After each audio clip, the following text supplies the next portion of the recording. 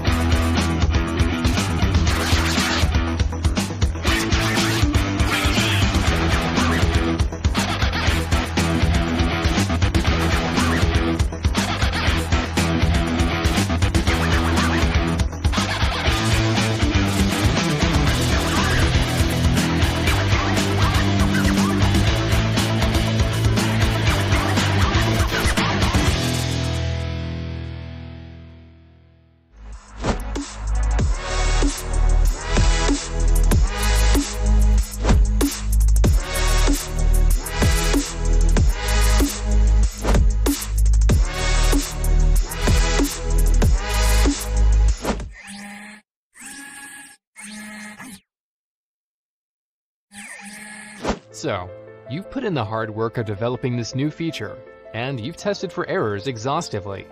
But a user immediately reports an issue, and you don't know what's causing it. You wonder how many others are affected. What's the root cause? How long will fixing it take? There go more hours spent searching through logs. Now, if only you could see how each bug happened instantly.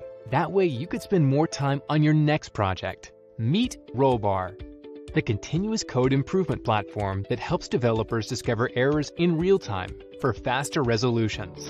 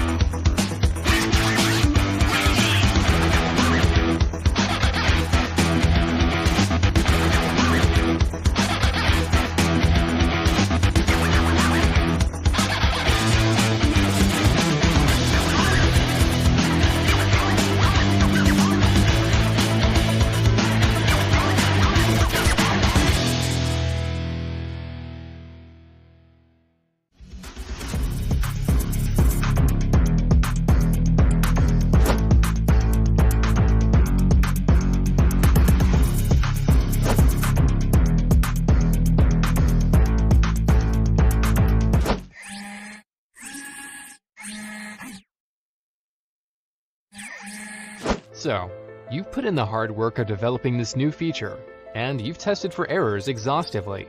But a user immediately reports an issue, and you don't know what's causing it. You wonder how many others are affected. What's the root cause? How long will fixing it take? There go more hours spent searching through logs. Now, if only you could see how each bug happened instantly. That way you could spend more time on your next project. Meet Rollbar, the continuous code improvement platform that helps developers discover errors in real time for faster resolutions.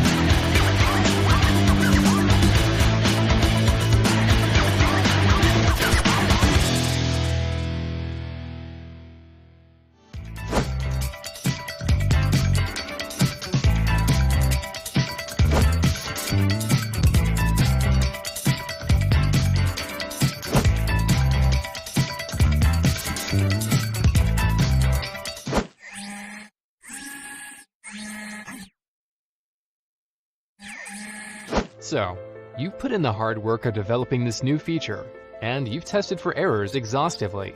But a user immediately reports an issue, and you don't know what's causing it. You wonder how many others are affected. What's the root cause? How long will fixing it take? There go more hours spent searching through logs. Now, if only you could see how each bug happened instantly. That way you could spend more time on your next project. Meet Rollbar, the continuous code improvement platform that helps developers discover errors in real time for faster resolutions.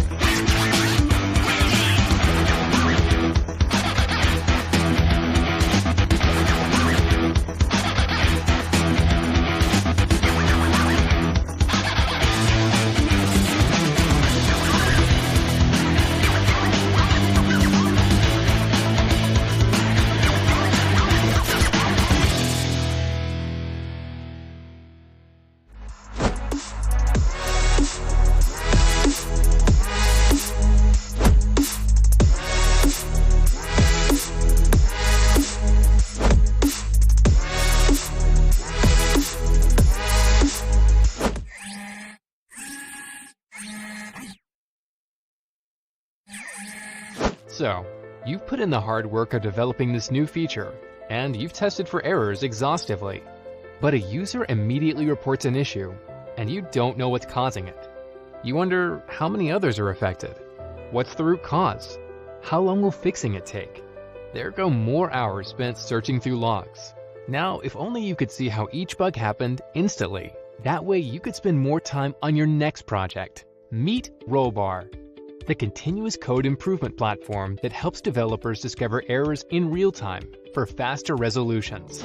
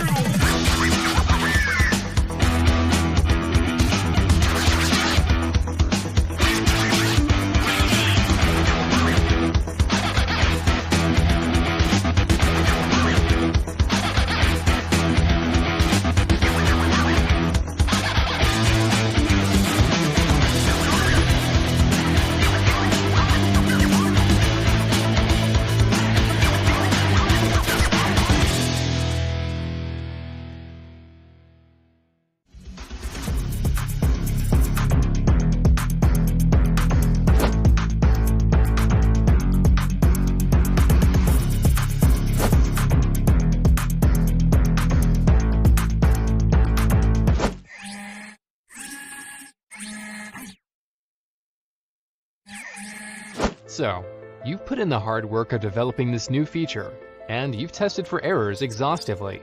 But a user immediately reports an issue, and you don't know what's causing it. You wonder how many others are affected. What's the root cause? How long will fixing it take? There go more hours spent searching through logs. Now, if only you could see how each bug happened instantly. That way you could spend more time on your next project. Meet Rollbar, the continuous code improvement platform that helps developers discover errors in real time for faster resolutions.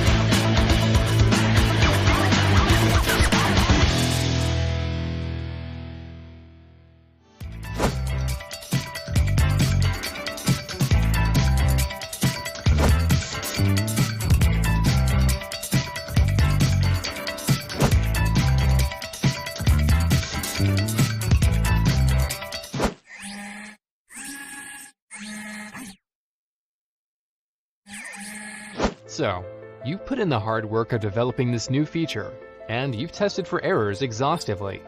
But a user immediately reports an issue, and you don't know what's causing it. You wonder how many others are affected. What's the root cause? How long will fixing it take? There go more hours spent searching through logs. Now, if only you could see how each bug happened instantly. That way you could spend more time on your next project. Meet Rollbar, the continuous code improvement platform that helps developers discover errors in real time for faster resolutions.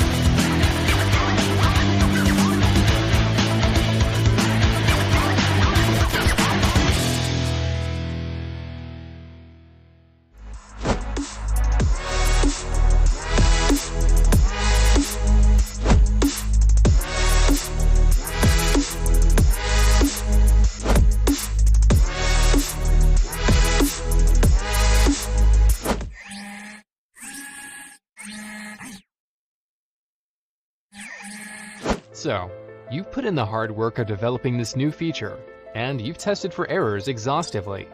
But a user immediately reports an issue, and you don't know what's causing it. You wonder how many others are affected. What's the root cause? How long will fixing it take? There go more hours spent searching through logs. Now, if only you could see how each bug happened instantly. That way you could spend more time on your next project. Meet Rollbar, the continuous code improvement platform that helps developers discover errors in real time for faster resolutions.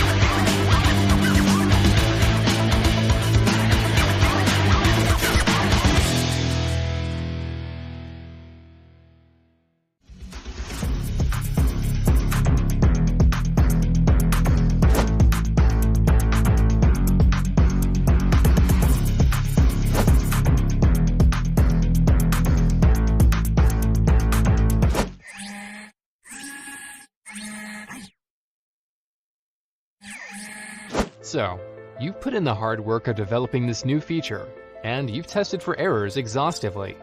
But a user immediately reports an issue, and you don't know what's causing it. You wonder how many others are affected. What's the root cause? How long will fixing it take? There go more hours spent searching through logs. Now, if only you could see how each bug happened instantly. That way you could spend more time on your next project. Meet Rollbar, the continuous code improvement platform that helps developers discover errors in real time for faster resolutions.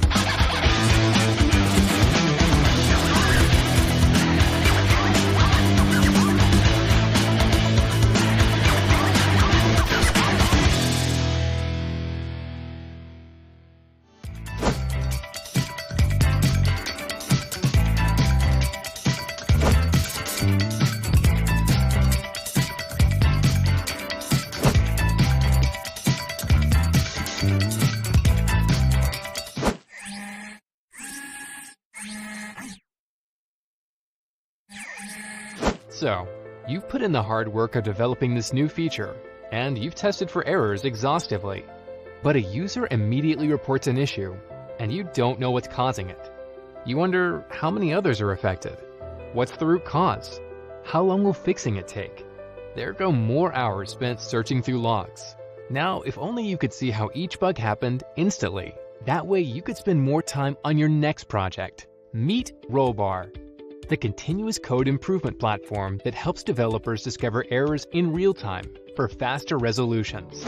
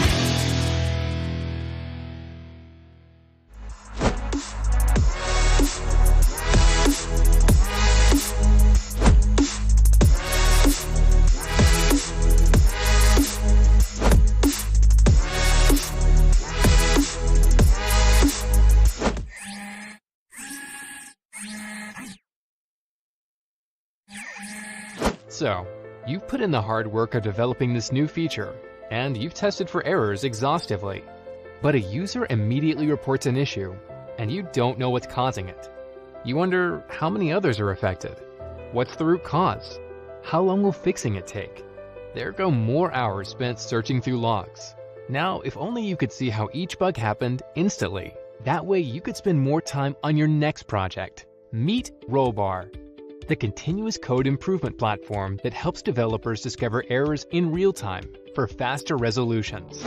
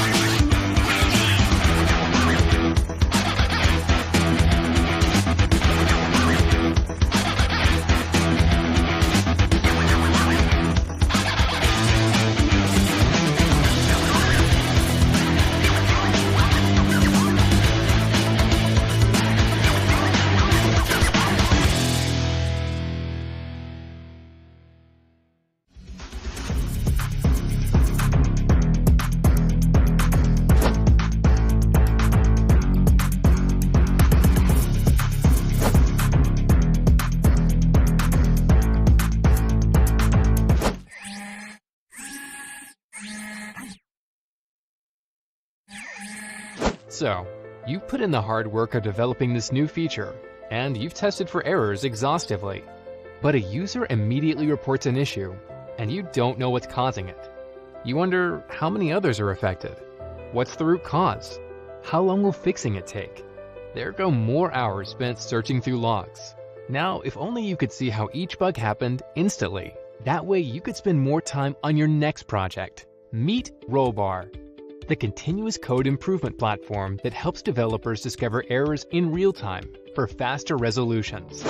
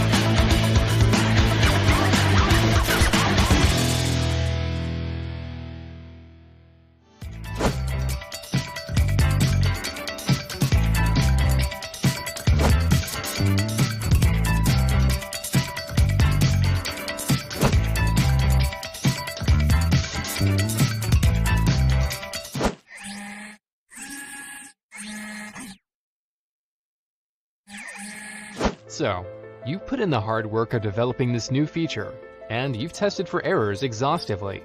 But a user immediately reports an issue, and you don't know what's causing it. You wonder how many others are affected. What's the root cause? How long will fixing it take? There go more hours spent searching through logs. Now, if only you could see how each bug happened instantly. That way you could spend more time on your next project. Meet Rollbar, the continuous code improvement platform that helps developers discover errors in real time for faster resolutions.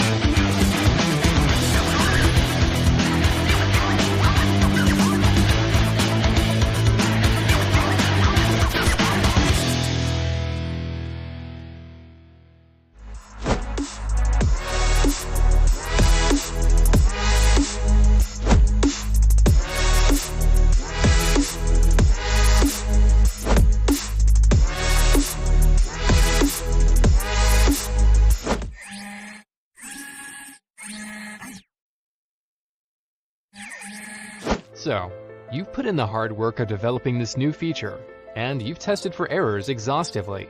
But a user immediately reports an issue, and you don't know what's causing it. You wonder how many others are affected. What's the root cause?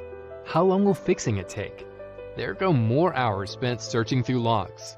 Now, if only you could see how each bug happened instantly. That way you could spend more time on your next project. Meet Rollbar, the continuous code improvement platform that helps developers discover errors in real time for faster resolutions.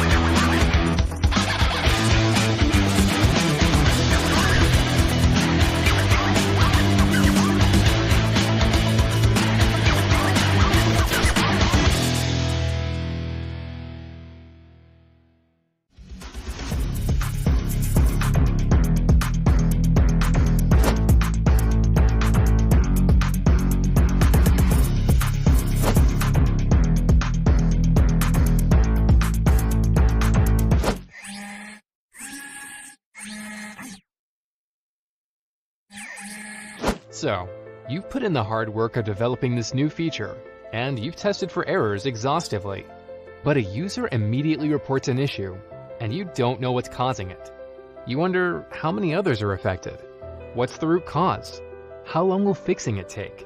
There go more hours spent searching through logs. Now, if only you could see how each bug happened instantly. That way you could spend more time on your next project. Meet Rollbar, the continuous code improvement platform that helps developers discover errors in real time for faster resolutions.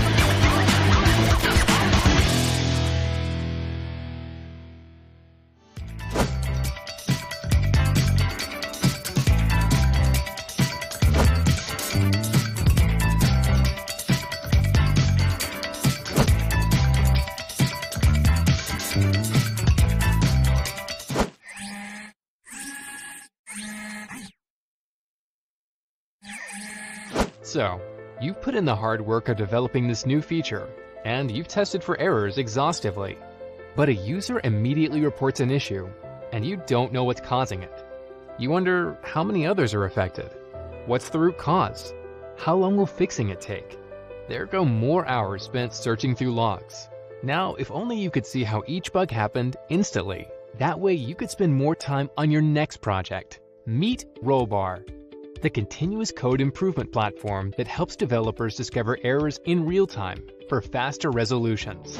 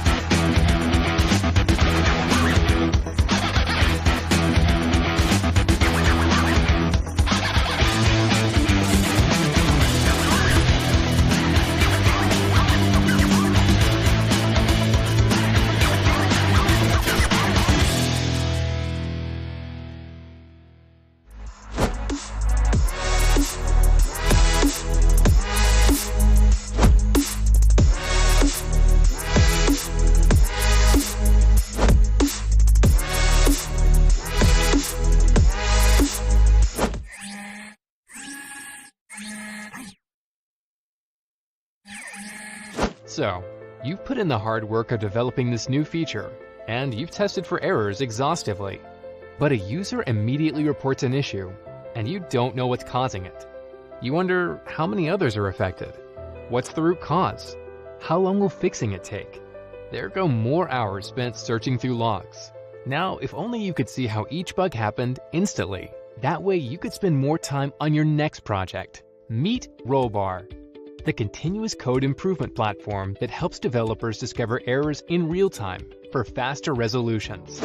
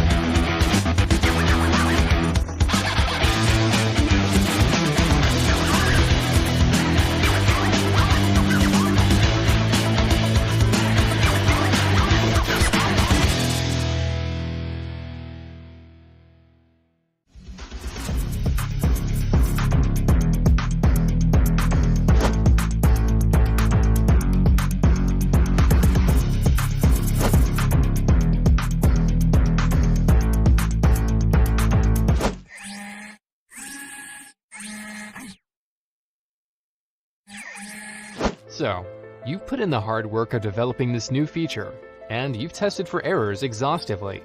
But a user immediately reports an issue, and you don't know what's causing it. You wonder how many others are affected. What's the root cause? How long will fixing it take? There go more hours spent searching through logs. Now, if only you could see how each bug happened instantly.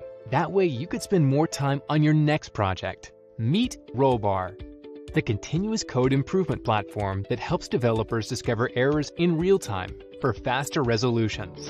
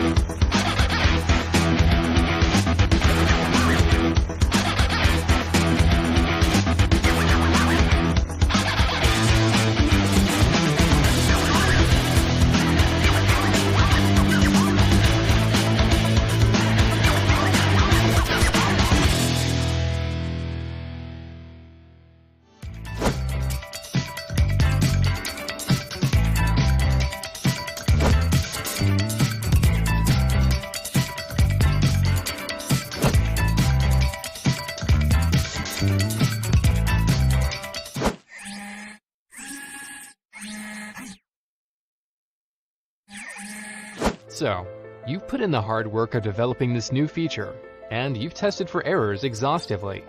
But a user immediately reports an issue, and you don't know what's causing it. You wonder how many others are affected. What's the root cause? How long will fixing it take? There go more hours spent searching through logs. Now, if only you could see how each bug happened instantly. That way you could spend more time on your next project. Meet Rollbar, the continuous code improvement platform that helps developers discover errors in real time for faster resolutions.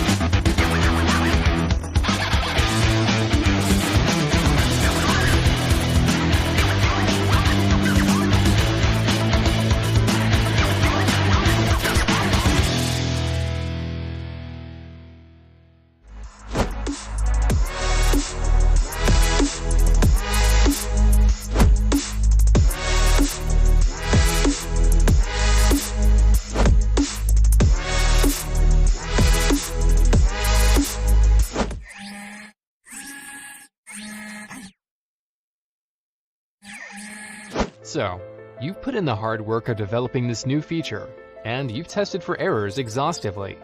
But a user immediately reports an issue, and you don't know what's causing it. You wonder how many others are affected. What's the root cause? How long will fixing it take? There go more hours spent searching through logs. Now, if only you could see how each bug happened instantly. That way you could spend more time on your next project. Meet Rollbar, the continuous code improvement platform that helps developers discover errors in real time for faster resolutions.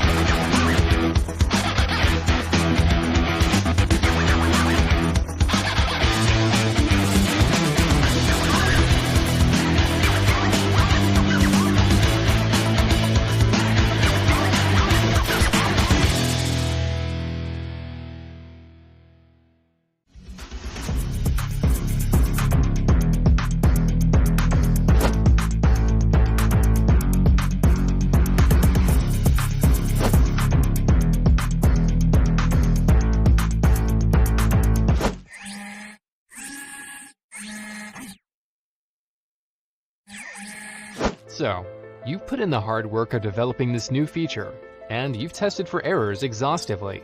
But a user immediately reports an issue, and you don't know what's causing it. You wonder how many others are affected. What's the root cause? How long will fixing it take? There go more hours spent searching through logs. Now, if only you could see how each bug happened instantly. That way you could spend more time on your next project. Meet Rollbar, the continuous code improvement platform that helps developers discover errors in real time for faster resolutions.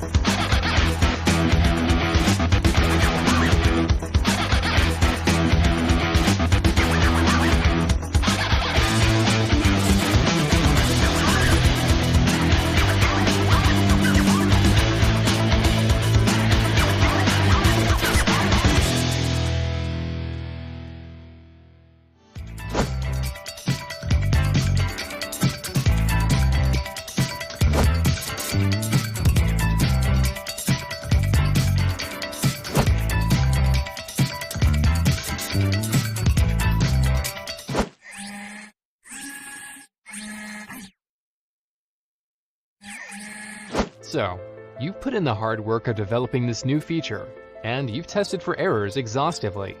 But a user immediately reports an issue, and you don't know what's causing it. You wonder how many others are affected. What's the root cause? How long will fixing it take? There go more hours spent searching through logs. Now, if only you could see how each bug happened instantly. That way you could spend more time on your next project. Meet Rollbar, the continuous code improvement platform that helps developers discover errors in real time for faster resolutions.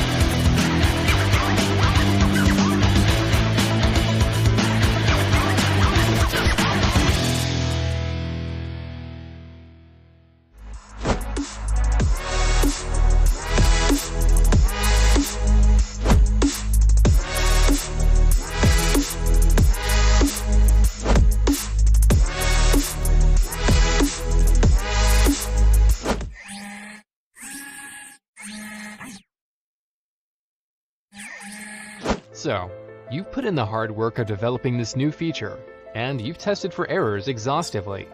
But a user immediately reports an issue, and you don't know what's causing it. You wonder how many others are affected. What's the root cause? How long will fixing it take? There go more hours spent searching through logs.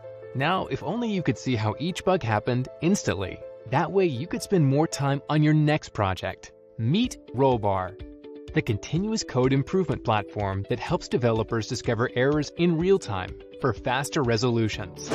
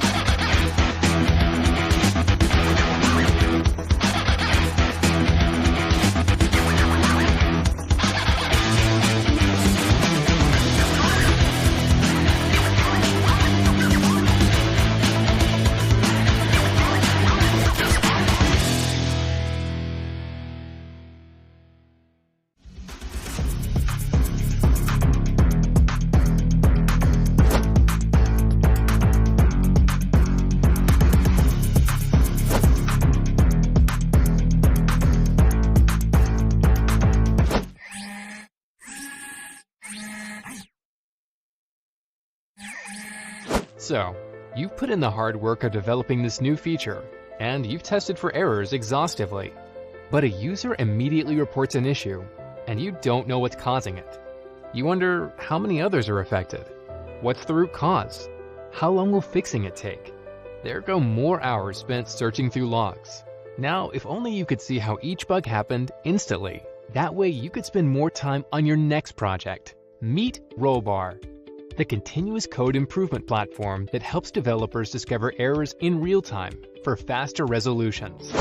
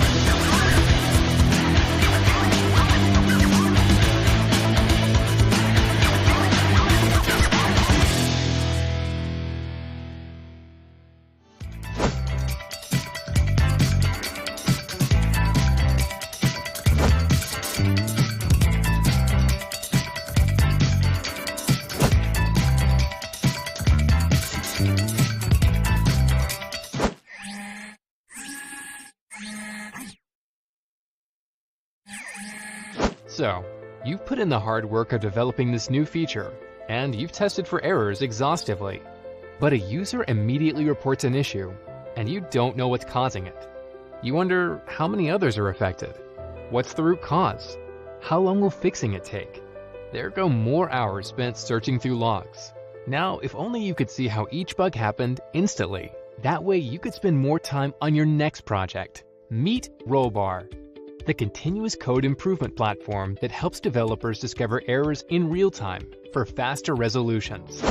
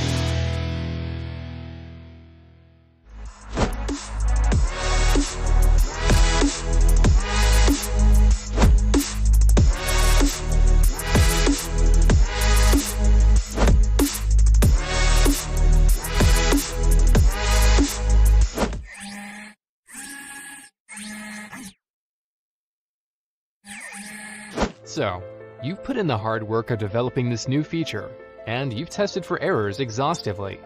But a user immediately reports an issue, and you don't know what's causing it. You wonder how many others are affected. What's the root cause? How long will fixing it take? There go more hours spent searching through logs. Now, if only you could see how each bug happened instantly. That way you could spend more time on your next project. Meet Rollbar, the continuous code improvement platform that helps developers discover errors in real time for faster resolutions.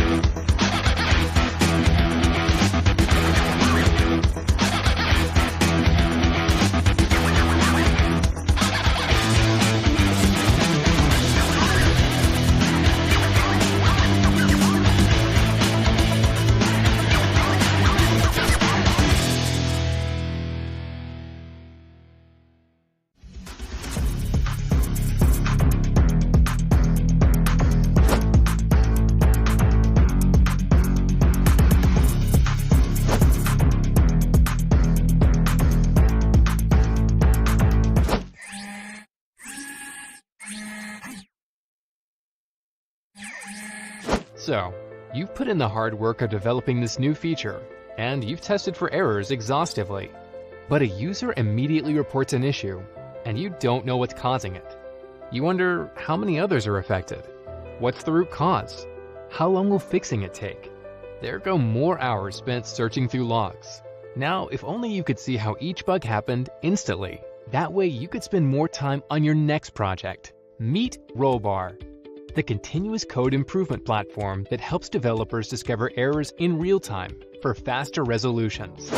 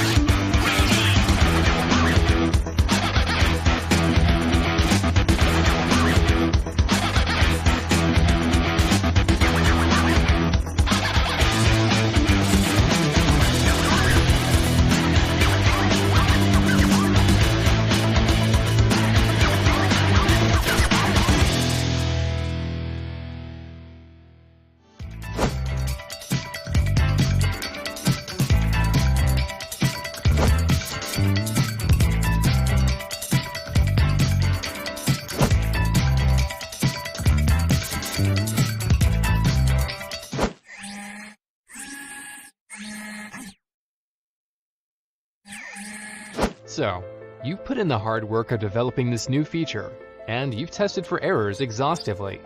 But a user immediately reports an issue, and you don't know what's causing it. You wonder how many others are affected. What's the root cause? How long will fixing it take? There go more hours spent searching through logs. Now, if only you could see how each bug happened instantly. That way you could spend more time on your next project. Meet Rollbar, the continuous code improvement platform that helps developers discover errors in real time for faster resolutions.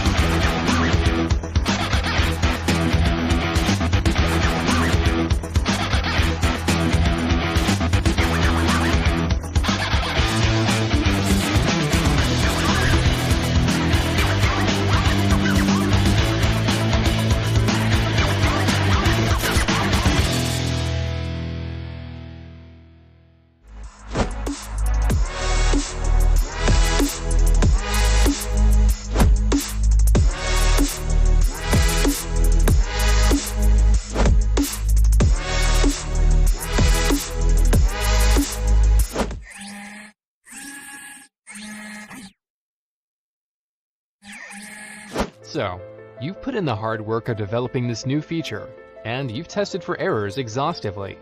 But a user immediately reports an issue, and you don't know what's causing it. You wonder how many others are affected.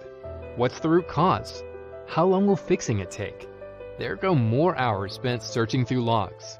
Now, if only you could see how each bug happened instantly. That way you could spend more time on your next project. Meet Rollbar, the continuous code improvement platform that helps developers discover errors in real time for faster resolutions.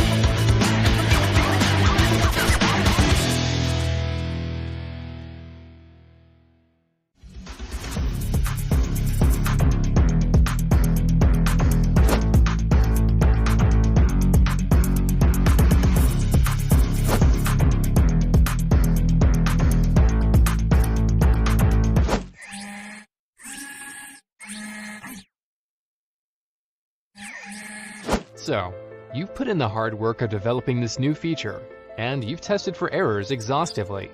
But a user immediately reports an issue, and you don't know what's causing it. You wonder how many others are affected. What's the root cause? How long will fixing it take? There go more hours spent searching through logs. Now, if only you could see how each bug happened instantly. That way you could spend more time on your next project. Meet Rollbar, the continuous code improvement platform that helps developers discover errors in real time for faster resolutions.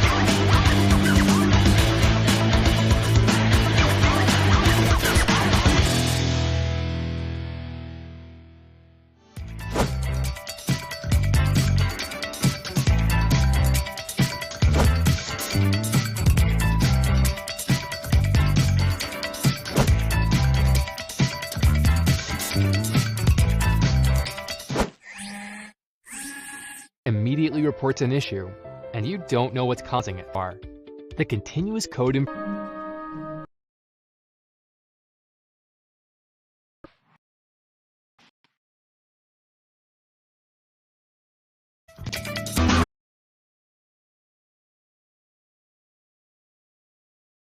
is very important to us because it helps us keep making the event better and better.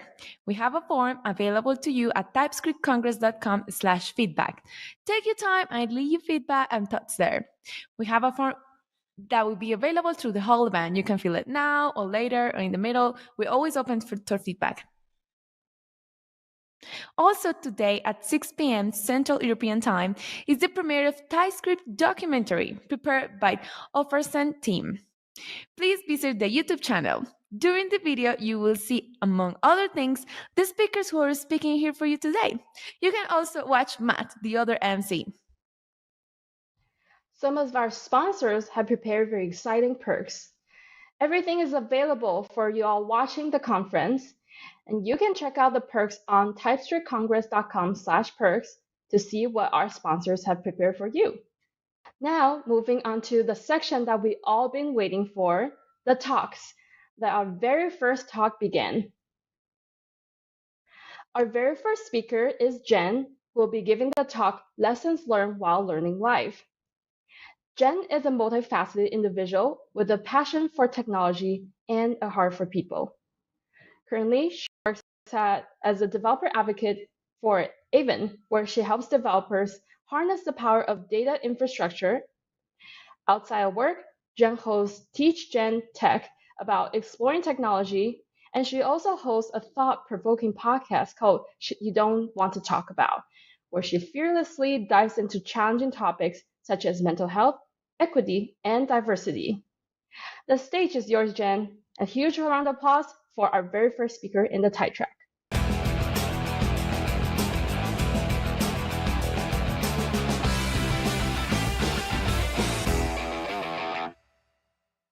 Hello, hello, beautiful humans. Welcome to Lessons Learned While Learning Live. Picture this. You're about to go on stage and tell people about an idea that you just learned, or you're going on stage because you're about to learn from someone you've never met. What feelings are going on there? I'm curious. Because I know learning something new, scary. Not my favorite. Definitely. Well, I mean, it is my favorite, but like it didn't used to be my favorite. Never thought it would be that cool. But learning something new is very scary. Talking in front of people, whether it be to a screen or to a crowd of 10,000 people behind the screen or in person, is terrifying. And also, not knowing. Not knowing is not fun because there's this whole shame and well, okay, we'll go through that another time. But it makes me go, ugh, ugh, I don't want to do it. I don't want to do it. It doesn't sound great. Then why would anybody do it? Why is it that scary? Like, how do we combat this, the not fun part? So to understand the scariness, it's the fear of the unknown. It's a big part of it. It's like, we don't know what's going to happen. We can't predict it. Therefore, our body doesn't know how to react. Fear of judgment. Dude, do I have lipstick stuck on my tooth? Could you tell me? If I do, I can't see myself right now. So y'all are going to have to deal with it and you can judge me for it. It's okay. It's the human experience.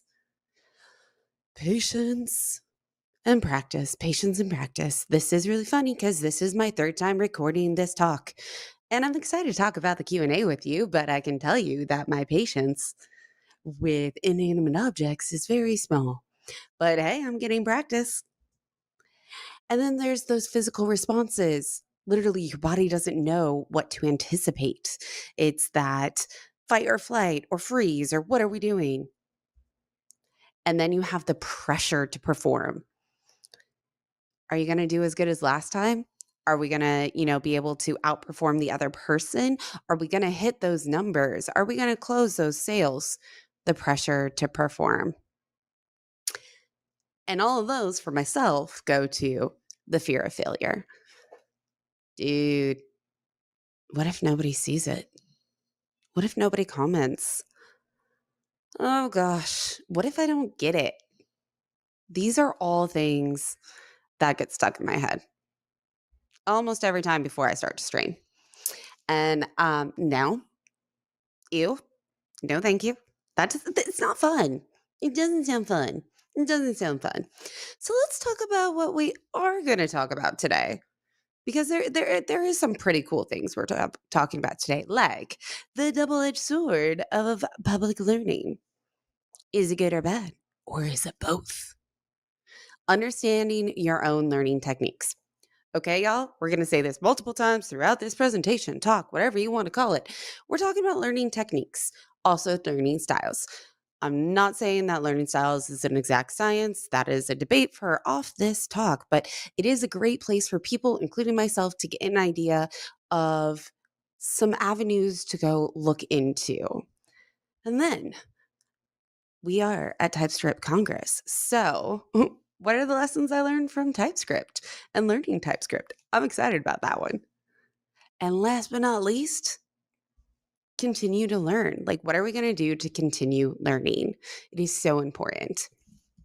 Oh, and hey, by the way, my name is Jen Janan. Yay, sparkly jacket. It makes me happy, even though this is a really old photo. I just happen to be wearing it again, and it makes me happy. All right. I am a developer advocate at Ivan, who is the trusted open source data platform for everyone. It's actually pretty dope, so hit me up if you are curious about that kind of thing. Also, Teach Yen Tech, where I am the host that is helping break barriers by getting into learning to get into tech. Wow, words and I, we are friends sometimes, but that is where I go to learn things. And I also learned a lot from my podcast, Shit You Don't Want to Talk About. It is pretty dope because I have a lot of conversations about stuff people don't want to talk about or learn about or struggle with in all three areas of my life. It's pretty dope. And if you scan that barcode, it's to a link to Linktree. You can connect with me. It'll have all of the information for the shows, questions, all of that, if you're curious about it. But I know you're more curious about what's the good in learning live because, like, seriously, we're kind of struggling right now. In this next bit, I'm going to be sharing some clips that will help you see different bits of the stream and my experience learning. Like, there's good because you get to share knowledge. And this is a clip from my very, very first episode with Yere, where I didn't know the difference between, I'm giggling because this was the beginning of my journey, baby Jen, of I didn't know the difference between HTML, CSS, or JavaScript. And here's a quick clip. I think that's a big part of the paralysis too, is it's like, if you start learning something and you're like, okay, so this teacher is showing you how to do it, yet they're talking at you because it's, recorded, it's not virtual where you can learn with them. It's very difficult because when you go to Google things, then they're like, oh, you do it this way, this way, this way. And it's not always, at least from a beginner standpoint, I'm just like, I don't know what you just said. I get that it might be a different way, but I don't know why and what it meant compared to like what this specific lesson is talking about. Yeah, and I think that's one of the biggest challenges when you're self-learning, is understanding the why. And once you understand the why, then you can figure out, okay, this is the same thing but in a different way because of XYZ. But if you don't really get that why just yet, and it's the most difficult part is to learn why we're doing things a certain way, then it's tough. And that's why I do prefer there are like learning groups and things like that where people learn these. I think that's a big part of the paralysis It's so true. too, is it's like, so true. if you start learning And, something.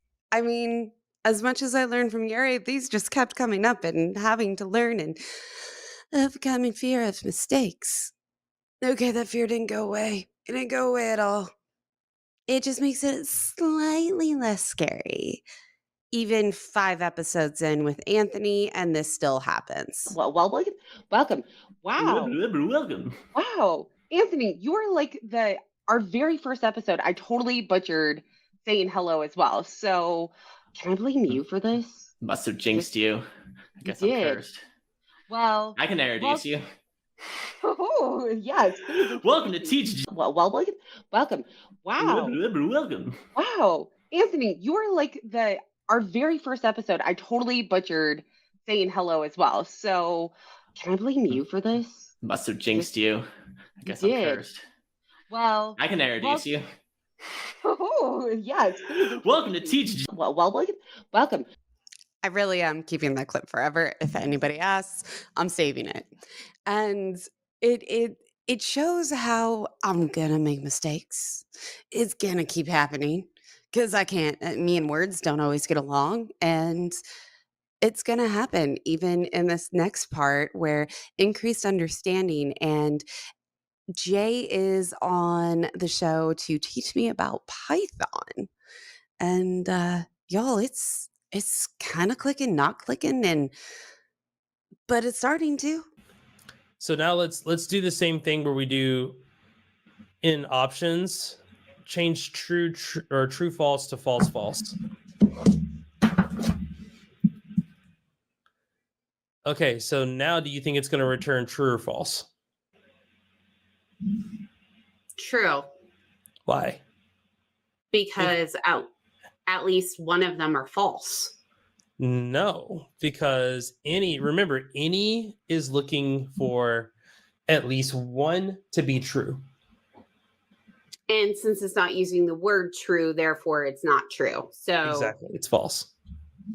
Okay. Yeah, and I mean we can run this and see. Like if we do print you're return false. Yeah, like what you're saying makes sense. I think it's just like saying true. There will be a false there. That is truthful. Yeah. As in like. Yeah. Yeah. I still struggle with this. I definitely still struggle with all of it. And yet it oddly somehow starts to make sense. It's interesting, but we all have to figure out how we learn ourselves. So a bit about how did I get here? Because you don't just like wake up one day and be like, yo, I'm going to go learn live. I mean, some people might. It may happen. It didn't happen like that for me. The first, 30 years of my life, yes, I am an older millennial, was a lot about, I don't know what I want to do. I was in sales for a bit. That was fun, but way too stressful. I was in tech support for a bit. Also fun. Didn't pay the bills that I needed. I also traveled and did other cool things, and it was a lot of fun. And then, I get back from a trip, and on my near 30s, I'm like, yo, I want to do something about human connection. And to do this, I must learn videography. I got an internship at a production studio. Pretty dope, right? Except it cut all of my pay and then COVID hit and it was just a shit show that year. So the end of 2020, I had brain surgery and then took a detour to a new company. And it was super dope. I worked with APIs and had a lot of fun. And between all of that, I took 8 months to try to figure out how to start shit you don't want to talk about. I mention that because that is a key time frame. 8 months. 8 months. It took me 8 months. It takes other people longer. It takes practice. It's the starting is the hardest part in my opinion. But what happened after that? What about 2022? I got laid off. And then I met the Denver API people because I used to live in Denver and they're like, yo, dude, come be the API Denver meetup co-organizer. I was like, sweet. They definitely did not sound like that. They are very French. All three of them that were the co-organizers at the time are all from France, and my last name is French. I try to say that was why they let me become a co-organizer. They're not convinced, but story for another day. Ori, one of the co-organizers, was like, yo, if you could be describe your dream job. And I was like, seeing other people succeed, advocating for them, making sure that things are accessible for those who can't normally get into understanding it or being able to have the same access. And he's like, and you like tech? I'm like, yeah, it's fun. It's always fun learning. He's like, yo, that's a developer advocate. Oh, I had a dream. It was like I finally came up with something that I could work towards and a goal. And then I reached out to people. My bubble, my dream was a little busted. It was like, oh, you can't just go get a job in DevRel. It's not just like you wake up one day and you can go get a job. No, it takes a lot of work. That's also another story for another day. But the first 3 people I met were like, yo, dude, you don't have content. You don't know the tech or know how to code. So you're probably not going to get a job here. Like, you got the personality, but you got to have everything else to back it. And I was like, oh. Within a week, Teach Gen Tech was launched because I needed content. I needed to learn. And I started meeting people that were willing to teach me. Yay. Then I met Laura. Laura is such a dope soul. She came on the show and started teaching me Python. And little did we know that there was much more that was going to go into learning than I ever imagined. Some of which being learning styles. As a previous math professor, she was teaching me how a lot of people don't get algebra. And I was like, whoa, really? And learning how we learn is such an important tool in our toolbox. As a heads up, as we said earlier, these are learning styles. Go do your own homework on this. It's a good starting point. How to study. I honestly never knew how to use flashcards. It was pretty cool. I dropped out of high school. I winged it. I never actually learned how to keep up with it. And when are you productive? I didn't know that people were productive at different times of the day, and not everybody can be a night owl or a morning bird. Is that how early bird? Why is it night owl and early bird? Can it be morning owl? Anyway, learning while being neurodivergent. Thank you to Wesley Faulkner, who also taught me this during one of my first conversations with a DevRel, because I had no idea that I could be ADHD and dyslexic and learn to code. It was great. Patience and practice. Patience with myself. Still working on that one. And embrace the frustration. Yeah, this no, bro. Like, I still struggle with this. Inanimate objects are not my friend. Majority of the time. I'm learning. We're getting there. One of the biggest things I could say to really get started was learning my own learning techniques. So if you're getting started and you're like, yo, I want to go start something new, how are you going to get there? How are you going to learn it? How are you going to get started? A big way that talking with Laura about made me realize that, especially with me being dyslexic, I found out that audio is really good for me. Not the only way I learn, and some people, that's why there's a lot of controversy around learning styles. I just happen to learn through audio a lot better because text is really hard for me. Visual, for myself, was watching a lot of videos. That is very one to many, so I can consume it and watch it many, many times. Kinesthetic, to me, and it made more sense of like if I were to go actually have someone teach me to do it or code myself. And learning these different pieces of me helped me embrace them and know which ones to use when.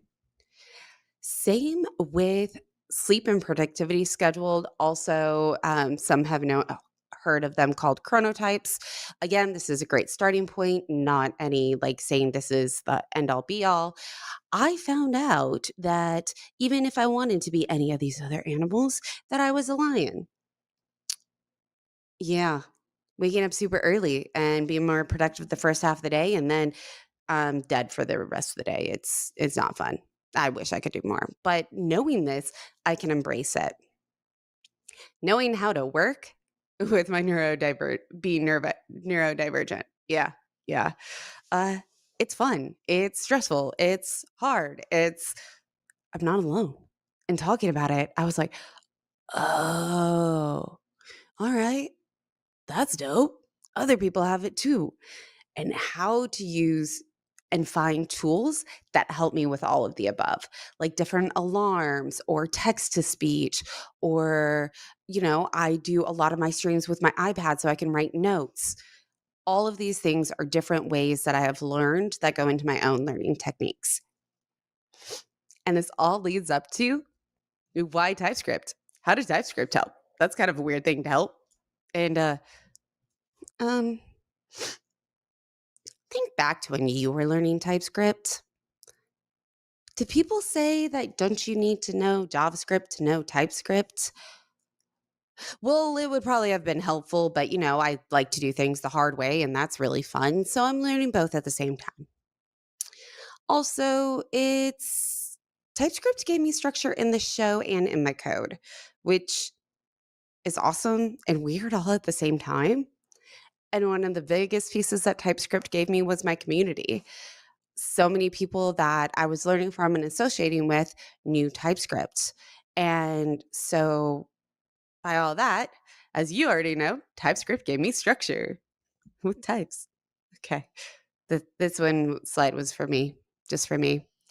But there's also a big part of the community of why I started learning TypeScript and why it also made it a lot easier for me to learn was having someone on the show that also can be punny and goofy and break things down easily from a very complex point of view to a beginner point of view. I'm doing a talk at TypeScript Congress, and I'm going to use this quote, at least maybe like the last sentence. TypeScript provides a set of types. Yes, you do it. You do it. I'll clip it. You do I thought it. we were doing it in unison. I'm not that. Like a I don't cult know. situation. Okay, well, TypeScript provides a set of type system tools for interfaces to help us model the wackiness. That was great. Josh says it was great. I think it was a little painful. Either way, it was a little fun. And Josh Goldberg is the author of Learning TypeScript. And this book and Josh and my open source guild community, open source raid guild. Yeah, community. OSRG. It's in the link tree if you want to come join the community there. All of these different people from so many aspects of my life knew TypeScript. So it made it a lot easier to start learning because that's who I was around. So what other things did TypeScript give me structure? It also gave me structure in checking errors, which it does. It's pretty cool. That's what it does. And learning errors. Understanding APIs. Earlier, I mentioned that I worked at an API company. I also worked at the Denver API meetup or was one of the co-organizers, and it never quite clicked. And learning TypeScript and putting structure to all these different technologies really helped. It also made me learn that learning Python and TypeScript at the same time, not my jam. So I stuck with JavaScript and TypeScript. Now, to continue learning, we always have room to grow. Your mindset matters so much. And please always remember that. I am so amazed at some of the guests that I've had on the show that have done such cool shit in their lifetimes and accomplished so much. And they come on the show and they're like, yo, I learned something today from the show. I'm like, wait, what? You learned something? That happens? That's cool. And always being open means we'll grow together. So, top lessons I learned over a year of streaming and 100 episodes later is, I don't know if this is good or bad to say at TypeScript Congress, but it's not as scary as they say. It's still a little scary. Learning and live streaming have some things in common. They're fun. And they're nerve-wracking. They're super frustrating. And it's always, we're going to wing it. You're going to wing it. Some part of it's going to be a wing it. And then we have learning how I learned. Like, that is something that I wish I could give everyone. That would be so helpful. And last but not least, doing things outside your comfort zone is kind of like a muscle. The more you do it, the easier it gets. Or the more you do it, you don't have enough time to like become a crab again and shell. I don't know. But it does seem to be getting a little bit easier. So what are 4 things you can do to start live streaming today or tomorrow, or if you ever want to look into it? Gear. You may hear an audio difference between all of the clips that I gave you. Gear is a big piece of it. Just starting with a wired headphones with a mic, like I'm thinking the Apple headphones that used to come on with all the phones. Those are great. Just make sure they're wired. Bluetooth gives it issues. You can hear it in some of those. It's really annoying. Figure out what you want to talk about. Do you want to ask questions? Do you want to deep dive on research, like finding out why elephants can communicate? Elephants might be a big reason I really like Postgres, but also elephants are just really cool, and databases are cool too. Where do you want to stream? There's so many different options. So choose one. Figure out which one you want to choose. Which ones are pros and cons? And share your excitement.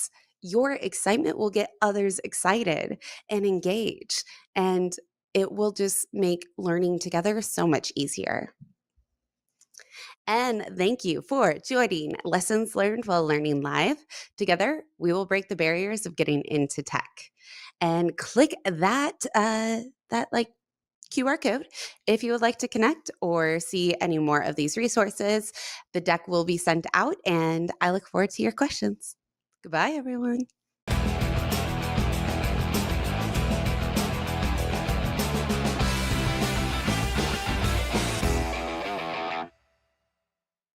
Thank you so much, Jen. I don't know about you, but I learned so much from her talk. If you have any questions for Jen, find her on spatial.chat on Discord.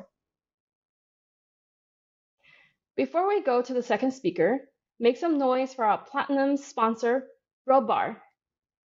Robar is the leading continuous code improvement platform that proactively discovers, predicts, and resolves errors with real-time AI-assisted workflows. With Robar, developers continuously improve their code and constantly innovate rather than spending time monitoring, investigating, and debugging. I know you'll have questions for the speakers, so address your questions to them on spatial.chat after their talks. You can join spatial.chat directly from the timeline below the player. Click on the object with the speaker's name and see who's having Q&A right now, and you can join from there. Up next is our second speaker, Daniel, and he will be talking on taming language models through TypeScript. Daniel is a language designer and PM on TypeScript. Daniel, take it away.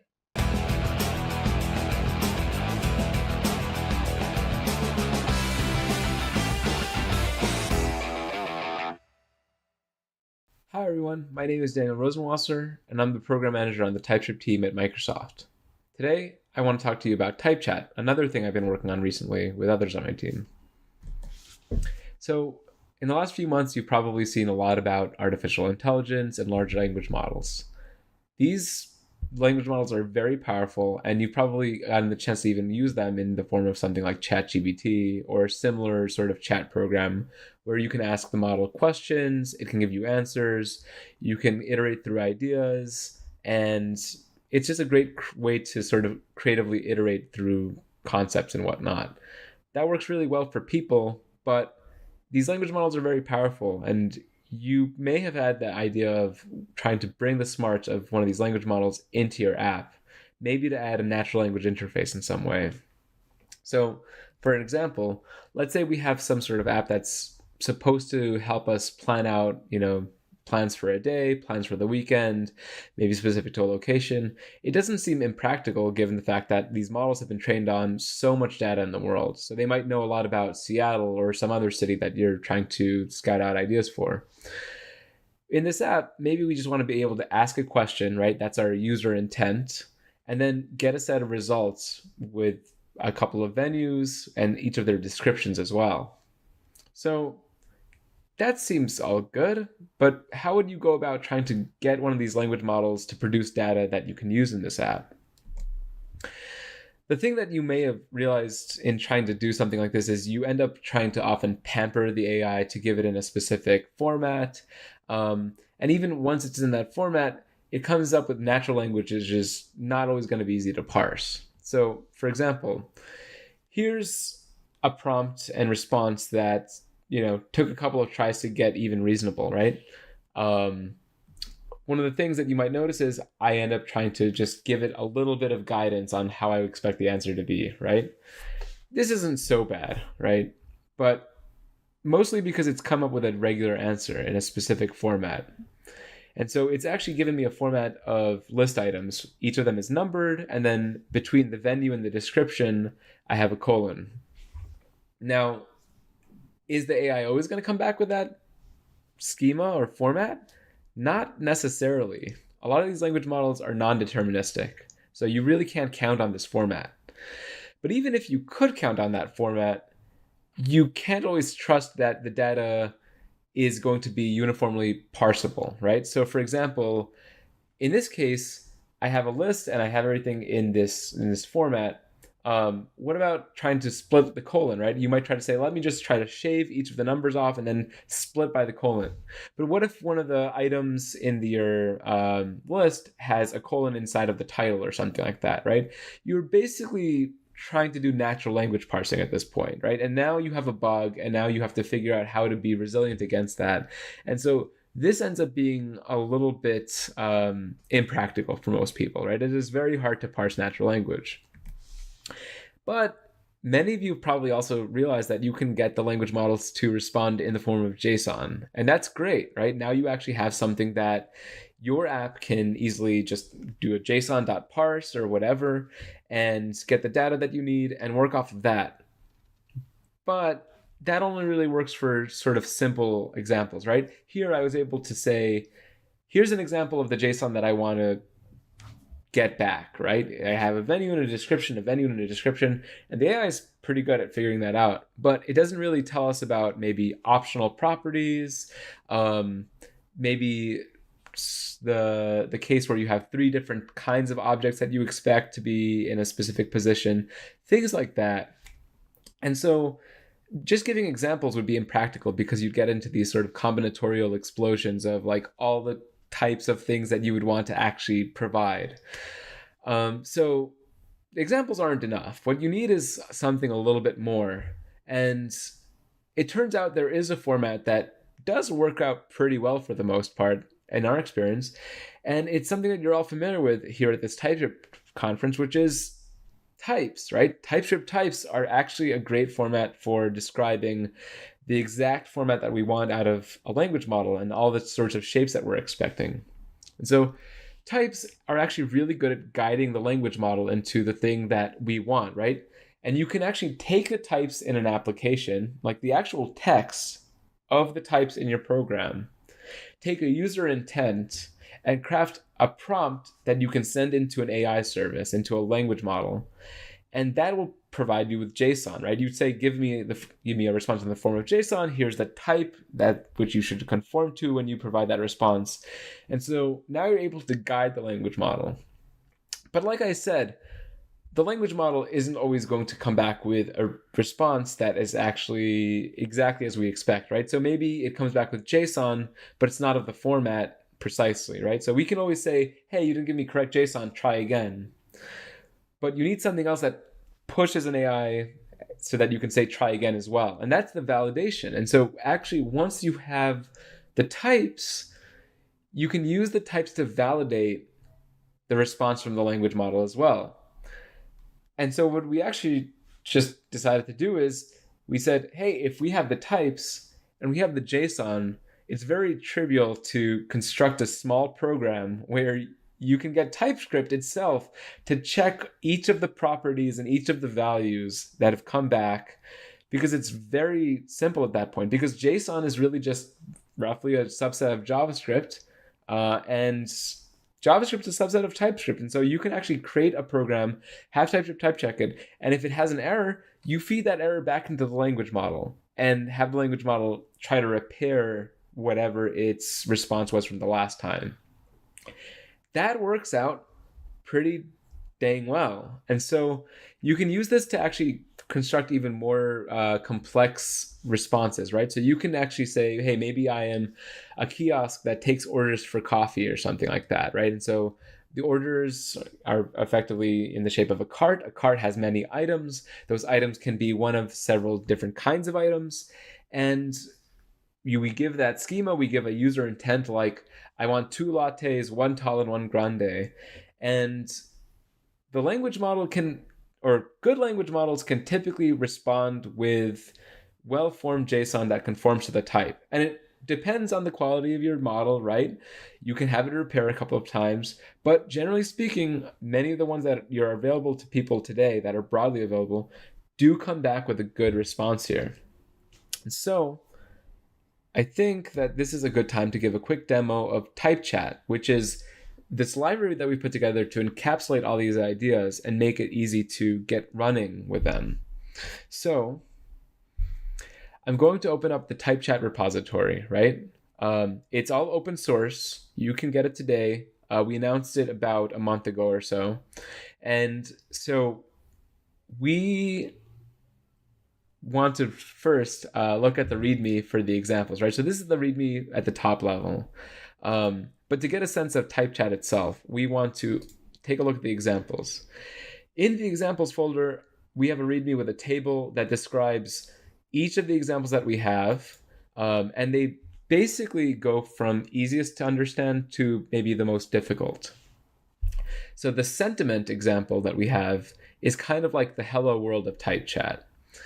It's a classifier which takes a user intent, right? It takes a sentence from the user in a prompt, sends that to a language model, and tries to categorize that sentiment as whether or not the sentence was positive, negative, or neutral. So let's go into that. We have a sentiment schema. And this schema file is what's actually going to be used when we send it over to the language model, right? We're actually going to take the full text of this schema file. But notice that it's just a very simple response, right? It's just an object with a property on it that gets a string that is either the string negative, neutral, or positive. Also, just something to keep in mind is I mentioned we're going to literally send the entire text of the file over to the language model. So that also means that things like comments are also going to be useful for kind of coaxing the language model to give you a response that fits a shape better than just the raw types themselves. So you can also communicate more than just the types. So we're already in the sentiment example. Everything is already built here. So what I'm going to just do is run the example. So this thing creates a prompt, and I'm going to just write hello world. So the language model that we're using right now, which is GPT-3.5 Turbo, is categorizing this sentence as neutral. Every single time I do this, as many times as I put an exclamation mark, it's always neutral for some reason. But if I write something like TypeChat is pretty cool, that's positive. So let's take a look at what the code looks like to actually construct this. So first off, we have this function called createLanguageModel. CreateLanguageModel actually takes the environment variables that we have in our process, and that's populated by a .env file. So that .env file, I'm not going to show you the full contents, but you can configure things like the model that you want and some other data. CreateLanguageModel currently is just there to sort of bootstrap you so you can get an easy model that's accessible that loads up either OpenAI models or Azure OpenAI models. Really, a model is a very general concept. And so you can bring any model that you want. You can bring something that's trained locally. You can bring something that is a completely different service. TypeChat is agnostic to all of that. Really, all that we care about is, can you take a string and make a connection through a language model and eventually return either a success or a failure on a string, right? So we just care about, can you give us a string from a string? Anyways, so we create the language model, we infer it from our environment variables, and then we actually load up the schema file, right? This is the actual schema file that we have adjacent to main.ts. Now, there's some subtlety there, and I'll talk about that in a second. But notice that this file right here corresponds exactly to this file right here. And then we create what's called a JSON translator. And this thing is going to take the model, take the schema, and the name of the type that we want our response to conform to. And this is sort of like the entry point in our types file, right? We might have many types in this file. We may have a whole net or graph of types, and we want to make sure that we know the exact one that we're starting off with. And so we're feeding in the name of the type, we're feeding in the actual type that we've loaded up in the program here, and then we have a translator object. And we also have this process requests function, which is really just there to make it easy to create a command line prompt, because Node for some reason makes it somewhat difficult. You give it the prompt that you want to have at every single, the text that you want to print at every single prompt, and then a callback every single time you get a user intent or a sentence, right? So this is every line that gets entered at the prompt. So we run each of the requests through the translator. The translator eventually calls the language model.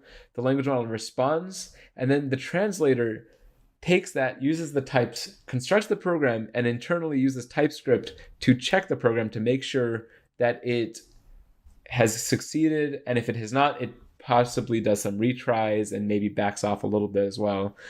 And so if we're not successful, we just error and just exit. But if we are, what we end up with is well-typed data. So we get our a success of sentiment response, our data is a sentiment response, and then we have that well-typed sentiment. And because TypeScript is type checking this thing, we know that this thing is strongly and static or strictly typed, right? And so that is very easy to get going, right? Altogether, about 22 lines of code. And there is a little bit of subtlety there because in our build, we actually have to do a little bit of extra stuff, right? So if you're using something like TS Node, this isn't a problem, but because we are actually looking for the TS input file, we're actually using the schema file types, we actually just copy them all over into the output directory. And it's a little bit rudimentary, but it works pretty well, right? And so if you don't want to do this, you can always use something like TS Node, and there are probably easy ways of getting this working with something like Dino or Bun or whatever, right?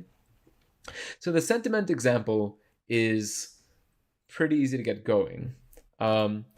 We also have another example of a coffee shop. So in our coffee shop, we have a slightly more sophisticated schema. I'll close the other files right here. And so this is similar to what I had in the presentation just a little bit ago. Just bear with me for a second. We have a cart. The cart has items. The items are each of these line items, and then, et cetera, et cetera, et cetera. So we can order Apple brand muffins, blueberry muffins, bagels, whatever. And so I can actually exit this prompt, go up, go into the coffee shop example, and then I could just run this thing. And I could say 1 small latte and a bagel, please. And so if we look at the output here, we actually get well-formed JSON. And then for each of the items, we have 1 latte drink, it's a short, and a bagel, right? And the quantity is 1, and the quantity is 1.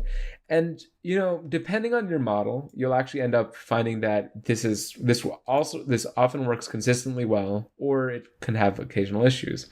So, let's just try this one. Give me 1 tall latte and a banana. And so notice that it didn't actually fail here.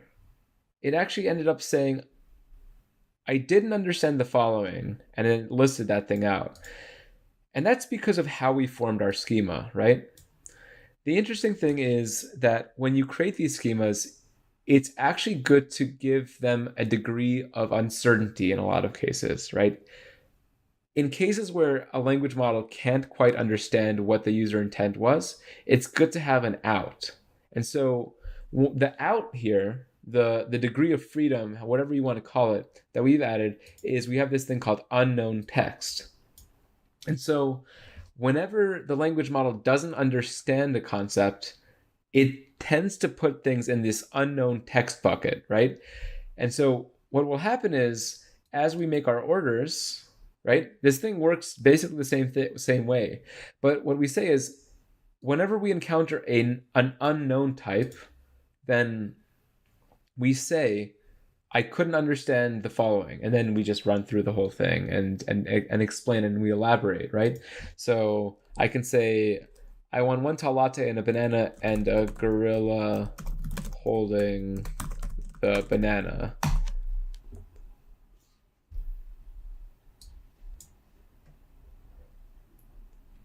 And it's able to translate each of those into an unknown, which is a banana, and a gorilla holding the banana, right? So that works pretty well. Generally speaking, if you feel like a user is going to get something wrong, it's actually pretty good to add these degrees of freedom. So saying something like, I permit unknown text, or maybe a Boolean that said the order was not clear, or something like that, can help with your application, and you can be a little bit more robust, maybe flag specific things down. And one of the key things about something like type chat is, because you get it all in JSON, you can always preview exactly what a user was going to get when they made one of these requests. So that's like maybe the easiest part of type chat to kind of grok. One of the things that we also realized was that people are often trying to do some form of planning or scripting or programs in with AI, right? Maybe you have an application and you have many different tasks, and they can all be run subsequently in sort of this order. And you can use like the basics of type chat, like the type chat approach that I just showed you, to create commands, right? So you can create like objects with a command name and maybe some arguments or properties that follow that could be used as arguments in some way. And it turns out many programs like VS Code and others use a form of performing actions that's similar to this, right? There's a command name and then like some properties that follow. And you can also sequence them too. But one of the problems with this is that, well, you only get a linear sequence with this, right? And you don't have a way of referring back to an earlier argument in some cases. And so what you want to be able to do is also validate one, that you're getting the right flow of data, right? That each of these steps actually has the right type of data that it produces that can be used in the next step. But also you want to be able to refer to each of the individual steps prior, because maybe you need to have some intermediate results before you run an action or something like that. And so one question that you might ask is, hey, what if you just generated code and you just took a very similar approach to type chat that you had before, right? All you need is types. And so maybe you say, here's my API, generate a program like this. That works well sometimes, but there are a couple of issues, right? First is we do want type chat to be cross-language over time, right? We do want to be able to bring this to other languages like maybe Python or C# or others. But when you say I'm going to create explicit code, you need to be able to also say, I want to sandbox this as well. Or maybe I want to be able to have something that like interprets the real code in some way, but then you end up creating a very rich interpreter that really has to interpret a lot of JavaScript as well, or whatever language that you create. And then you end up with a lot of other issues like, okay, well, I have APIs that are async versus sync, so now the AI needs to generate code that knows about that as well. And it actually also turns out that when you have the real language, it tries to draw outside the lines a lot. So if you have JavaScript, it's going to try to take full advantage of the JavaScript that's available to it. That's not always ideal. So what we actually kind of found was you can throw the A off enough by just creating a pseudo language in a sense, right? And you say, actually just respond in JSON, and the JSON should look like this. And it can piece that together really well enough and say, hey, there are these meta properties, and each of these properties can refer back, or they specify that I have a function or whatever. And so this is basically a fake language or representation of a language that's just kind of serialized to JSON, and it works well enough. But where do you get the validation from? How do you know that the inputs from write file are actually of the correct type? That trim text creates a string, and that string can be used as the input to the write file call. Well, we can then take the fake representation, the fake program, take that JSON, turn it into a real program, and then use TypeScript to create a program that actually does need to be type checked. And so when we do that type checking, then we can validate whether or not each of the inputs and outputs corresponds accordingly, right? And so now you do have a well-typed program between each step, and you know that the indices correspond correctly. And so that's another part of TypeChat, is that we have this concept of TypeChat programs as well. So I can really quickly show that as well, because I'm very short on time at this point. But I'm going to go into the math example. That's not where it is. And then I'm going to run the program as well. And my terminal doesn't work so well with this. But let's look at the math schema. The math schema is really just a set of methods for add, subtract, multiply, divide, negate, and then some identity stuff, and then I don't know how to handle this, right? That degree of freedom that I mentioned before. And in this program, we're actually not using a JSON translator, we're using a program translator. And the key idea here is that it always expects a specific type called API. So I have to export a type called API here. And so what I can do is I can actually just write mathematical expressions, and I can say something like add 1 and 41, right? And so what that does is it actually creates that JSON program before. This is what we construct to actually validate the program. We actually create this thing. And then we have an interpreter that actually runs it. So when you implement this thing, you effectively create an interpreter in the form of create or handle call, right? And so you have this evaluate JSON program function, and you provided a callback, and then it just takes a function name and the arguments that get provided to it. And there's a lot of metaprogramming stuff that you can do to make sure that this is all well typed. So at the end, jumping back to our math example, I can do sort of sophisticated things. Like I can say add 1 and 41 and then double it after. And I have a typo there.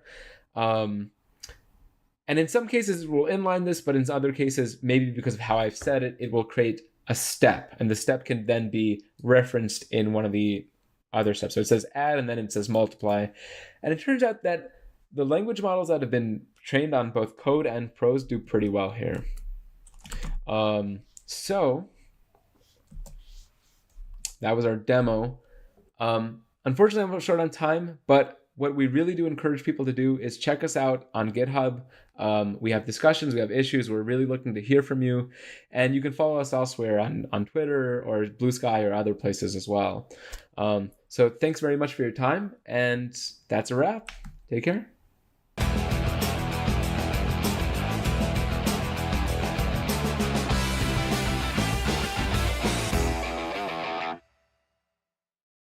Thank you, Daniel. It's always so impressive to me to see how people work with TypeScript to resolve some of the issues that they face. Don't forget to address your questions to Daniel on spatial.chat and Discord. One more reminder, we have the second track with talks in parallel, and after each talk, speakers from Interface track. Check it out. And our next speaker is Mateus. Mateus is a JavaScript developer focused on React ecosystem. He's also a big OSS enthusiast. He believes that Node modules is not a black box, and he dabs into it frequently. That has led him to maintain a few popular repositories like Xstate, Emotion, Changset, Redux Saga, and recently he also started contributing to TypeScript itself. Mateus, the stage is yours.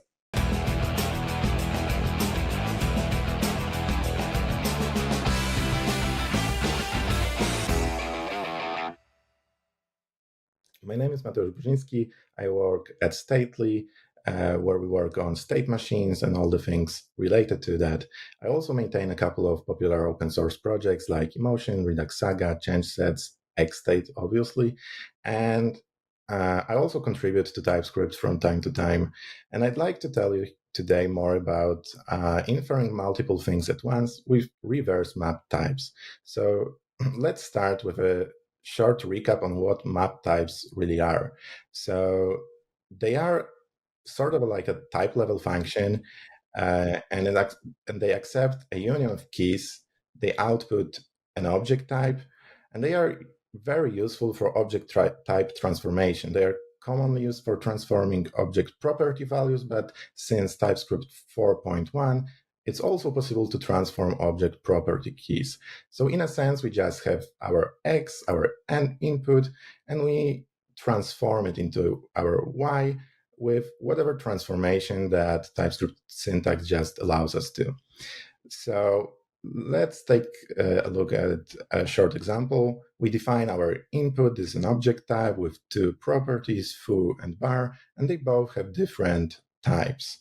So we define also our type level function. This one is just identity, and we can see how the syntax looks like for it. We put in square brackets our k, that is like our I in a for loop. So we can use that to look up that property in our type parameter t and use that value somehow. In here, we just grab the same thing and return it back. Now we can try to call it at type level. And the point is that we should actually get the same thing just back. So we can inspect that, and yes, this is the very same type. Let's perhaps take a look at something slightly more useful in practice.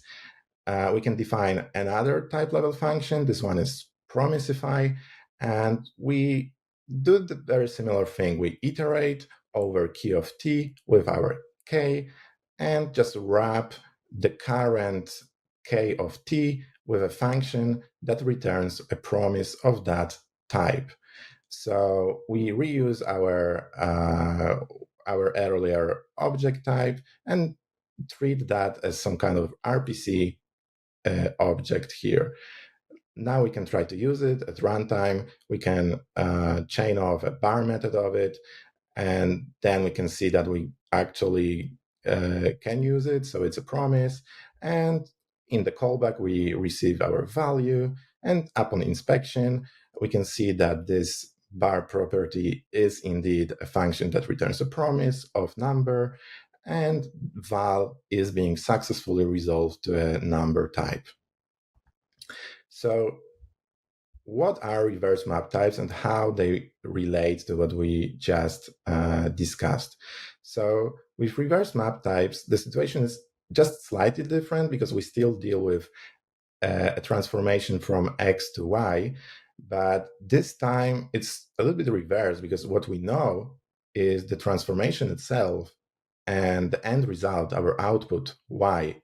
And what we are trying to figure out is what we got as an input to satisfy this transformation into Y. So we try to figure out what's our input, what's our X here. And what is this actually useful for? It's useful for inference. Kenzie Dots asked on Twitter how one can do this sort of thing, and this actually inspired this talk. So let's take a look at this example. So the question here is how he can try to define an object and provide some contextual type to it for like parameter types, add those different keys to resolve to those keys themselves. So in the method A, how we can resolve parameter name to A, and how we can do the same for B, and how we can resolve name there to B. So this can't really be done with satisfies, because satisfies doesn't participate in inference, and we can't really like create a candidate for it here. But we can do that with functions. So let's take a look how we can do that here. So let's first define a type level function, satisfy name, to resemble what we had on the previous slide. And this very operation, we iterate over a key of t with k and just produce a function that gets k as its name parameter, and it can freely return just anything, because the return type is typed as void. Now, to actually utilize it, we need to introduce a function. We call it satisfy object name, and we reuse that type level function that we just declared previously.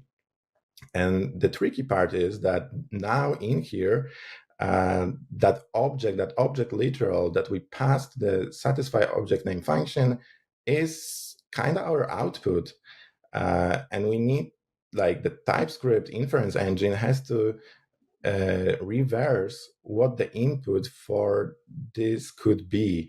So we can see that it can actually do that. Like we can solve Kant's puzzle, and we can like resolve to those keys here for those parameter types.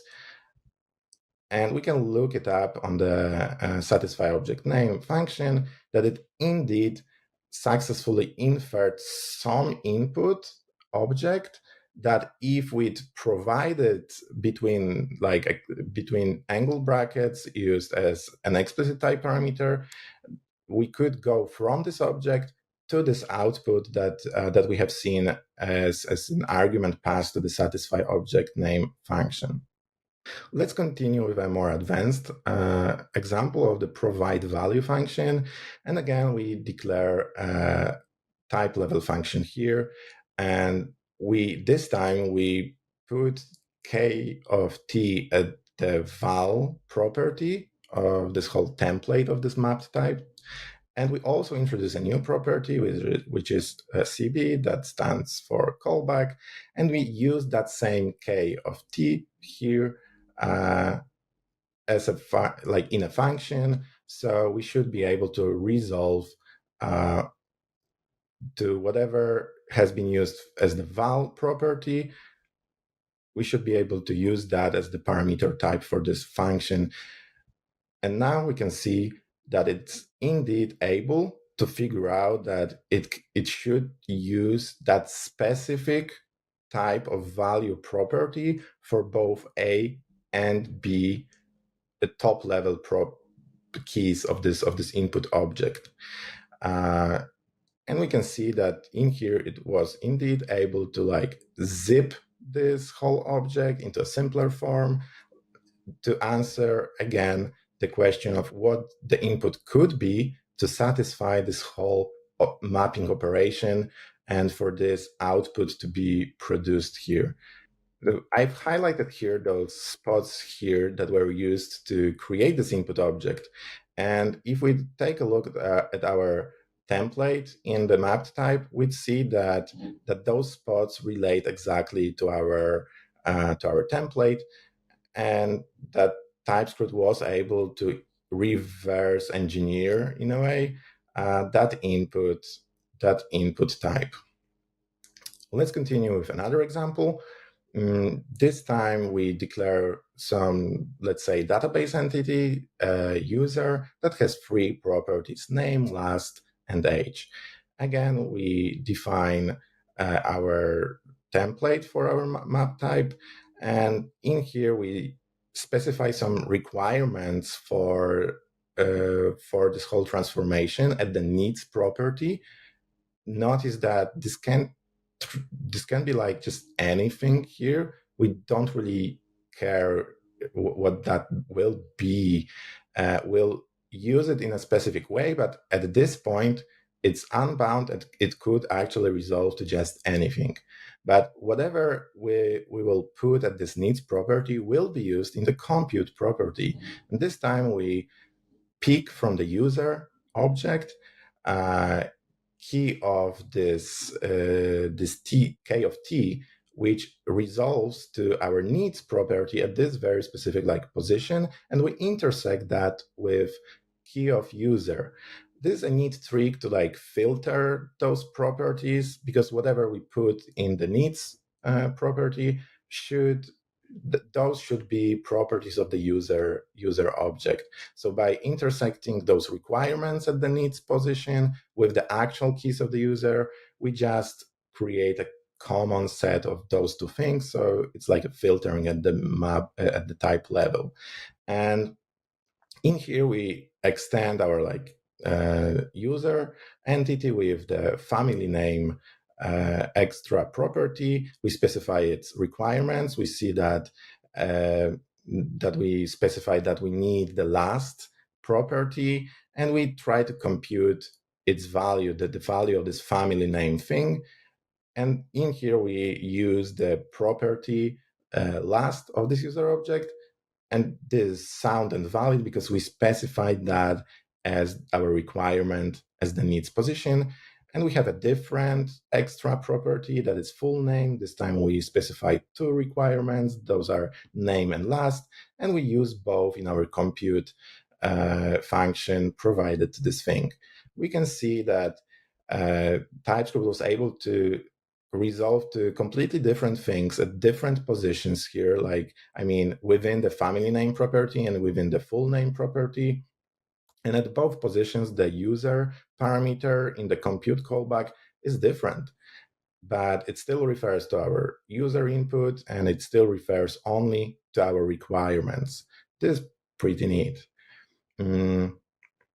We have yet another example of how we can use that with tuples. So in here, we have bind all function that just grabs a list of different event types, and for each of those events, it tries to provide a specific listener type. So within the first element of this tuple that has type blur, we'd really like for our listener to have the focus event there, because we don't want to deal with the other one that would be a mouse event computed from the click type.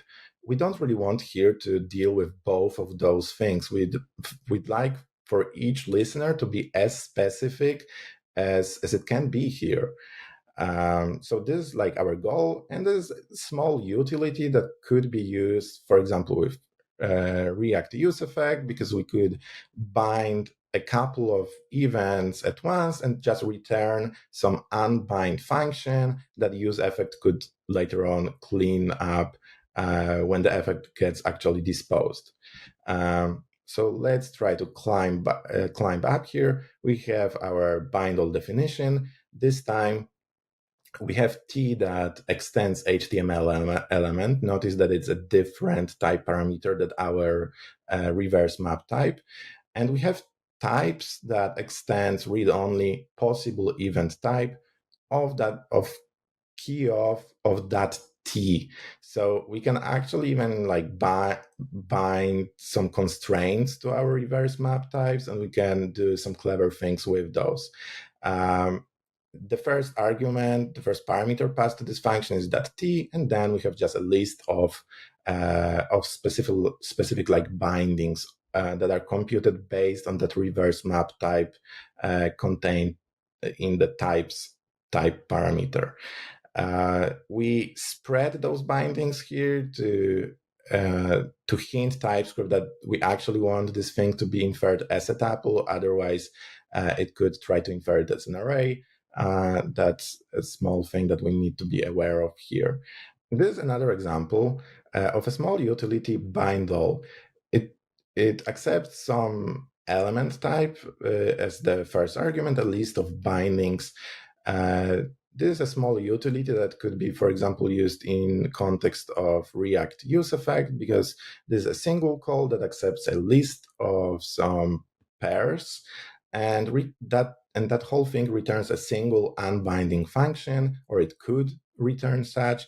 That could be in turn just passed back to React, and it could invoke that when it's cleaning up the effect, the setup effect.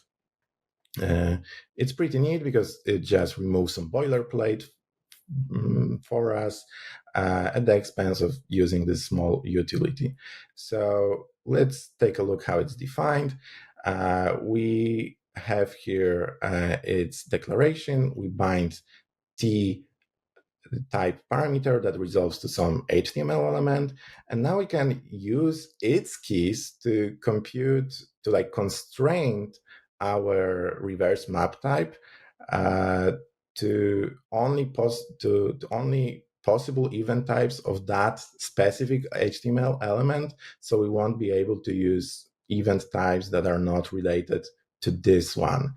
And then we just use those two bound type parameters here. We pass T to the first argument that is our target, and we spread a list of bindings from those types for the listener's parameter position. That little spread just helps TypeScript to actually infer a tuple here, because otherwise it could infer an array. So it's a little hint for TypeScript to do what we want it to. What is a binding here? So we can see here that we have our T that has a read-only. We have bindings here, and that accepts our T type parameter that has a constraint of read-only array of strings. So to iterate over an array or a tuple, we use the very same syntax as we are using for mapping over object properties. So we do exactly that here. We use K of T as the type property here, and use that K of T within the listener parameter here. And we use that type to somehow retrieve possible event types with the help of an extra type. That's a little bit like outside of this presentation. So let's assume that it just exists.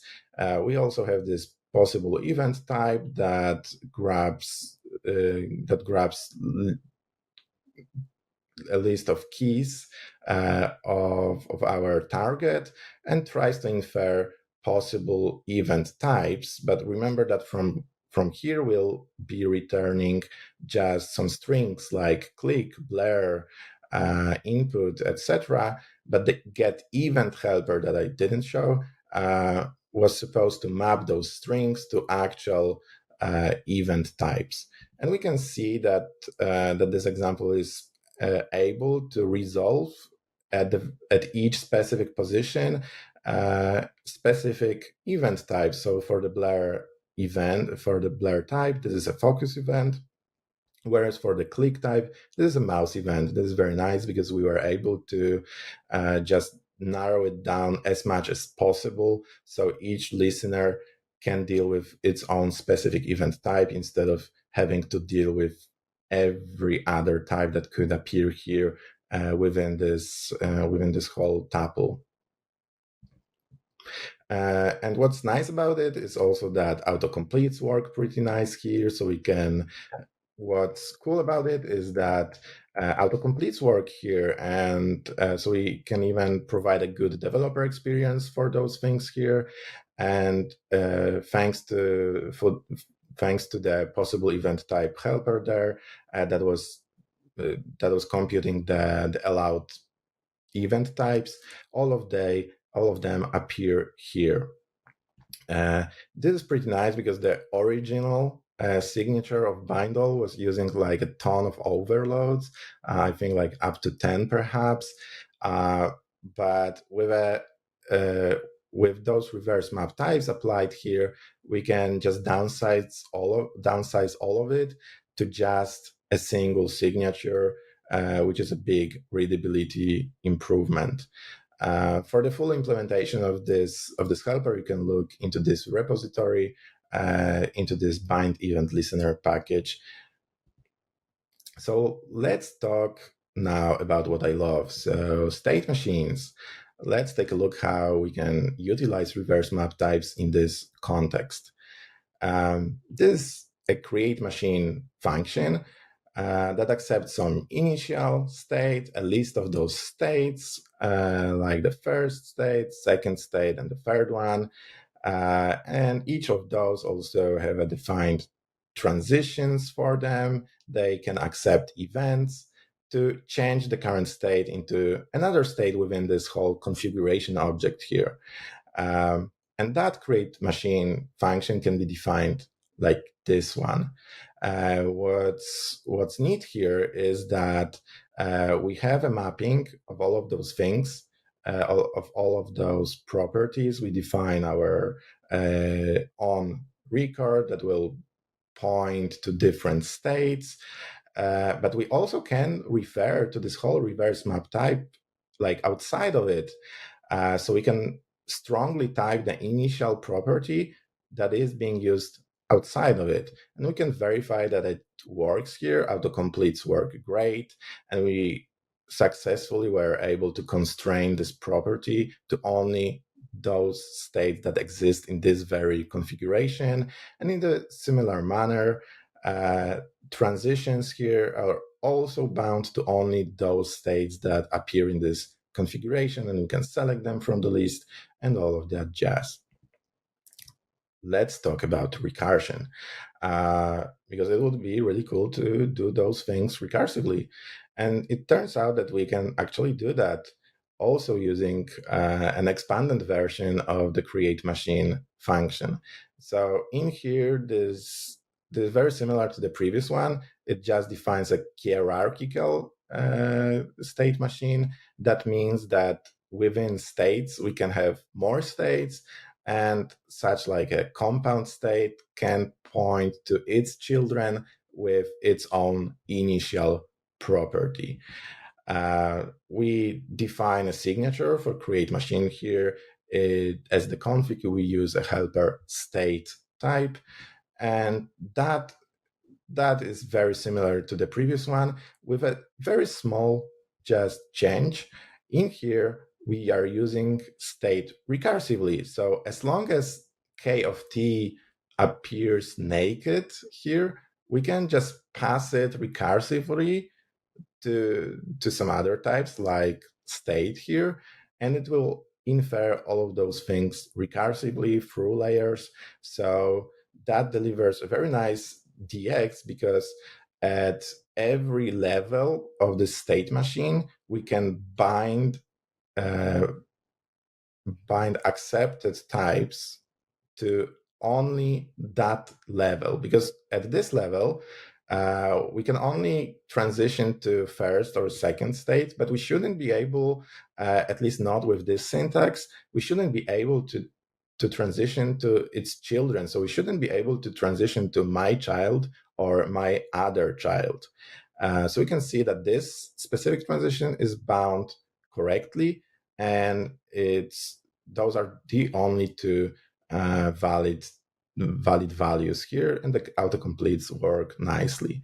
In a similar manner, in the nested transition, only those states, those sibling states, can be used there as transition values.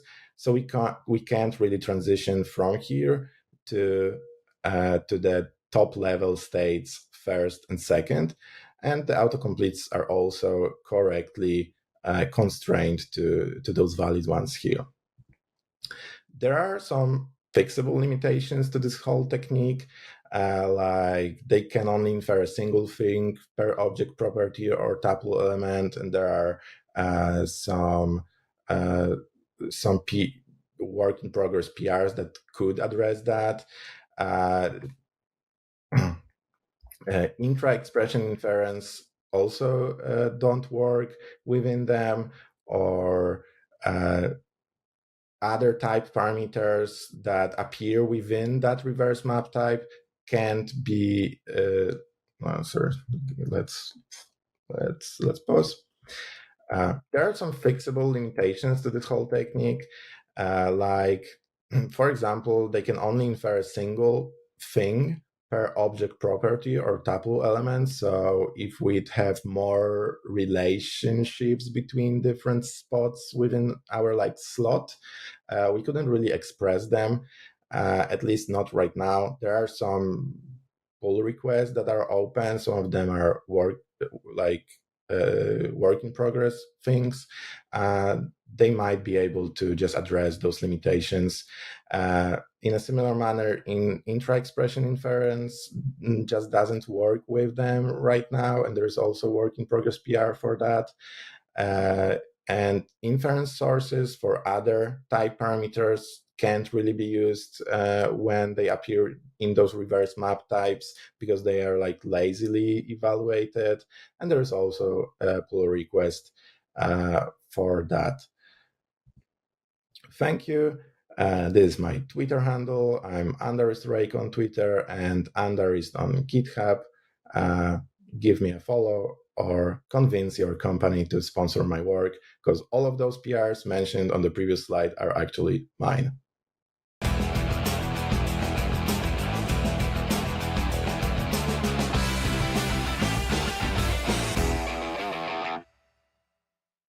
Thank you for that amazing talk. Do not forget to address all your questions to Mateo on a special chat and Discord. Do you remember tweeting on how you're watching the stream with your great photos? Because we show us yours, so we want to see yours. Just a reminder that after all the talks, we pick 2 winners randomly who will get multi-passes with access to the batch of JSConf and Git Nation team. Tweet with the hashtag TX Congress. Before we go to the second speaker, make some noise to our gold sponsor, Focus Reactive. Focus Reactive is a Next.js, headless CMS, and e-commerce expert agency. They partnered with Vercel, Shopify, Storyblock, and Sanity.io to deliver quality software with focus on scalability, performance, and great user experience. And the launch of TypeScript documentation is coming soon, starting at 6 p.m. Central European Time. Time to have a break to get back to you with more energy.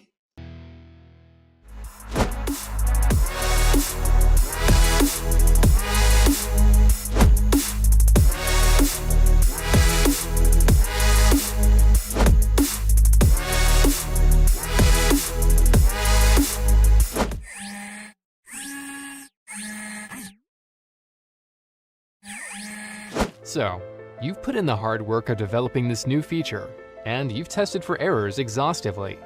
But a user immediately reports an issue, and you don't know what's causing it. You wonder how many others are affected. What's the root cause? How long will fixing it take? There go more hours spent searching through logs. Now, if only you could see how each bug happened instantly. That way you could spend more time on your next project. Meet Rollbar, the continuous code improvement platform that helps developers discover errors in real time for faster resolutions.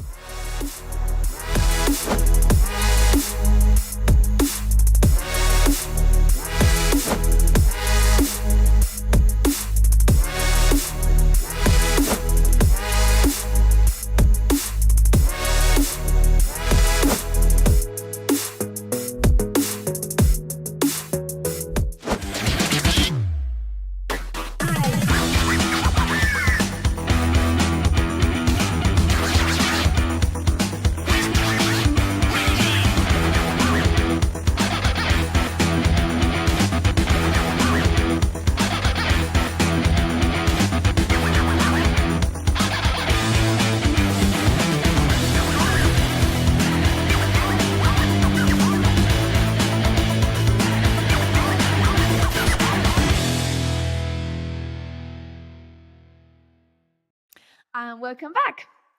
Our next speaker is David. David is a full-time open-source TypeScript developer and author of ArcType, a one-on-one validator for TypeScript.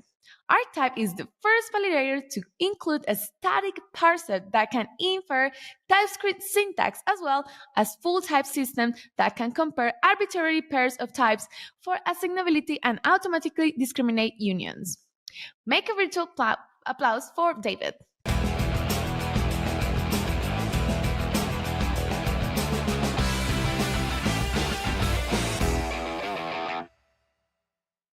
Hey everyone, my name's David. I'm very lucky to be here today and have the chance to talk to you about one of my absolute favorite topics in the TypeScript ecosystem, of which there are many.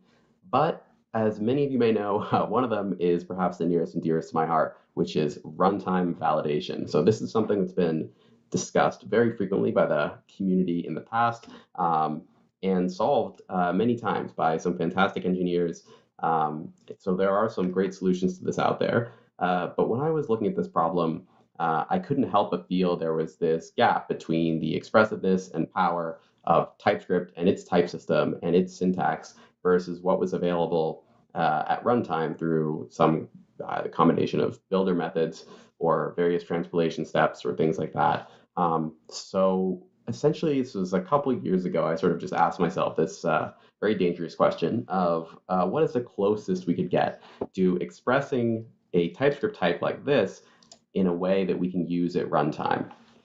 So remarkably, the answer is pretty simple, and I don't think there's actually as much ambiguity as there is when you're answering most design problems like this. So luckily, TypeScript leveraged a lot of the same structures for its object literals, tuple literals, etc., as are built into JavaScript. So we can do the same thing.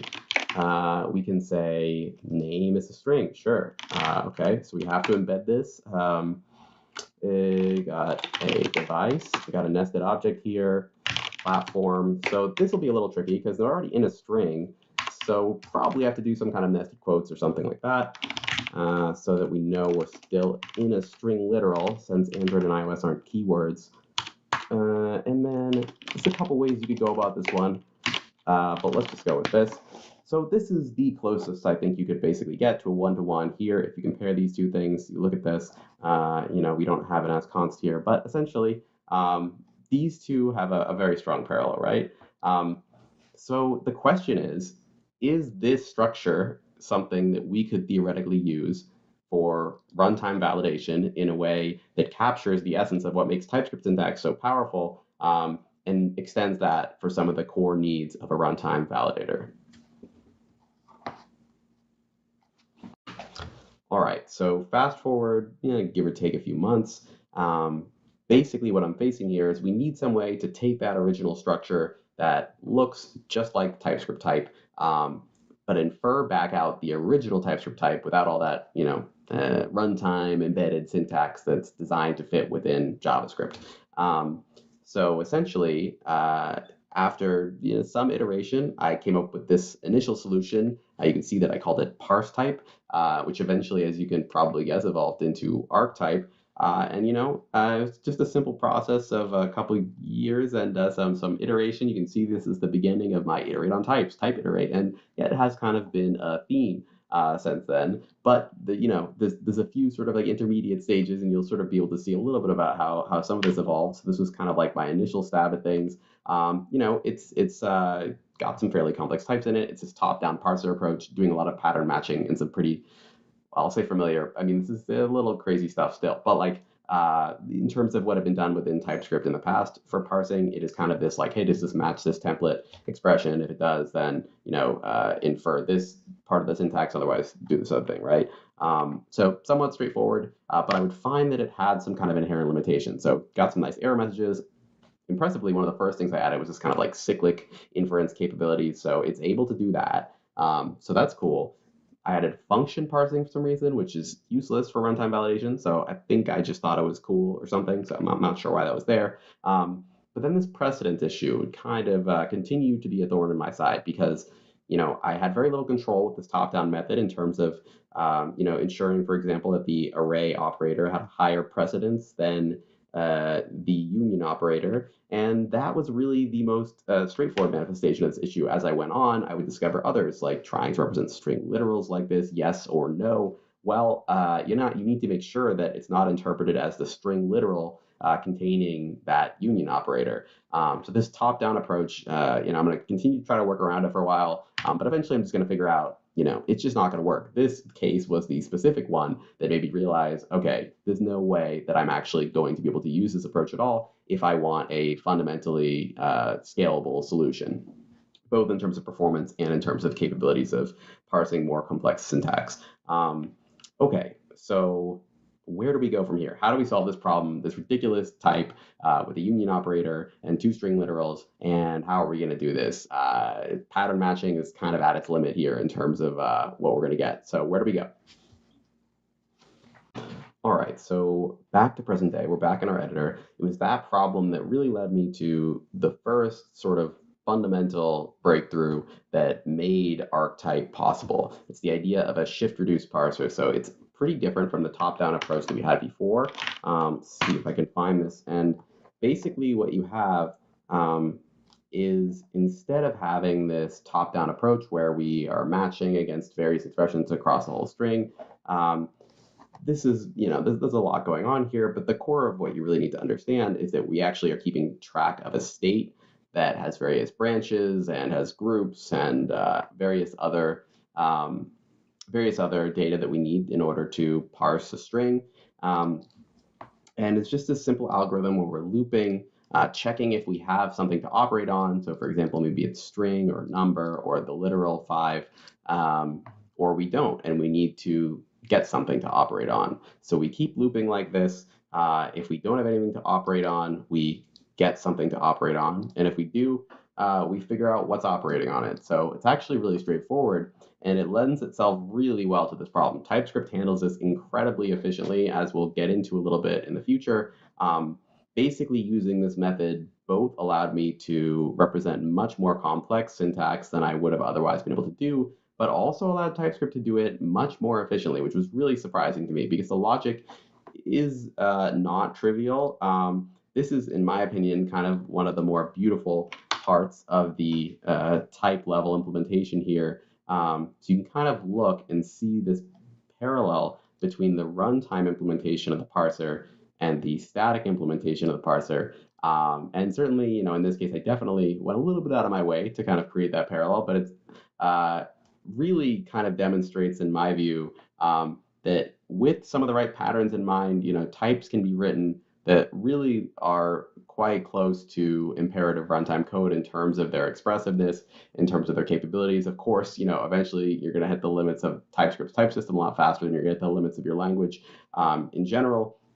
But for something like this, it works remarkably well. You can kind of, again, see some of the patterns here where we're checking the remaining part of the string.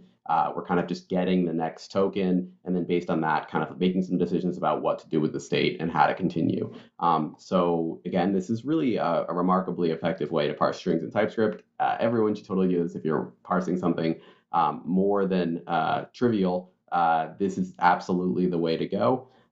Maintaining the current state, getting the next characters, and it gives you as much flexibility as you need to handle these very complex, potentially, cases where you're maybe having to disambiguate between various operators or things like that, things you'd never be able to do with the top-down approach. So it really can scale as far as you need it to, which was amazing for me to find. I thought that I'd kind of like hit the end of the road in terms of a lot of the utility of the project when I ran into that last problem, thinking that this kind of implementation would just be out of reach in terms of performance for the compiler and everything. But to the contrary, it's actually much more efficient. And this was the breakthrough that I had where I was like, wow, okay, this, really has a lot of potential. Like, if I can parse arbitrary syntax and it's really performant to do that, and then I can infer that one-to-one as types, who really knows where this thing could go? Like this could feel amazing to author our types for runtime, get, live validation and everything. So I was really, really excited. So if you're a grizzled veteran of the TypeScript ecosystem and see a type that looks like this one, My guess would be probably have some alarm bells going off in your head, because despite my enthusiasm, your experience might be that when libraries have types like this, it's very frequent that they will, for example, crash your TypeScript server. That's maybe the most frequent reaction I get when someone sees archetype for the first time by a factor of 3 or 4. But rest assured, the problem itself kind of necessitated we come up with some better solutions for type level testing, including performance testing. So we built a framework called Attest that can benchmark at a type level the number of instantiations contributed by any expression. So you can see that we have this very granular metric for every type of expression in archetype. We can ensure that it's inferred performantly and accurately, even for very complex types like this one. We know that it's going to do exactly what you expect, and it's going to do it very quickly, so you don't notice any delay whatsoever. And in terms of functional assertions, for example, we could check out our divisibility tests over here. A little bit more space. You can see that the types of assertions we're making here at a type level. We have all sorts of syntactic errors, semantic errors. At this point, the capabilities of the type level parser are really, really advanced and essentially on par with a kind of like native IDE editing experience. So for example, let's say I want to define some type, say it's a number. Of course, you get autocomplete for everything in your scope, including all the keywords, and then maybe it's divisible by 2. Okay, it's not going to affect the inference. It's a runtime constraint. But if I were to write, you see we're missing an operand there. 0, you get a specific error for that. Let's say I try to divide by unknown. Essentially we can narrow down exactly what the problem is whenever anything goes wrong like this. So the idea of strings not being type safe, that's also out the window. Again, this is really on par with the native IDE experience just from within TypeScript's type system. So that's a really, really exciting point to be at with all of this. And I've just been so excited to share with you all for so long. But even with all of this implemented, there was one thing that was nagging at me as I was getting ready to release this quite a while ago. And it was just something about the way the types composed together and reduced together that didn't feel quite right. I couldn't put my finger on it because I hadn't really worked much with type systems in the past. But what I eventually figured out, what I was missing and what I wanted, was the ability to compare arbitrary types together, the ability to reduce intersections and unions as completely as possible, to go beyond shallow validation capabilities and truly have a runtime type system.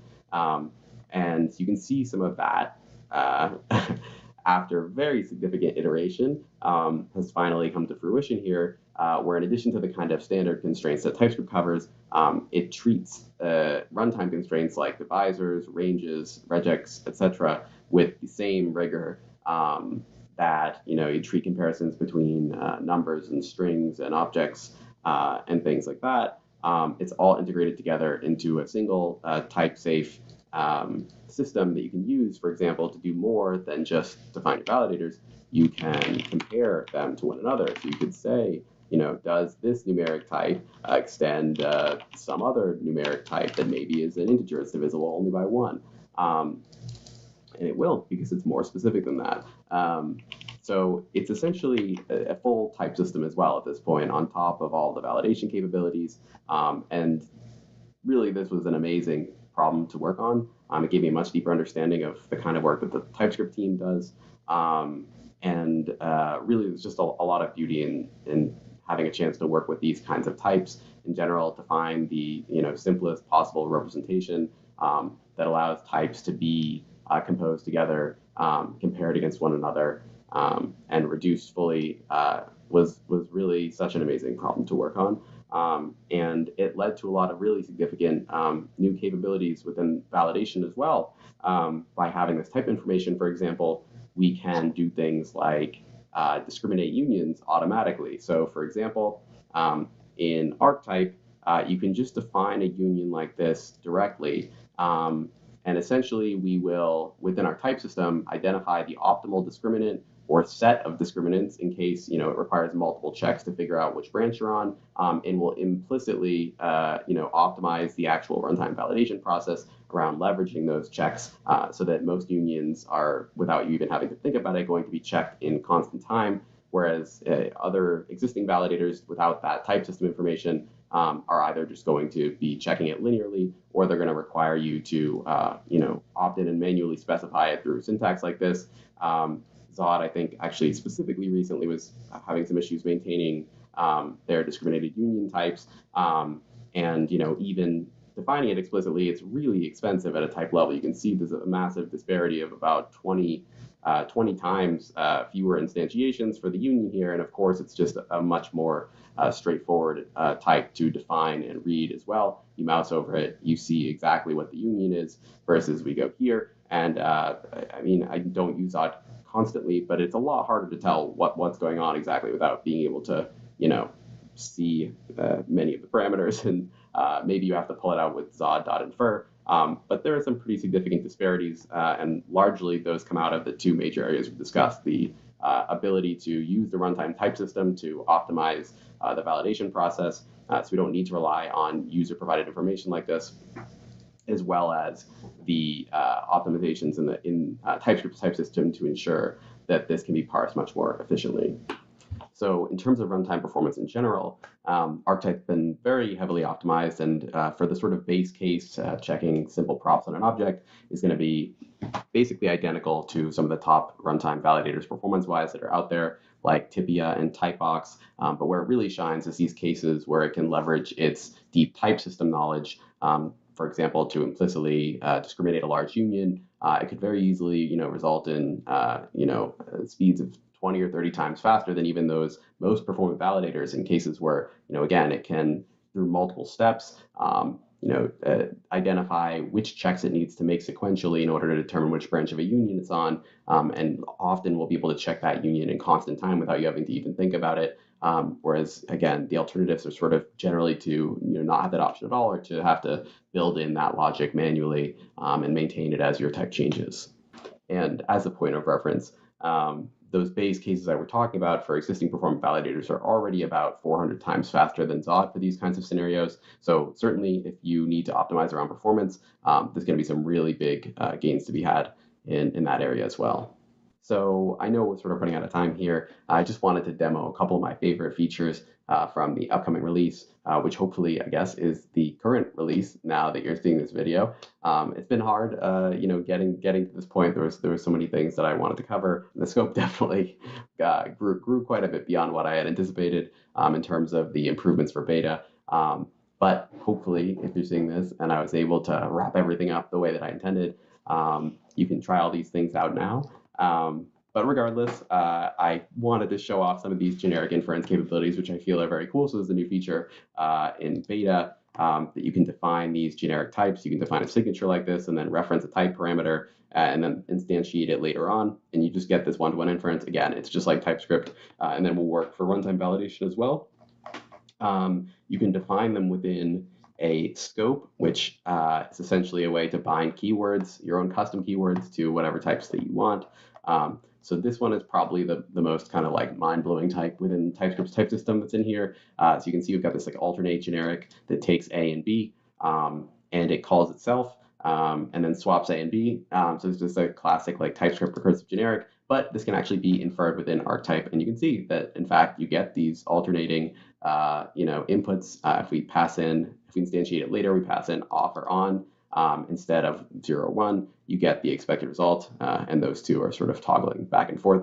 So the fact that all this ends up actually being possible within TypeScript was really incredible for me to discover. Again, props to the TypeScript team for creating such an amazing parser and an amazing tool that would support, probably unintentionally, this kind of level of depth just within, its own type system. I think is incredible. So the last feature that I just wanted to show off quickly, which actually does exist in alpha, but because it's a really major part of what Archetype does, in addition to scopes, which I've barely had a chance to go over, but unfortunately, it's just 20 minutes is a very short amount of time and there's so much here. But of course, I'm so excited to follow up with you all. Morphs are how Archetype handles transformations. What's really unique about them is they're actually built into the type system. So instead of just at a high level, shallowly kind of marking everything as as an effect where it can't be combined with types anymore. They're handled granularly so that, only at the particular property where this transformation occurs is it considered a morph and can't be combined with another morph.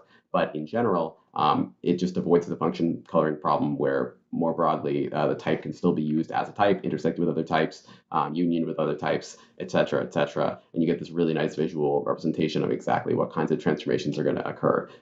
So I think that's a really nice feature as well, and I hope you guys enjoy it.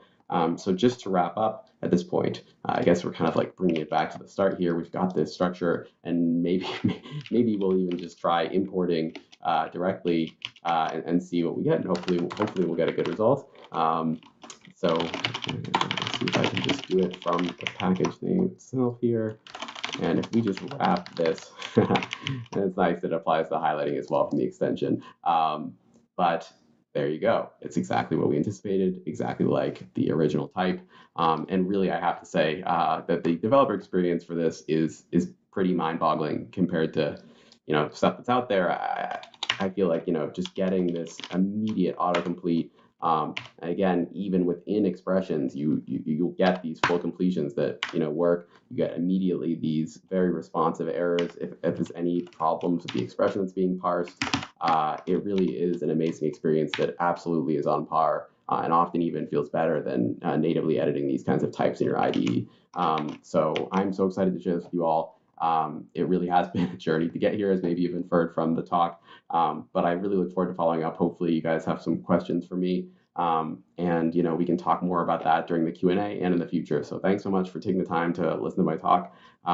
Again, I really do appreciate it. I appreciate all the love and support I've had from the community.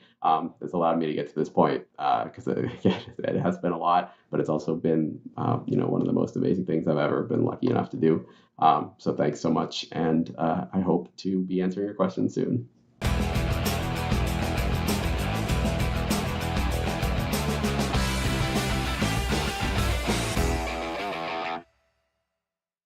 Thank you. That was a great talk. Do not forget to address all your questions to David on the spatial chat and Discord. He will be very happy to answer all of them. Do not forget to address your questions to the speaker on the spatial chat after their talks. You can join the spatial chat directly from the timeline below the player. Click on the object with the speaker's name who is having a Q&A now and join the platform.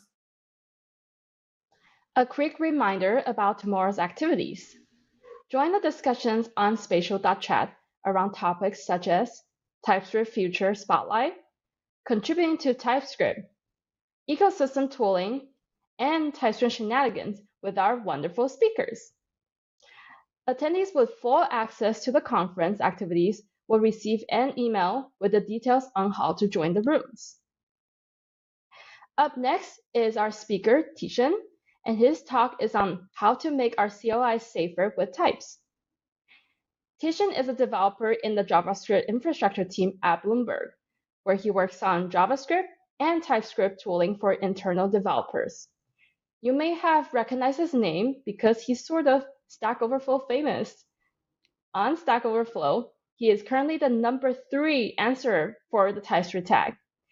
Tishan, now on to you.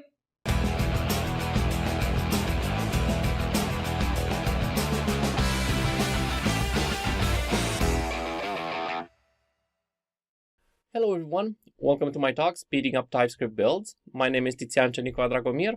I'm a software engineer in Bloomberg in the TypeScript JavaScript infrastructure team, and I'm also a TypeScript compiler contributor. And today I want to talk about build performance, especially build performance in monorepos. And we're going to talk about an upcoming feature of TypeScript that we've been developing in collaboration with Bloomberg, Google, and Microsoft. You can check out this feature on our public GitHub repo on our fork of TypeScript, but we're going to talk about it today as well. So what is the motivation for this feature? Well, if you spend any amount of time on Twitter, you will definitely find people that complain about build time performance in TypeScript. And these complaints are not unwarranted. Unfortunately, type checking can be slow, especially if you have a lot of code in a lot of projects in a monorepo. So the question is, what can we do about it? Well, we could optimize the compiler, and the TypeScript team have definitely been doing that. If you check the release notes for the last several versions, you will see that every version brings new optimizations to the compiler, and that is all great work. We could also rewrite the compiler, and there's efforts out there that are trying to do this. We're excited to see where those go as well. But we tried a different approach. We thought about running things in parallel, because a lot of hardware today is multi-core. People have a lot of cores on their desktops and their laptops. And it would be great if we could take advantage of those to actually make things faster for people when they build their projects. So let's run the compiler in parallel. Let's see what performance gains we could get. What we did inside Bloomberg, we took one of our own monorepos. It was a 23 project monorepo. It has over 100,000 lines of TypeScript code and a very deep dependency graph. So you can think something like this, lots of projects with lots of dependencies. And we tried to see what gains we could get from running the type checker in parallel for this monorepo. We took an initial baseline using TypeScript's built-in composite project support, and we got build times from about 60 seconds to 30, depending on hardware.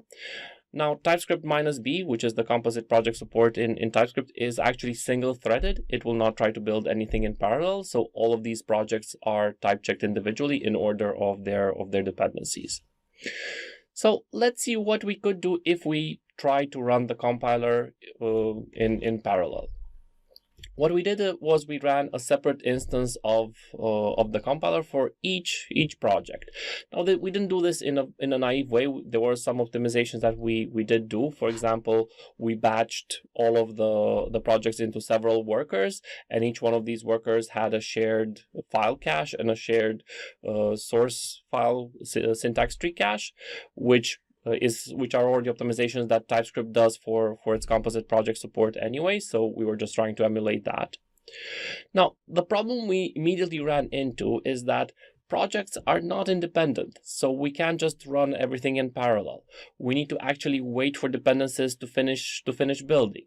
So, for example, for the diagram I showed before of dependencies, we would get an execution that looks something like this, and we can already see that we have a great limit on parallelism, and there's only 2 projects that run in parallel at the same time. So only 2 projects get type checked in parallel.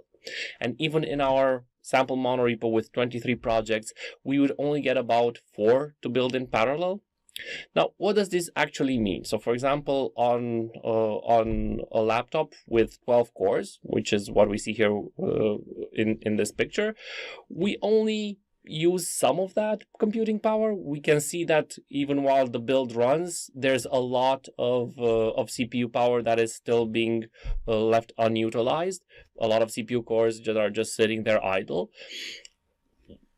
So that's definitely not a great start for running things in parallel.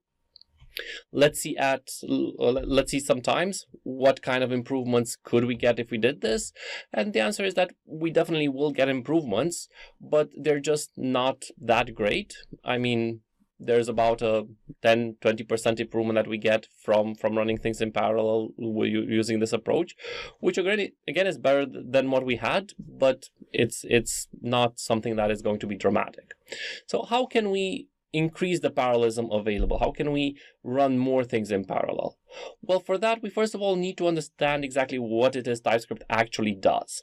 And what it does is 3 things. It does type checking, it does declaration emit, and it does JavaScript emit. Now, these things are not perfectly independent. Namely, declaration emit depends on the result of type checking. But for each one of our projects, TypeScript will do all of these 3 things. So inside the build for each of projects, all of these 3 things have to happen. Now, there is one key insight here.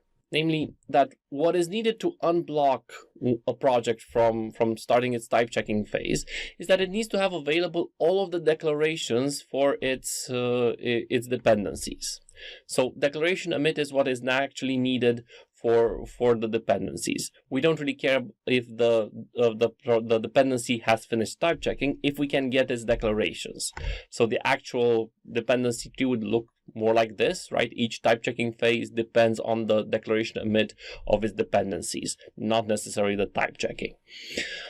That's an interesting insight, but as long as we still have this dependency between type checking and declaration emit, the fact that this is the case, the fact that we depend on the declaration emit doesn't really help us because we need to do the type checking anyway.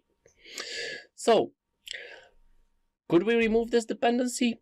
Well, for that, we should first of all look at why JavaScript emit is so independent from type checking. How is that?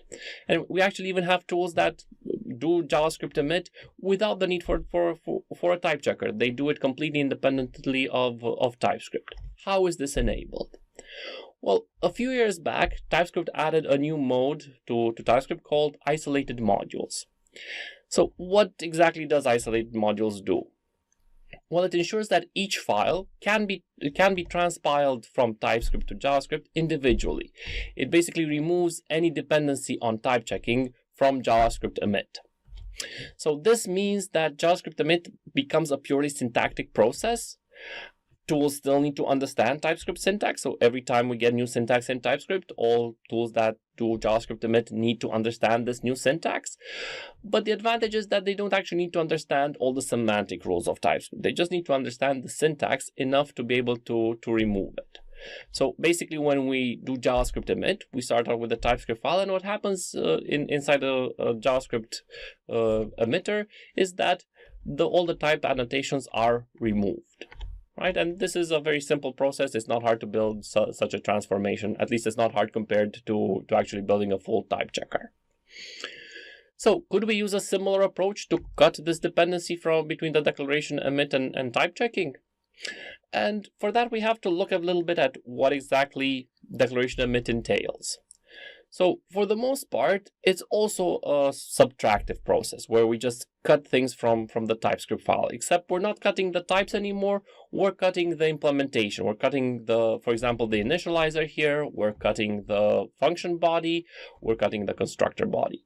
So all of these just go away in declaration files. However, there is one exception. Namely, in this case, the return type of this function.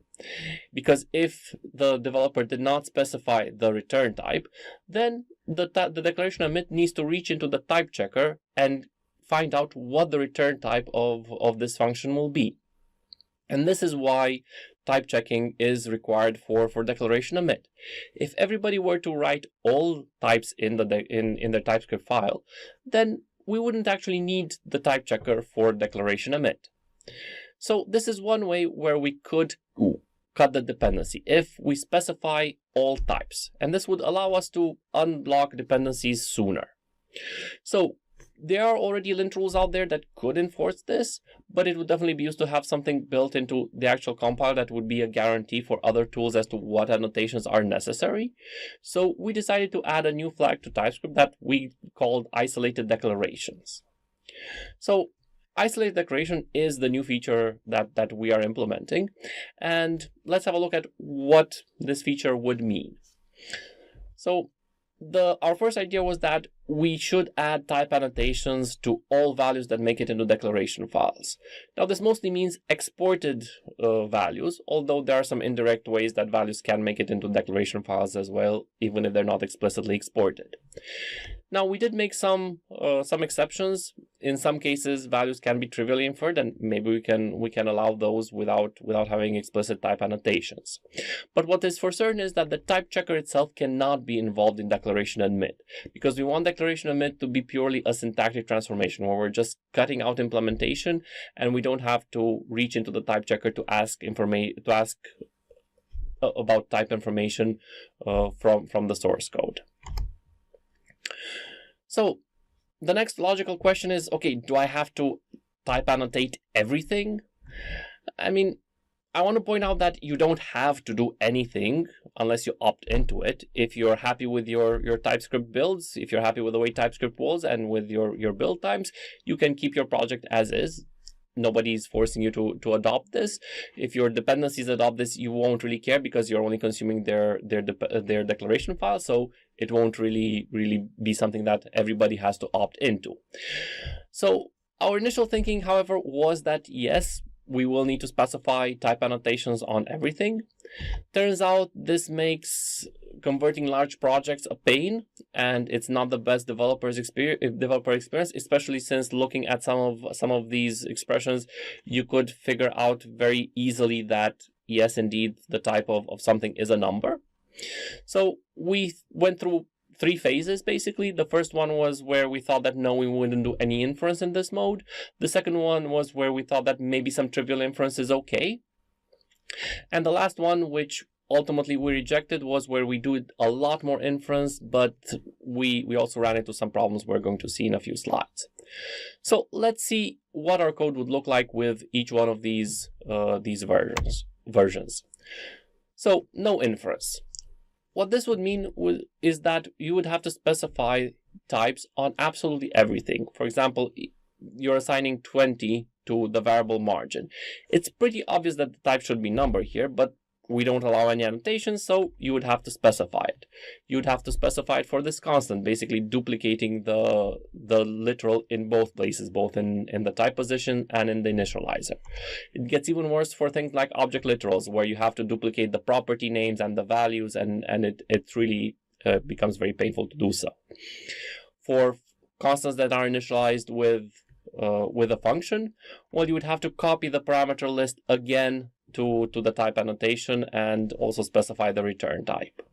And again, for fields, even if you're initializing it with very basic values that should be obvious what type they are, we would still need to specify the type explicitly. So again, this would have been quite painful and would have made it very difficult for anybody to actually adopt this feature.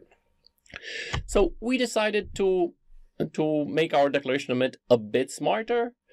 So if we would see a number literal, well, the type there is pretty obviously number, so you don't need to specify that. Same for literal types. For object types, it's a bit more complicated, but it's not impossible to deduce the type from the initializer. So we decided that we can support this as well. For functions for constants that are initialized with a function, well, you don't need to specify the whole function signature as a type annotation. We can just extract most of the information we need from the parameter list. You will, however, need to specify the return type because we don't want to have to go into the function body itself and look for any returns and try to synthesize a return type based on that. And for and for class fields, again, you can just omit them if the initializer is clear enough for us to infer a type from. What about if we want more, right? We were very excited by our initial success with this trivial form of inference, and we decided, well, maybe we can do more. Maybe we can infer more things. And the problem is that TypeScript's declaration emitter is very smart, and we want to keep our emitters dumb and hopefully fast. So we don't want the declaration emitter, for example, to have to look up information in other files. So let's take an example. Let's say we have a variable and we're initializing it with the value of another variable. Could we trivially infer a type for orientation? What type could we write to declaration files without having to involve the type checker? So we could try using type of horizontal. This seems like a very good fit, right? Type of will give us the type of the variable, and orientation should have the same type as what we're assigning, right?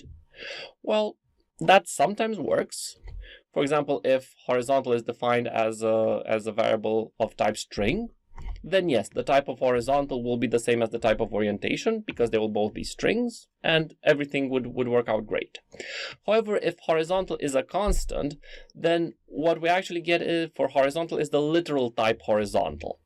So what happens when you assign that variable to a mutable variable is that TypeScript will actually widen the type. So orientation will have type string. So in this case, the type of the variable horizontal is going to be different than the type of the variable orientation because we will have basically string on one side and horizontal on the other side. So it doesn't work for all cases. So the answer is, can we do more inference? The answer to that is yes, but we will probably not always be right. So declarations would have to be optimistically emitted. This basically causes some problems though, because what we're saying here is that, okay, a declaration emitter could produce declarations all without the type checker, but they could be wrong. And then TypeScript itself could come back and error out looking at all of the information in the type system and say, okay, well, in this particular case, if you're using isolated declarations and you're using a standalone declaration emitter, it could not possibly have known what the correct type is there. So this is possible, but it kind of creates a very complicated mental model, makes it very difficult to understand. Also, the errors would become much harder to understand because we would need to tell people why exactly they're erroring on a certain construct. And what we ended up was errors that sounded something like, this type that is inferred in isolated declarations is different from this other type that would be inferred by TypeScript normally. And it kind of sounds like the compiler is having an argument with itself. Isolated declaration says one thing, regular TSC says another thing, and the developer is involved basically nowhere in this process. So all of this might result in actually degrading the developer experience instead of improving it, which was the reason why we wanted more inference in the first place. So definitely adding more inferences that might not always be right is not the best way to go. So we still wanted to make sure that people would have an easier time adopting this feature. How could we ensure that? Well, we decided to add a quick fix. The information is already present in there. We just need to insert the type inside our code. Visual Studio Code already has all the information. The language service that is running in there already knows what the types of all the variables are, even if they're not spelled out. So what we could do if there's an isolated declaration emit error, we could just use a quick fix to actually insert the type without having to write it ourselves, which I think is something that will definitely help a lot of developers adopt this feature. And I want to send a special thanks to Hannah Ju from Google, which worked extensively on this feature, and most of it is her doing. So how would isolated declarations improve TypeScript? Well, we hope to improve it in several ways with this feature. First of all, we hope to improve speed. Bypassing the type checker to synthesize new types will probably improve declaration emit speed all on itself. We hope to unlock a lot more parallelism if we can emit declarations up front. Projects don't need to wait for the type checking phase of all of their dependencies to finish. They already have the declarations. They can just do their own type checking with that. We also hope to improve compatibility with other tools. Like I said, there are already tools out there that generate JavaScript from TypeScript. We're hoping to create a similar ecosystem of tools that could emit declaration files without the use of the type checker, but that would be 100% compatible with current TypeScript declarations. And we also hope that we will improve transparency. Developers sometimes forget to write types for their exported values, and sometimes the type checker synthesizes some things that are not particular developer friendly. There are either very large types or types without any semantic meaning, resulting in a bad developer experience for the clients of those libraries. So if people are forced to actually write these types in code, they'll probably think more about them, and the declarations will probably have a better quality just because of this. But coming back to our experiment of running the build for a monorepo in parallel, we saw that without isolated declarations, there was a limited amount of parallelism. With isolated declarations, we hope to increase the amount of available parallelism. We saw that in the other version, this was pretty limited.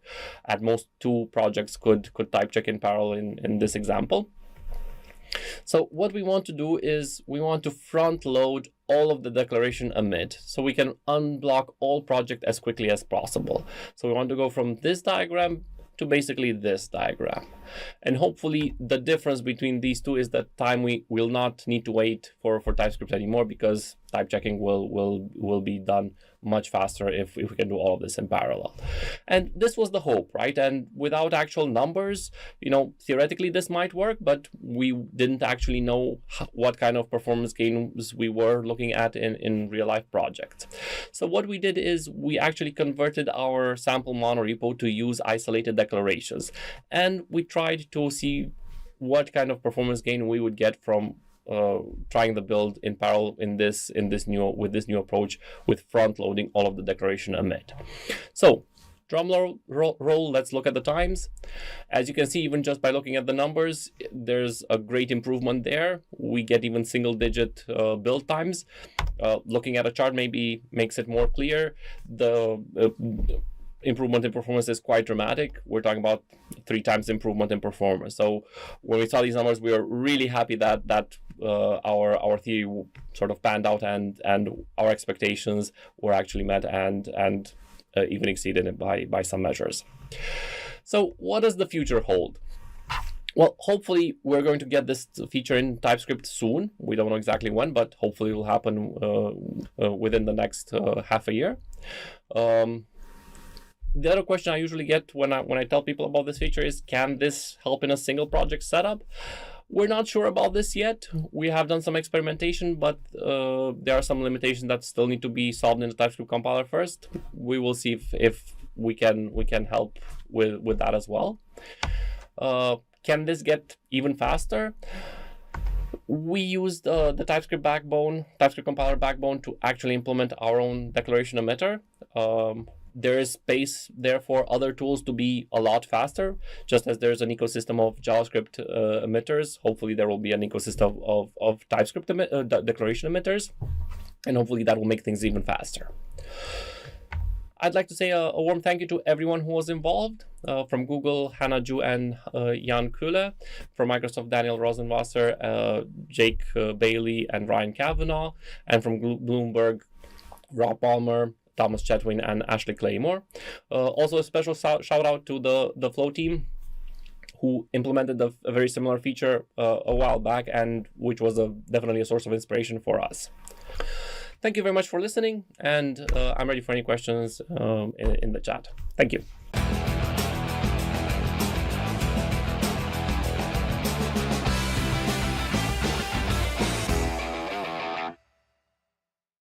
Thank you so much. If you have a chance, also check out his talk at TypeScript Berlin and the workshop that he has on YouTube. Address your questions to Tishan on spatial.chat and Discord. Discord server is kind of where the party is at, so be sure to find the link on the timeline and the org email.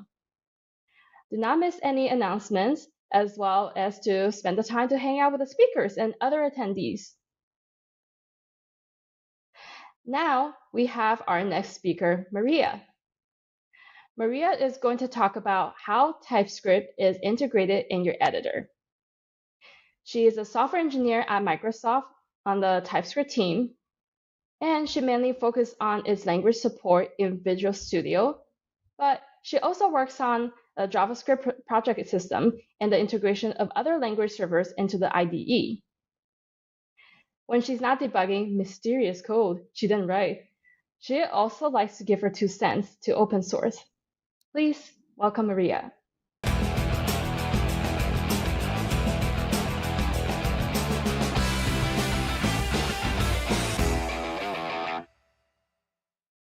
Hello everyone, and thank you for joining me today. I'm Maria Solano, and I'm a software engineer at Microsoft. Quickly introducing myself. I focus on TypeScript editor tooling, but sometimes I also dive into LSP extensibility, Visual Studio's JavaScript project system, or I just stare at the TypeScript checker for a couple of hours, trying to absorb its wisdom, as I'm sure all of you have done. Today we'll explore how TypeScript is integrated into your editor, and who does what, and when. For these, we'll use TypeScript's inline variable refactor as an example, which is my favorite, mainly because I implemented it. Say that you have this print greeting function, and your cursor is in the first line of its body. In an editor like VS Code, you'll see a light bulb. Where is that label coming from? Spoiler alert. If you click on it, a list appears. Who constructs a list, and how are items inserted into that list? Not only VS Code has this functionality, Visual Studio, NeoVim, Emacs, Sed, and other obscure editors also have a TypeScript lightbulb experience that doesn't differ much from the one in VS Code. How is that done? As a side note, during this talk I'll be using code action and refactoring as synonyms, despite that they're not exactly the same. Although the difference is a technicality, I'll explain it anyway just so that you can win your next code editor trivia game. A code action is tied to a diagnostic, and hence represents something that you can do to potentially fix those errors. Refactorings, on the other hand, aren't corrections. They're just smart recommendations for writing cleaner or nicer code, but it doesn't mean that there's something wrong with what you wrote. Going back to print greeting, the first thing that happens is that the editor will recognize a trigger event. This can be a passive action, such as your cursor being placed in a position where a refactoring could be applied. The trigger could also be explicit, such as one that you configure with a key binding. Note that results could differ based on the trigger kind. Having a constant light bulb popping up everywhere in your screen could be annoying, and so TypeScript might decide to show you certain refactorings only if you really want to see them. In this example, TypeScript will show a light bulb besides the identifier of a variable that could be inlined, but you'll need to explicitly request the refactor in references of such variables. Now say that we are no Vim gurus and use the mouse to click on the light bulb. The editor doesn't actually know which refactorings to display here. It needs someone who can understand the code.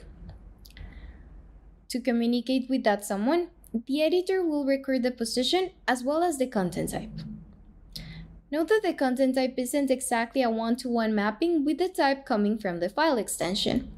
A TypeScript snippet inside a script block of an HTML file is also assigned to the TypeScript content type. This is how you can still get code action, completions, and the correct syntax highlighting in embedded code. An extension announces that it can handle the code action request. There are different mechanisms to do so. In VS Code, you would register a code action provider for the TypeScript content type. In Visual Studio, you could use Roslyn APIs or the Language Service Protocol. Most of the time, this basically involves registering a callback and telling the editor when to invoke it. Note that this isn't limited to language servers. Extensions like ESLint can also hook up into the code action list to enhance the fixes provided by the language server. This also means that there can be multiple code action providers coming from different extensions. The editor will then combine all of the results into a single list. But okay, I'll back off now because I already mentioned the TypeScript server before properly introducing it. As the name suggests, TS server is the JavaScript and TypeScript language server, an executable which encapsulates the language compiler together with other features that are represented with a JSON protocol. This protocol defines a set of commands which represent each message you can send to TS server, together with the request and response format. This is how different editors can provide the same TypeScript experience. They're all just following the same protocol. For example, when sending a completion request with a completion request payload, you'll get a completions response back. When I first joined this team, I remember being confused with the difference between TS server and the TypeScript compiler. TSC can indeed show you TypeScript errors, but these are only the ones that prevented successful TypeScript compilation. Other features revolve around the editing experience. Think of how it doesn't make sense to figure out refactors if you're just transpiling to JavaScript code. Returning to the event handling, Remember that the editor just had the position and file information, and so first it needs to translate that into something the TS server understands. Here I show a simplified snippet of what the TypeScript VS Code extension does, but Visual Studio has a basically identical C# implementation of the same logic. About that first line of the arguments, that's because VS Code uses 0 based lines and columns, but TypeScript requires 1 based positions for these. You can imagine the off-by-1 errors we've had because of that. You might also wonder, where is that client variable coming from? In this context, we use client and editor interchangeably. Since TypeScript is the server, the client is whatever is sending messages on the other side. TS server is listening on the other side, and the state and delegation of this communication is mostly encapsulated in session.ts. In this file, there's a handler for each command defined in the protocol, delegating to each language service and performing some processing of the arguments and responses before putting them back on the wire. Here we also keep track of the TypeScript project, which is defined by your tsconfig.json file or by performing some discovery heuristics in the case that you have a set of TypeScript files in a random folder. It's up to this layer to pick up the results from one project or combine them across multiple ones. Moving on to the session handler of interest, we arrive to the getApplicableRefactors function. Here we extract each argument, get the project, and then delegate to the assigned service for that request. Notice the getPreferences call. Since refactorings can change your code, we try to ensure that the applied modifications have the indentation, quote type, and other style needs that you have configured. Each refactoring has its own handler, and the one for inline variable does something like this. Given the arguments from the request, it will ask the type checker for the respective TypeScript node. And by the way, if you want to learn more about TypeScript's inner workings, you might have fun looking at that 50,000 line long beast. It then performs a bunch of checks to make sure that such a node corresponds to a variable initialized to a value. It also tries to ensure that your code doesn't break when applying the refactor, and so we check that you're not exporting the variable, among other obscure verifications that my more knowledgeable peers told me to consider. After that, we piggyback on find all references to find all the references we would need to modify. Next, we ensure that all references locations could correctly handle the value replacement. And if any of these checks fail, we just return undefined to indicate that the refactor cannot be applied here. The response is then sent back to the editor, which performs an analogous translation to add those refactorings to the lightbulb list. And fantastic! The editor now unfolded the code action list and showed the user how they could improve their code. They picked the best action ever of inline variable, and we send another request to TS server. At this point, you might be wondering, why do we need to talk to TS server again? This is because code actions are an example of a TS server command that happens in 2 stages. In getApplicableRefactors, we just notified the editors which refactors could be applied, but we didn't tell it how.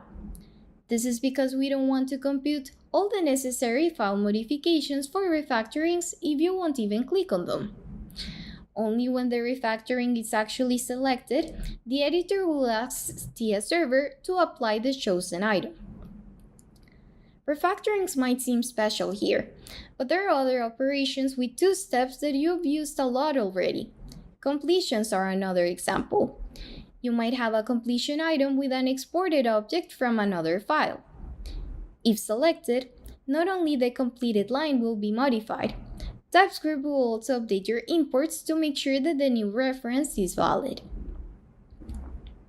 You know the drill. the editor registers a selection, which later the TypeScript client will map back to the refactor it received in the previous request. From that, it constructs the command's arguments following the TypeScript protocol. And when it receives the result, it will return the workspace edits, which include file modifications, additions, and removals that the refactor implies. Let's go back to the handler for this refactor. When asked to apply the action, it will again ask the compiler for the node that's being inline, the references to it, as well as the expression we'll replace the variable with. It then updates all the references to use the value instead of the variable identifier. And finally, it gets rid of the now unused variable. And ta-da! After the editor reads and translates the response, the refactor is finally applied. Now that you're TS server experts, impress editor and TypeScript maintainers the next time you encounter a bug and create a GitHub issue. Say that when applying the code action, the modified line is off by 1. Without further context, I would dare to say that this is a language server bug, since at the end of the day, the editor is blindly applying the change that the server told it to do.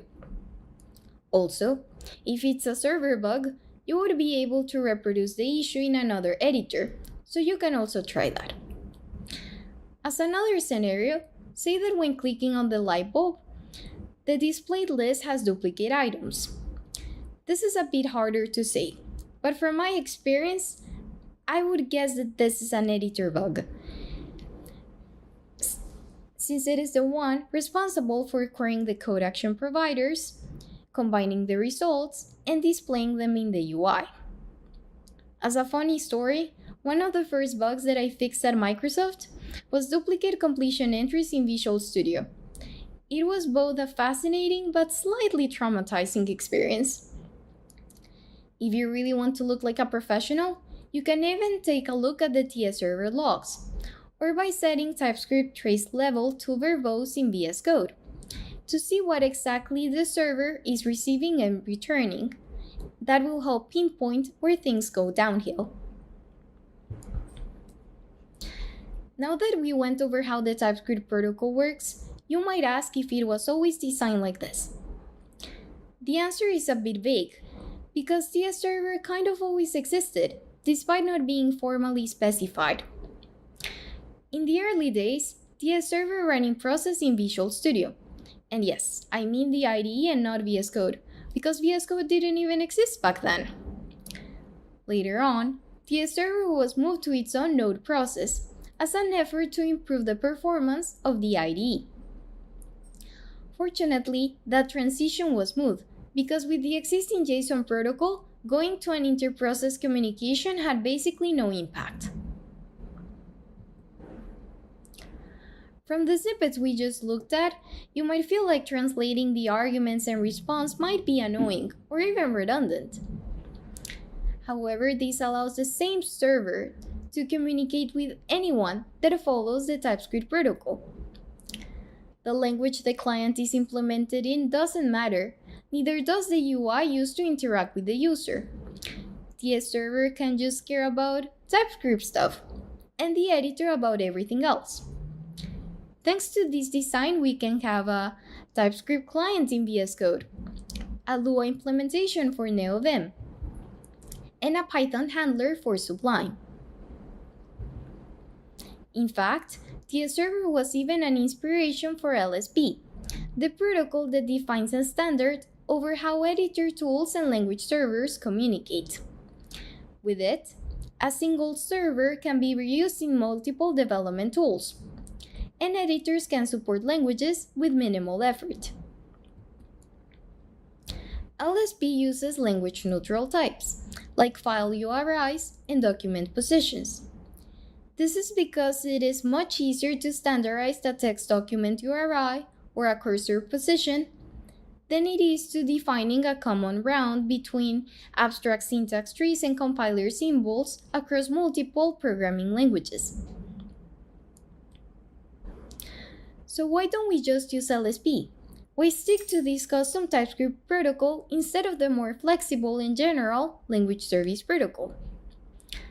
After all, by doing that transition, there would be no need to translate between TypeScript and editor types. However, such a change would require a major rewrite of not only the server, but also all of the clients that have been following this communication handshake for years.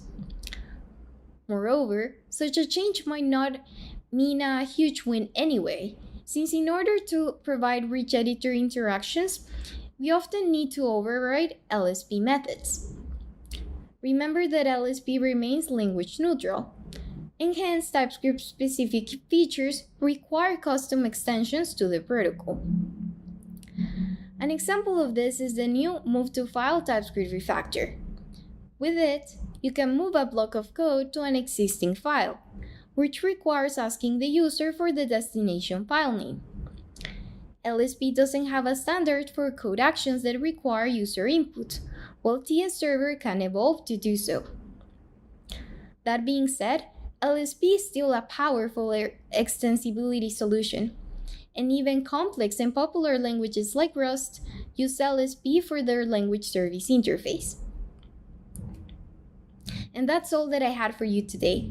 I hope that you enjoyed and learned more about how you're getting all of those typed goodies. And the next time that you click on a light bulb, you'll remember this talk. Thank you for listening.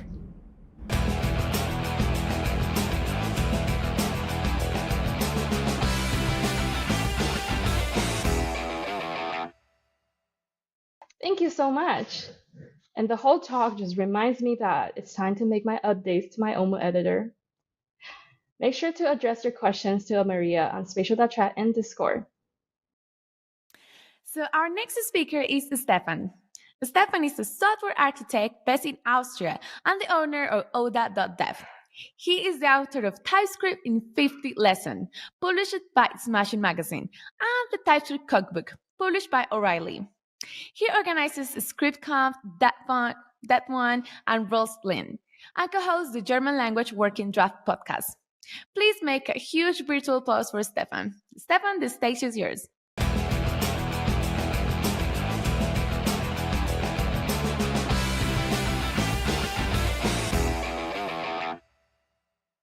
Hi, welcome to my talk, Lies We Tell Ourselves Using TypeScript. It has been a fantastic TypeScript Congress so far. You have seen lots of fantastic speakers, people that I wanted to meet for such a long time, people that I've engaged with on social media and who are the best of the best in TypeScript. And now I need to tell you that I'm sorry. I'm sorry because you had fantastic talks from fantastic speakers, and now I'm going to crush your dreams and destroy your hopes because this is not going to be a fun talk. You know, I've done my fair share of TypeScript development. I've written 2 books about it. One, which is, TypeScript the good parts. This is how the type system works for JavaScript developers. And the other one, TypeScript Cooper, where we have 100 actual problems that we are going to solve together. And throughout my journey, I always start with this example where TypeScript is absolutely perfect for. I have this JavaScript code, don't worry about what it does, but it's just JavaScript. The browser executes it. It just doesn't work. There's no error that's being thrown. Nothing tells you what's going wrong. It runs, it doesn't throw any errors, but it does not produce the right results. And for examples like that, TypeScript is fantastic. Because TypeScript, just when I activate it, finds about, 10 errors in 15 lines of code. That's what we're here for. That's TypeScript's purpose. But this is not what I'm talking about today. Today, I talk about the total opposite. I'm going to show you an example that TypeScript is totally happy with. We are just fetching some data from some API and concatenating it with something else. And TypeScript says, well, the types check out. This is good code. It compiles. You can ship it. And it will most likely crash at runtime. At runtime, those things that TypeScript is supposed to prevent. Let's go through the code step by step. The first function fetches data. We call it list entries, and you have two function overloads that define an API for you and your users. If you get a kind of species, then you're getting a promise of species in return. If you're getting a kind of people, then you're getting a promise of people in return. We are accessing the Star Wars API, which is great if you want to do any REST tests. And we have a very tailor-made API so that you actually know what you should get back. Then you have the third function overload, which is the actual function implementation for you. Next, we are fetching data. And since it has some meta information, we are unwrapping it. We are just interested in the results. One thing that is very interesting about this line of code is that we are doing some error handling. So there's one part where we say, well, that result.json call on line 3 might go wrong. So let's better catch that syntax error. What if we don't get any JSON back? Fantastic. 5 lines of code for that function, 3 lines of type information. The next is one-liner. I just formatted a little bit for this slide. Then we are concatenating a promise of an array of people or species to another list of array of people or species. So we are concatenating those two with the push method of an array. And finally, we are calling it. So we are creating a new people array and we are appending species to the people array. All right, this is our program. It's about, 10 real lines of code, a couple of type information.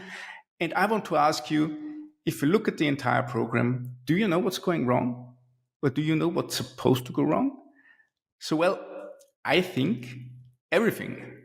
And where does it go wrong? Everywhere. And when does it go wrong? Yeah, one by one, because we're single-threaded. But don't worry, we are going through it step by step. We are now going to look at all our problems. Problem number 1, in chapter 1, a tale of fetch. Let's look at the core of our very first function. If you look at that, it's marvelous. We're just fetching some data from the Star Wars API, and then we are calling result.json. So we have a JSON object and we are unwrapping it. But there's one little tiny lie hidden in line number 3. This type annotation, let data of type meta people, just works because the result.json call returns a promise of any. And you know any. Any is the happy-go-lucky type in TypeScript. Any says, I'm not doing any type checking at all. You, as a developer, you know best. And since we are assigning any to meta of people, things break. Because TypeScript then thinks that you know best, and you know that the result, or that the JSON result of result should be meta people. But this is just done by yourself. No type checker helps you with that problem. And what we are seeing here is TypeScript at its boundaries, where the meta world of your types, that work well together, that you designed how they should be, meets the real world when you have user input, when you have network I/O, when you have stuff from APIs. This is where something from the outside enters your type world, and you need to make sure that those things line up. And TypeScript has a very nice way of showcasing those boundaries, or showing when those boundary problems arise. I like to call that unsafe operations. And we have keywords for that. We have, for example, a type assertion. So instead of doing a type annotation, we can say, well, result.json should be meta people. And this is an explicit type assertion from us where we are bending the type system. The same thing with function is dice, where we say, okay, if I'm getting a number in and it is from 1 to 6, then I know it's of type dice and I can bend the type system. I can say, type system, I know better than you do. Same with assertion signatures. And all those keywords, as in these, for us signal that we are bending the type system to our will. So if I ask you, what of those two things actually shows better that the type system is being bent a little bit? It's number 2, because you can do a full text search for the keyword as, and you find all the positions, all the places in your code where you're bending the type system to your will. Number 1 is just a type assertion. You're never going to figure out that you're having any on the right-hand side, and it suddenly becomes matter of people on the left-hand side. So what we want is actually number 2. But the problem is that type annotations with any just work, and nothing keeps us from doing that. TypeScript is totally happy with it. What would be better in that case if result.json wouldn't produce a promise of any, but rather a promise of unknown, because unknown is the cautious sibling of TypeScript. Of any. Unknown is the cautious sibling of any. Unknown tells you, please check everything before proceeding. And we can tell TypeScript to use unknown instead of any, with a little thing called declaration merging. So no interface in TypeScript is ever closed. You can always add new methods to it. This is, first of all, for keeping track of ECMAScript versions, fantastic. Second of all, also for you to patch stuff according to your browser's needs or to your environment's needs. This is how jQuery handles plugins, for example, and how TypeScript works with, the object constructor and whatever. And you can tell TypeScript, the body interface, which is the one interface that our result gets its methods from, has another JSON method of promise unknown. And since it's the last one, since you edit at the last position, this overrides the other one. So you have another function overload that now returns a promise of unknown instead of a promise of any.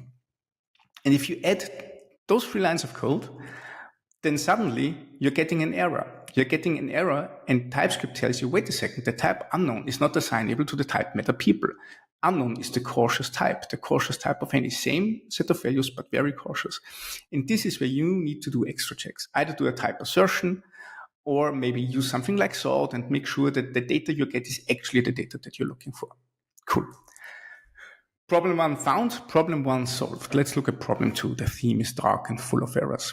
This one is so interesting. This line of code where we are catching for a syntax error. The developer was very clever because they thought that result.json might throw a syntax error. And they are right. If you don't get any JSON back, it's a syntax error. And then you can catch the error and maybe return an empty array or whatever, use something to mitigate that error. I'm just throwing another error. Who cares? But, we want to make sure that we are catching that syntax error. The problem is that in JavaScript, anything can throw everywhere. So errors can happen all the time. And this is why the developer added any to a union. And again, in JavaScript, everything can throw. You can throw the number 2, you can throw undefined, you can throw tantrums like my 2-year-old. Basically, JavaScript and my 2-year-old are the same thing. In JavaScript, everything throws and I don't know where it's coming from. My son throws tantrums and I don't know where they're coming from. But anyway, if you look at that line, the little any in the union with a syntax error should tell us that this is what's actually happening. You either have a syntax error or you have any error. Because, just have somewhere syntax error, somewhere type error, or whatever, and your program crashes. So it's true. The statement here is absolutely true. The problem is that if you put any to a union with something else, you are getting any again. The happy-go-lucky type that, deactivates type checking for you. So we are basically catching for any, which means that if you access e.message at this point, that might go wrong. So it just prints undefined now, but what if you do something with the message, like to uppercase, or you send it somewhere that expects a defined value? And you can again solve this with a little compiler flag called unknown in catch clauses, and you do instance of checks later on. So you activate the flag, use unknown in catch variables, then your error is unknown by default. So you don't need to catch for a syntax error or for any or whatever. It's unknown by default. And then you can do checks, instance of checks on syntax error to get to the actual properties of a syntax error. And this is how you mitigate these problems. So problem number 2, error handling, solution, do instance of checks. Problem number 3, the metrics overloaded. Now it gets juicy. Wait a second. Let's look at those function overloads again. We have 3 function overloads. 2 are for the interface, for your users, like kind of species returns promise of species, kind of people returns promise of people.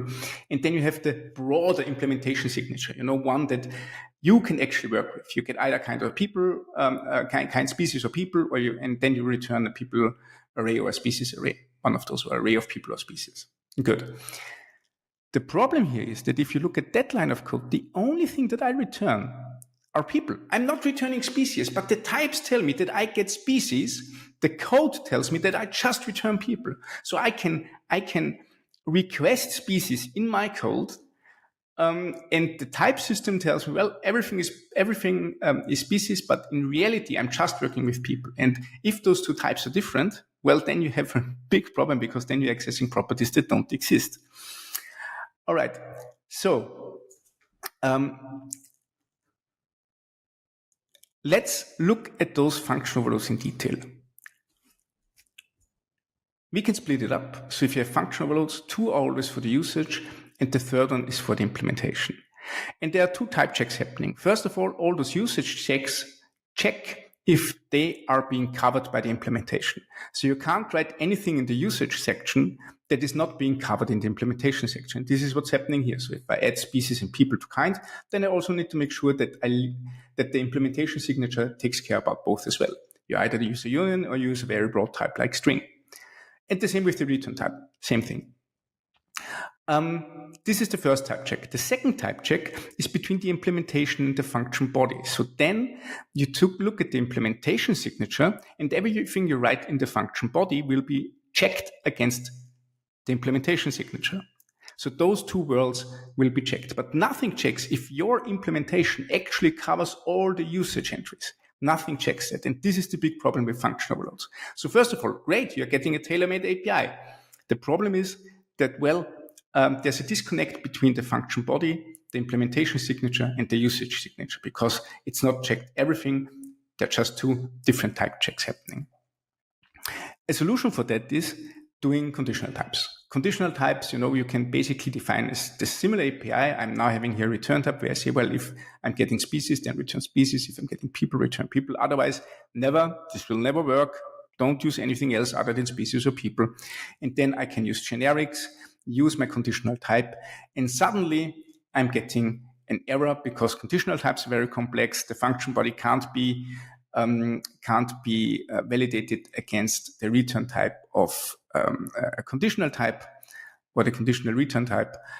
So I'm getting an error where I say people or species array is not assignable to return of t. Now I need to do extra checks. Now I need to do type assertions. Now I need to do unsafe operations. Now I highlight the potential problem in my code. I'm getting an error, and this is what we are here for. Now to my favorite, chapter 4, the unexpected virtue of ignorance. Let's look at this single line of code and the type signature around it. So I'm getting 2 parameters. One is an array of people or species. The other one is a promise of an array of people or species. Then I concatenate the 2 of them. Fantastic. That's all that's happening. I just take 2 arrays, concatenate them. Beautiful. Then I'm creating a people array. And then I'm calling await append entries of list and list entries of species. So I'm concatenating a people array with a species array. What's the type of list after append entries? It's still people. The type of list is still people, even though I'm adding species to the array. So this is, I have no words for that. I'm so sorry. I have no words for that, just animations. But this is beautiful. This is such a beautiful error, and it annoys me so much that it happens. But what's happening here is the following, that all the contracts are fulfilled. So if I'm having a list which is an array of species or people, then I can add a people array to it. And if I have another list of array of people, then I can add a species array to it. The problem is that the original list is being mutated, and in TypeScript, nothing exists to highlight those mutations from, for example, arrays or whatever. So the type doesn't change afterwards, and this is a problem.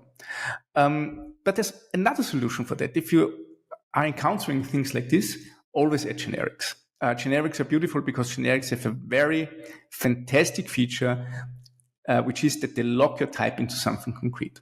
So what I'm doing here now is that instead of taking the broad type of people or species, I'm taking a generic type parameter t, which extends an array of people or species. Then I have a list of t and I have a promise of t. I do the same thing. It's just the same code. But now when I create a list of people and I put that list into append entries, TypeScript locks t to array of people. So it locks it to the subset. It's not taking the broader set anymore. It locks it to the subset.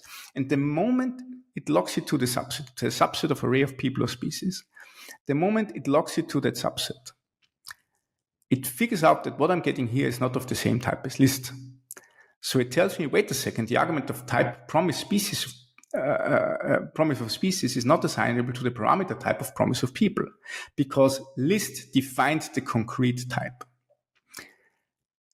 This is an error. This is what we're here for. Now we can act.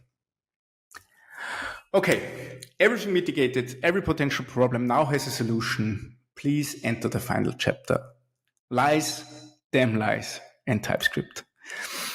So far, we found 4 problems and we found 4 mitigations. We used declaration merging to patch the assumptions made by the standard library. We use instance objects and unknown to narrow down error types. Great. We use conditional types instead of function overloads to highlight unsafe operations. And 4th, beautiful, we use generics to narrow down to specifics. 4 problems, 4 solutions. And all of the solutions just have more lies. I'm so sorry. I just told you more lies. First of all, interface declaration merging is fantastic. You can extend the global namespace and add more properties to it if your software needs it, if your libraries need it. If you have Google Analytics in the window interface, well, then you can just add it to the window interface. That's what you do.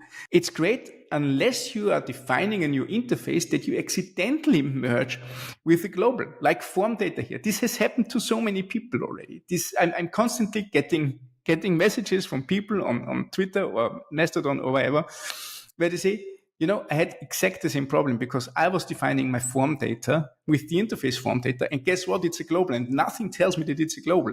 And suddenly you're getting more methods like .get, .set. Where is this coming from? Well, it's coming from a global form data interface that I accidentally merged with.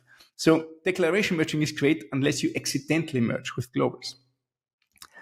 Now something that makes my toenails go up. It's hilarious. I have 2 classes, class A and class B. Both have a number property. One is called A, the other one is called B. And then I have a do something function where I'm getting a union of A or B. So it's either A or it's B.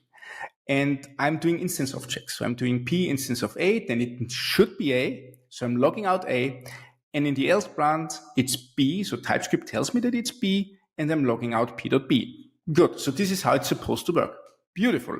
So now I can create new instances of A, new instances of B. I'm having instance objects. Everything is as it should be. And then you realize that TypeScript has a structural type system and that you can enter an object that just looks like an instance of A and that it will type check. So do something with this object A42 type checks. But if this object goes into the do something function, it will not be an instance of A. It will not be an instance because it's not being created with the new keyword. It's just something that looks similar to an instance of A, and TypeScript is happy with that. So this instance of A checks falls through. You're in the else branch. TypeScript thinks you're B, but in reality, you are an object like A.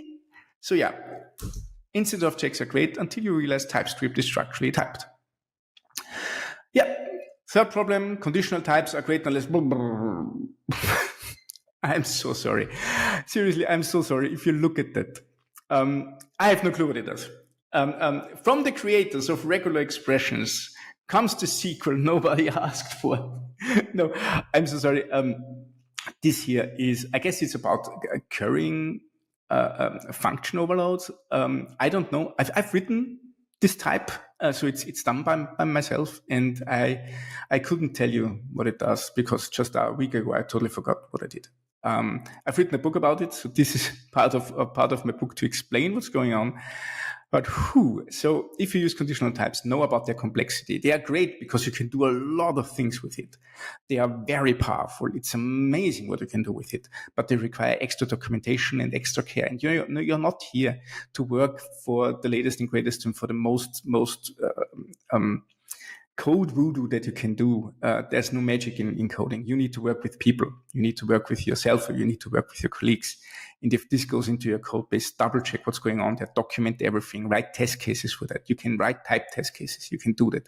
Make sure that everything in here is documented and available, and it stands the test of time. So yeah, conditional types are great unless you figure out they are actually quite complex.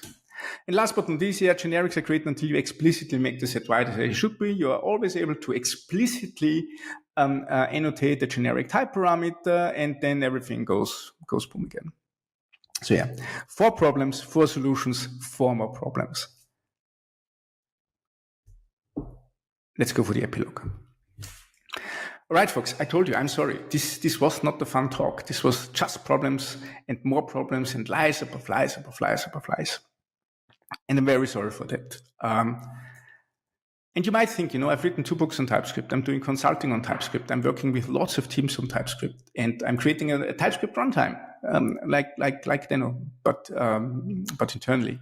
What do I think of TypeScript? What do I think of TypeScript after finding all those big problems? And I have to say, I fucking love TypeScript. Seriously. It's still the second best language I had the pleasure to work with. It's so much fun and it makes me so productive. And you can't argue with that. TypeScript makes you productive. This talk is not called lies that TypeScript tells us. This talk is called the lies we tell ourselves using TypeScript.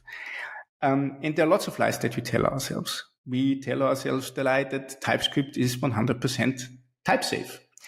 We are telling ourselves the lie that we can forget about our code because TypeScript has our back. And maybe we are telling ourselves the biggest lie, that we think that we are here to write code. And I don't think so. I don't think that we are here to write code. I think we as software engineers are here to make decisions, and we're here to validate the trade-offs of every decision that we are doing. TypeScript is just a tool in the box. The code that you write and everything that you get, for example, from Copilot or Stack Overflow or wherever, if you put it in your code base, you make the decision that this code is good enough to be put in your code base. And this is what your main task should be about. Tools can just help you make decisions, but you still need to know what's happening underneath. And you know who's really good at making those decisions and trade-offs? The TypeScript team. This is one page from the wiki on GitHub, which defines goals and non-goals. And I think the non-goals are very interesting because there's one line that basically tells you the reason for everything that you just saw. A non-goal is to apply a sound or provably correct type system. Instead, they want to strike a balance between correctness and productivity. And all those little errors that you just saw come from exactly that line. They put productivity first. And with that, there might be a couple of patches where, things might not end up as they should be. But still, you make the decision to put that line in your code. So you are the one responsible for that, not TypeScript. You just need to know about the trade-off. And there's a big trade-off in TypeScript that, stuff might not be provably correct in the type system. And you might say, why do they even bother if they're not making it perfectly correct? Because the main goal was always to make developers productive. I gave the same talk in front of 4,000 people at the VIA Developers World Congress, and I asked 2 questions to the audience.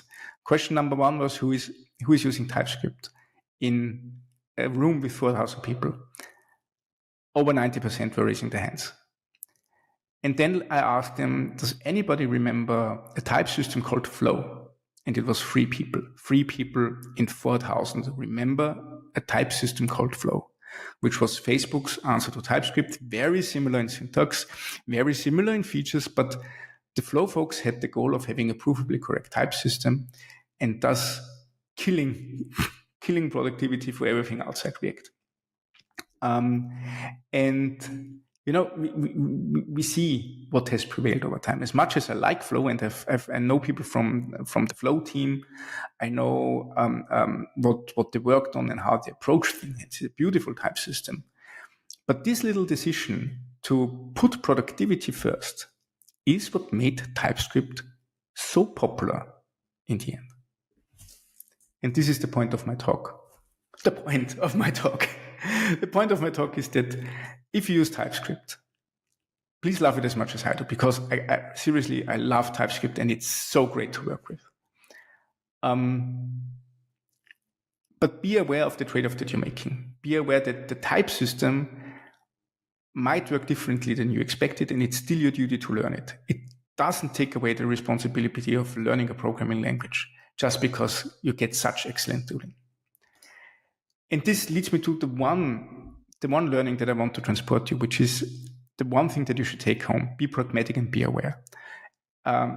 Choose what works best for you and your team. And if you don't have a team, well, you have always future you that you need to work with. You'll never code alone.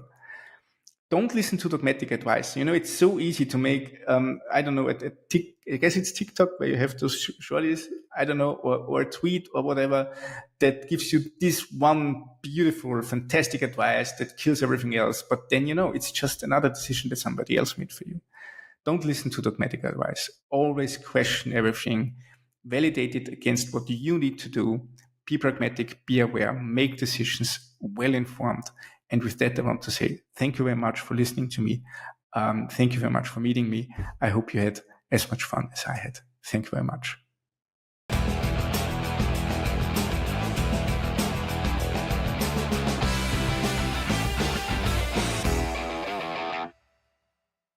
Thank you for your amazing talk. Do not forget to address your questions to Stefan on Spatial Chat and Discord. And do not hesitate to share your feedback via the form typescriptcongress.com/feedback. The form is open within the whole event, and your feedback will be very helpful for us. Do you know that there will be more remote workshops after the main conference days are over? One of them will be live coding workshop to set up rollbar error monitoring. And one more, build and deploy instance GraphQL API to the edge. And the last one, practice TypeScript techniques building React Server Components app. Please check GitNation portal to get more information about all of those remote workshops. Don't miss them. Before we go on the break, I want to give a huge shout out to our GOAT sponsor today, GraphBase. GraphBase guarantees rapid data access worldwide. GraphBase provides a real-time API with data positioned close to users, ensuring swift performance and minimal latency. Whether your users are in New York or Tokyo, they get consistent, fast data access. Time to have a little break so that you can get back to us all charged up.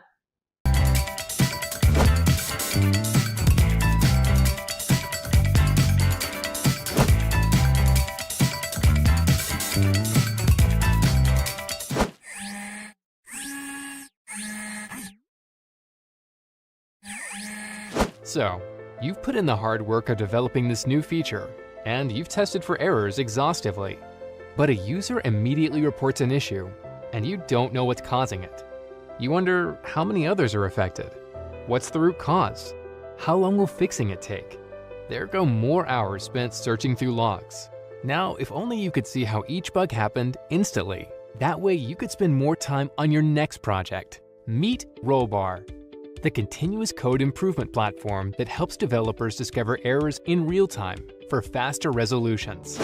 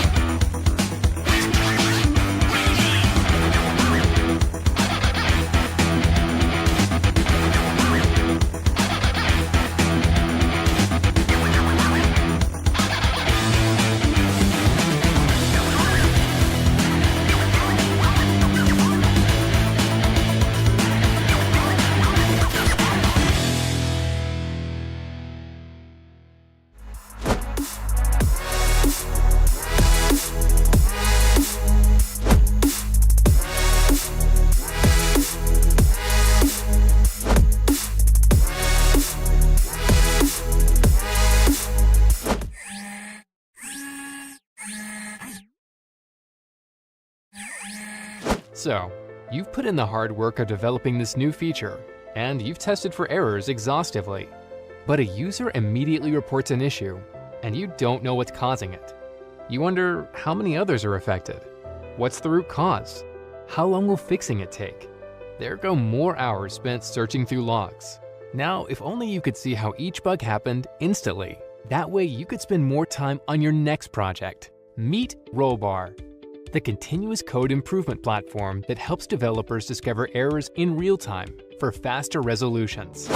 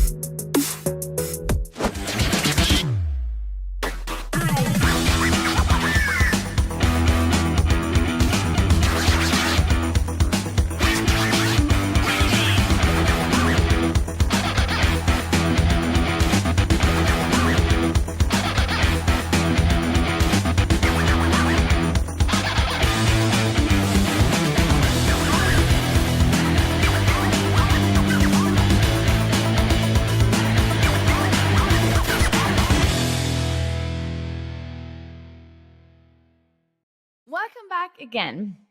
Now, the next speaker is Ryan.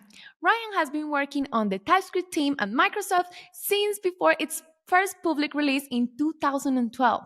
He's worn many hats in all this time, including tester, developer, customer data, and now serves as the development manager for the compiler team. Ryan, the stage is yours.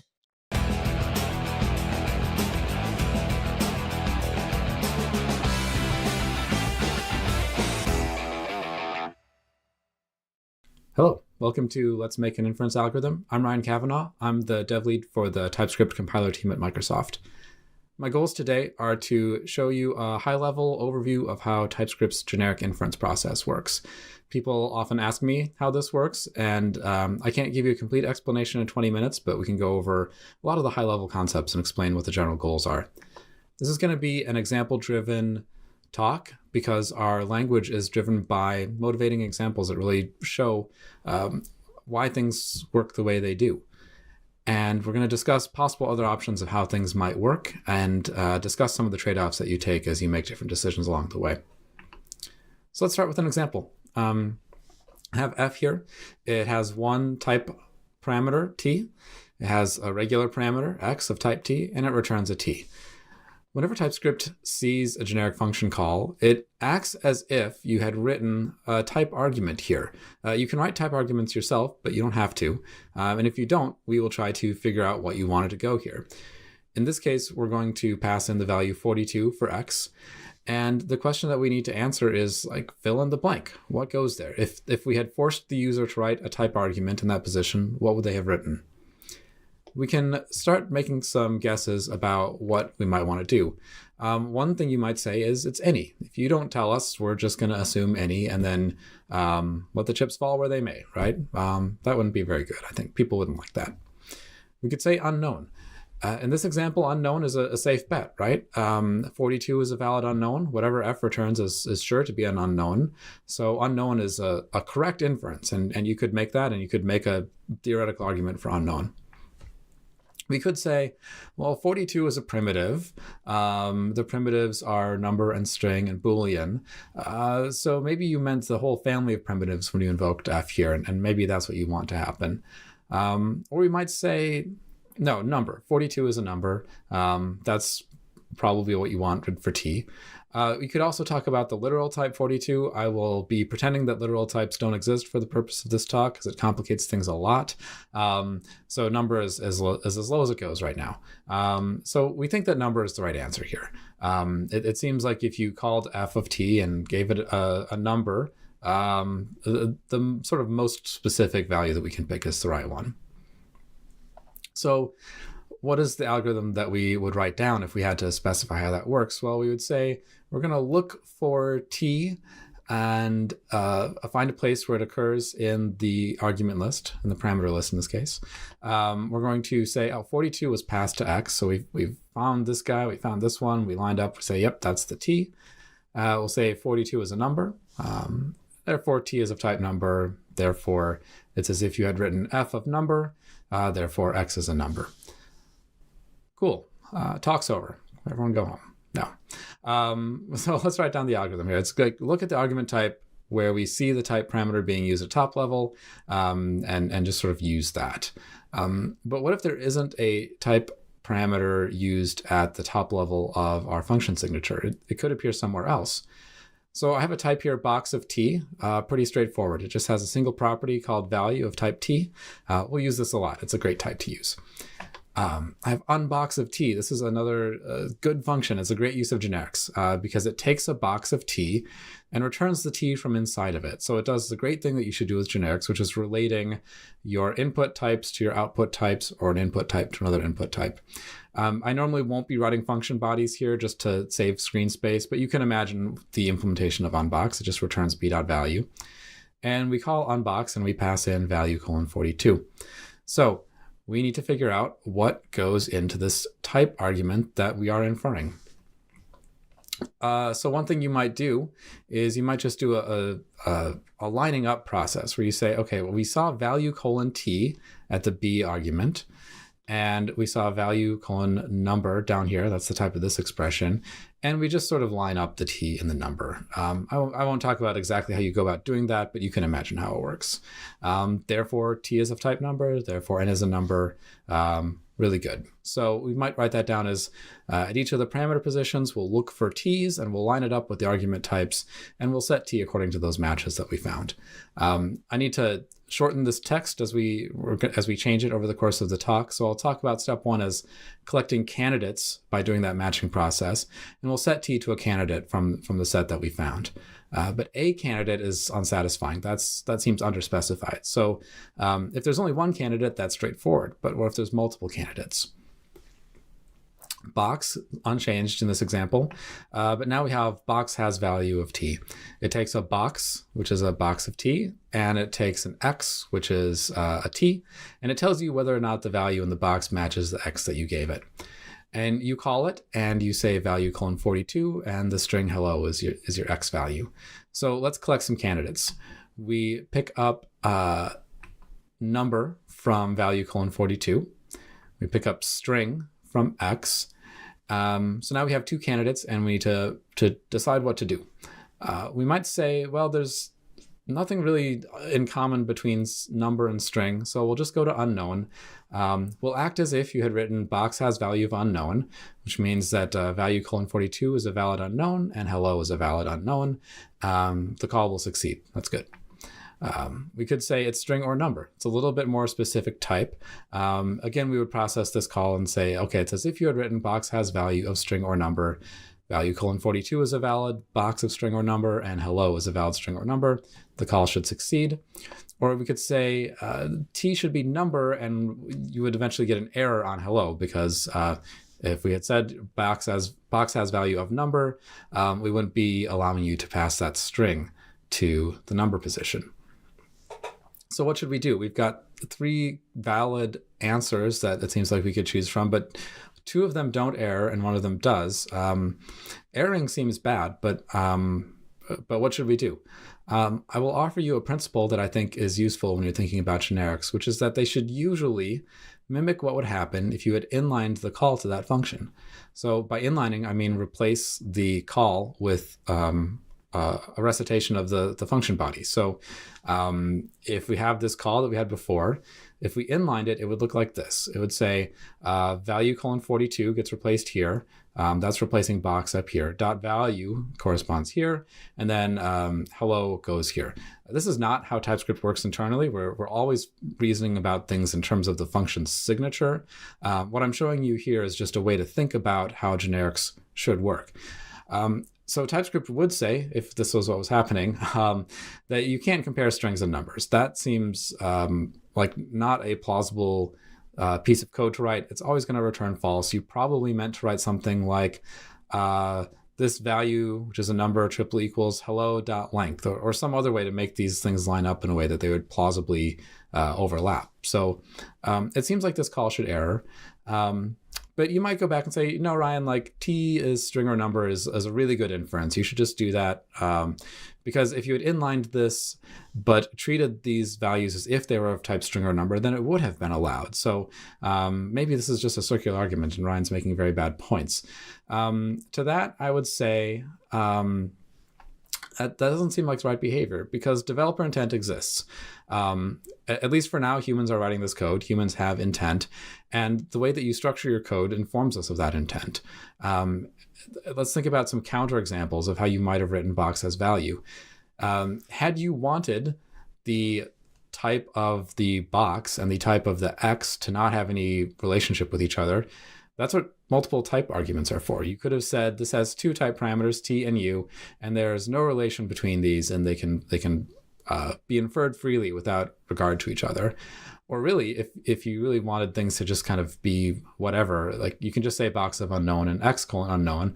There's no need to use generics at all if you're not trying to relate what's in this position to what's in this position. So our algorithm becomes collect candidates, pick the first one, and then process the call, possibly erroring because we think that you wrote those type arguments with a purpose. So it looks like this. We say it's as if you had written box has value of number, so we can't convert the string to the number here. Again, this is the inference process. We're always trying to figure out what you would have written had we made you write this.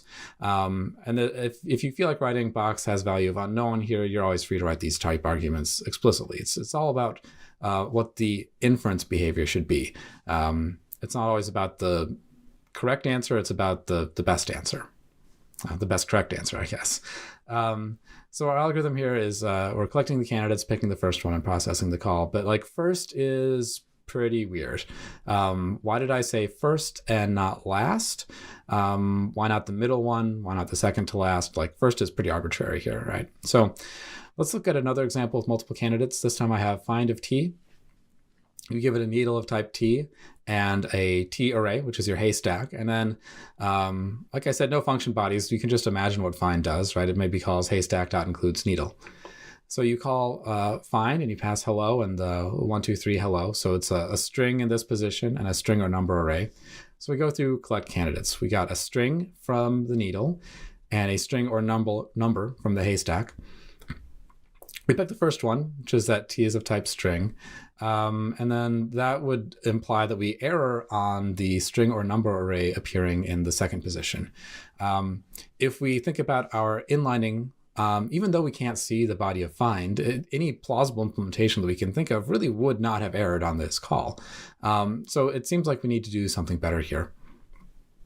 We need to pick the best candidate from our list, not just the first one. But what does best mean? That's just kicking the can down the road, right? So how do we determine best? The concept that we use is thought of as the best common supertype, which is the largest type from the candidates that is the one that contains all the others. So if we have string, number, and the union type string or number or Boolean, this last type, the third one here, contains all the others, right? String appears here and number appears here. This is a super type of the other two. So we would pick this one and say, if these were our candidates, this should be the one that we choose. If you have fish or mammal or animal, we want to pick animal. That's going to be the one that contains the others. If you have string and number as your candidates, there is no best common supertype. We'll still have to do something kind of arbitrary here, but we're not going to form up a union automatically here for the reasons that we talked about earlier. So in this example, we collect our candidate string from hello. We collect string or number from the array. And the best common supertype between those is string or number. It is the candidate that contains all the other candidates, and that's the one we choose. And the call succeeds, so that's really good. Had you only had numbers in that array, now this call looks suspicious. It seems like something has gone wrong. So candidate 1 is a string, candidate 2 is a number. We kind of fall back to picking the first one maybe. So we'll say T is string, and then that means that we'll get an error on our number array because we expected a string array in that case. So that seems good. So we're collecting our candidates, we're picking the best common supertype, and we're processing the call. I think the collect candidates step is a little bit underspecified, and let's look at how that can go wrong. I've got box again, And I've written a new function called unboxIfBox. It's a great name. You either give it a box of t and it'll give you back the t from inside the box, or you give it anything else and it'll return that same anything else. So if, maybe you give it a string, it just gives you back that same string. We call unboxIfBox and we pass in a box of number here. And we go to our candidate collection phase. So we work left to right in this union. And from t, we pick up the candidate box of number, because that's what was showing up here. Then we pick up number from t here, where it appears as box of t. There's no best common supertype, so we pick the first one arbitrarily. We say it's a box of number. That doesn't seem right. For one, it's like that's not useful at all. And even if you had said, well, the algorithm should be, no, we should union these. Let's go make unions from multiple candidates, right? And that's the best thing to do. It still doesn't make any sense to say X is of type number or box of number, because the contract of this function just implicitly does not really mean that it's going to do that, right? Number is the only correct answer here. So if you just stare at the candidates, you can't really figure out what to do. You need other information about how you got those candidates. And you have to make an observation, which is that the candidates that you collect from a deeper nested occurrence of T are always going to be better than the ones that appear at high level. And the worst case of a type inference you can make is just this standalone T. And box of T is better than that. It means that you matched something more specific, because it means that these things lined up. And you should always prefer this T over that T if they both exist. So we're talking about the priority as we go now. So we collect a lower priority inference from the standalone T here. We pick up number from where it appears inside box. That's a higher priority inference. And then we say, okay, we're going to take all of the candidates that tie for highest and pick the best common supertype out of those. There's only one matching high priority inference here, so we pick number, and that's good. So that's how we solve that problem. As we collect the candidates, we note the priority, and then we pick the highest priority best supertype from that list. You can look at this and say, hey, Ryan, why are we picking supertype? Why not subtype? What's going on here? It's a great question.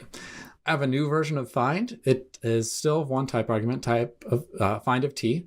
It takes a t array and a function that accepts a t and returns a Boolean. If we put on our imagination hats and try to think about what this does, probably it returns like, let's say some random value of type t from the array where the function returns true, or maybe where the function returned false. So I have this function isNeat. It takes strings or numbers. It tells you if they're neat or not. And then we call find, and we pass it this number array. And we're looking for something that's neat from that list. Let's do some inference. We pick up a candidate from the array, which is number. We pick up another candidate from isNeat, which is string or number. These both appear like one level deep in nesting, so they're of equal priority. So we're going to pick the best common supertype from among them. That's string or number. So that's the value that we get out. We see t is of type string or number, so x is of type string or number.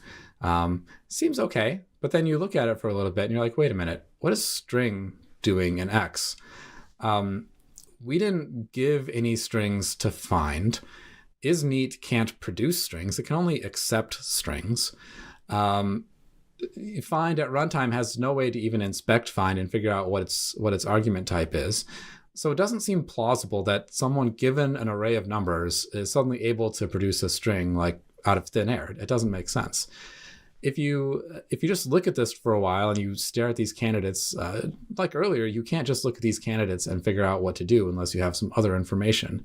The other information that you need to take into account here is whether the t is appearing in a covariant or contravariant position, or we might talk about this in terms of input or output positions. These t's from the array are going in to find, and these values we're passing to arg from within find are coming out of find. So really, we need to think about the input and output positions of the type parameters as we're collecting them. So our new algorithm is something that I can only really demonstrate with a more complicated function. So I've made find take two arrays, and I've made isNeat also accept Booleans. I apologize, that's a little bit longer, but we're going to call find. We're going to pass a string or number array into this first array, a number array into the second array, and then our predicate function in func here takes strings or numbers or Booleans. Let's make a little table. I'll make the code. I'm going to condense the code sample so you can see it all on screen at once. Let's do some inference. We're going to collect some candidates. I'm going to start at arg, actually. So we're going to line up arg:t to this string or number or Boolean value, and that's going to give us our input candidate. We're going to collect from R1, it's our first T array, that's a string or number, and R2 gets us a number array. So we've got these list of candidates here. The thing that we seem to want to pick is string or number. So what we're going to do to get that result is we're going to treat the input positions as an upper bound on the result. And then we're going to do our regular best supertype algorithm among the other output candidates that we have. So our best output is string or number. That is below, in type theory terms, below this string or number or Boolean upper bound. And we'll proceed with the call as if you'd called find or string or number. So that means that Boolean isn't showing up in X, which is definitely the right behavior. If I tweak this example a little bit and I say isNeat only accepts numbers, and then I pass in a number array and a string array, we want to issue an error here. And ideally, the error that we would issue would kind of act as if you had called isNeat of A and isNeat of B. That's where the error in this program is, right? We know from find's signature that it is capable of passing a T from array 2 into func at the arg position. So we need to error as if you had called isNeat of A, because that's what's going on here. So let's try our algorithm out. We pick up our best output candidate from string or number in that array, but then we find an upper bound from isNeat because we see n:number in an input position. And so we stick with number as we're inferring here. And then from this other array, we're getting a lower output. So then we get an error. We say, okay, it's as if you had called find of number because we bounded based on this input position. Therefore, you can't convert this string or that string to numbers. And you get a really good error here. So that's great. So our updated algorithm becomes collect the candidates, noting the variance, and then pick the best candidate bounding in both directions. Lastly, I want to talk about what we call context sensitivity. It's a bit of a mouthful. I have a new function for you here, which is exec of T and U. It has a producer argument that produces a T. It has a consumer that takes a T and produces a U. And then it returns the U that your consumer produced. So if we imagine the function body that this generic signature implies, it says that exec will invoke producer, get back a value of type T, pass that T to consumer in this argument position, that will return a U, and then exec will return that U. So it's kind of a one-line function, but that's its generic signature.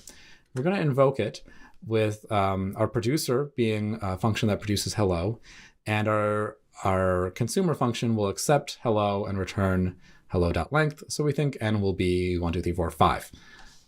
Let's do some inference. We proceed left to right in the absence of any other algorithm, and we say, let's collect from consumer in the first position, or equivalently, look for the first T in this list. The T that we see here is for arg, and arg down here has no type annotation, and there's nothing that tells us what arg's type should be. There could be a contextual type here, but there's not, because we're in the middle of inferring what T should be. So we pick up a candidate for T, which is like, it's implicit any. Maybe we throw that away. Maybe we don't think about it. It doesn't really matter for the purpose of this example, because we go on to collect for U. And we say arg.length is what we're inferring for U. If arg is of type any, then any.length is of type any. So therefore, the candidate that we get for U is any. We pick up a candidate for the producer's return type T, which is string. And therefore, we say U is any. Whether or not we, how you deal with the implicit any and the string candidates for T is immaterial here, because it means that n is of type any. And that's really unsatisfying, because you look at this code and you look at this code and you say, I don't see why TypeScript couldn't figure out what to do with this. So what you have to figure out is arg can get a type based on its context. So this expression, it can change types based on where it appears in your program. For this function, not so much. It doesn't have any arguments.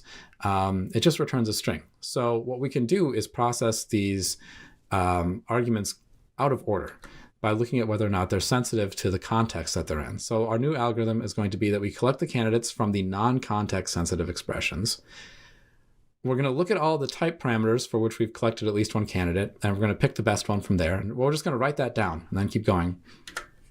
We'll repeat the process for our context-sensitive expressions, and then process the call.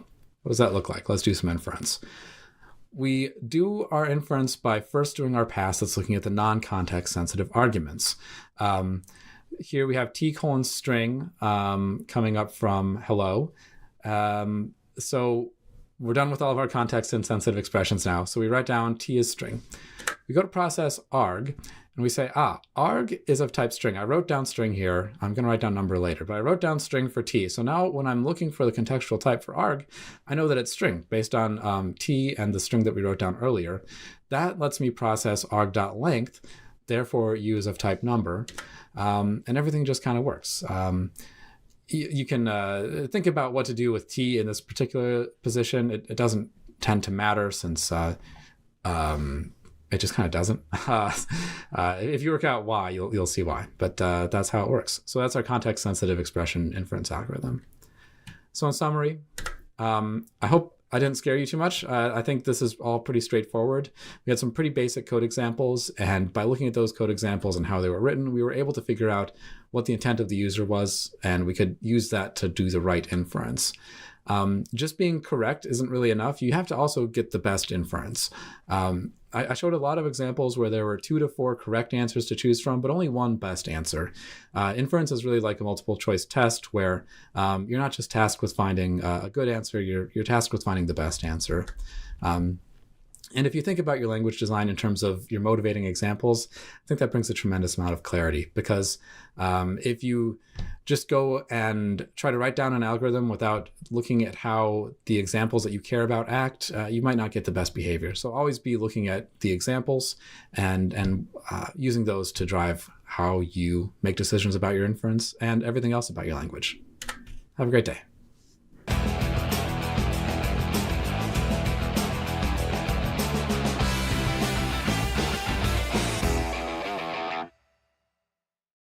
Thank you, Ryan. That was such an amazing talk. Do not forget to address all your questions to Ryan on the spatial chat and Discord. And do not forget to address your questions to the speakers on a spatial chat after all their talks. You can join the spatial chat directly from the timeline below the player. Click on the object with the speaker's name, who is having a Q&A now, and join them in the platform. Our next speaker is Alexandra. She's a software engineer based in Poland. She's working a full-stack developer with many different languages such as Elixir, Golang, Python, and TypeScript. She was previously a tech lead for the Hasura console, and now she's a lead maintainer of Blitz.js. Alexandra, the stage is yours. And dear audience, make some virtual noise for Alexandra. Yay!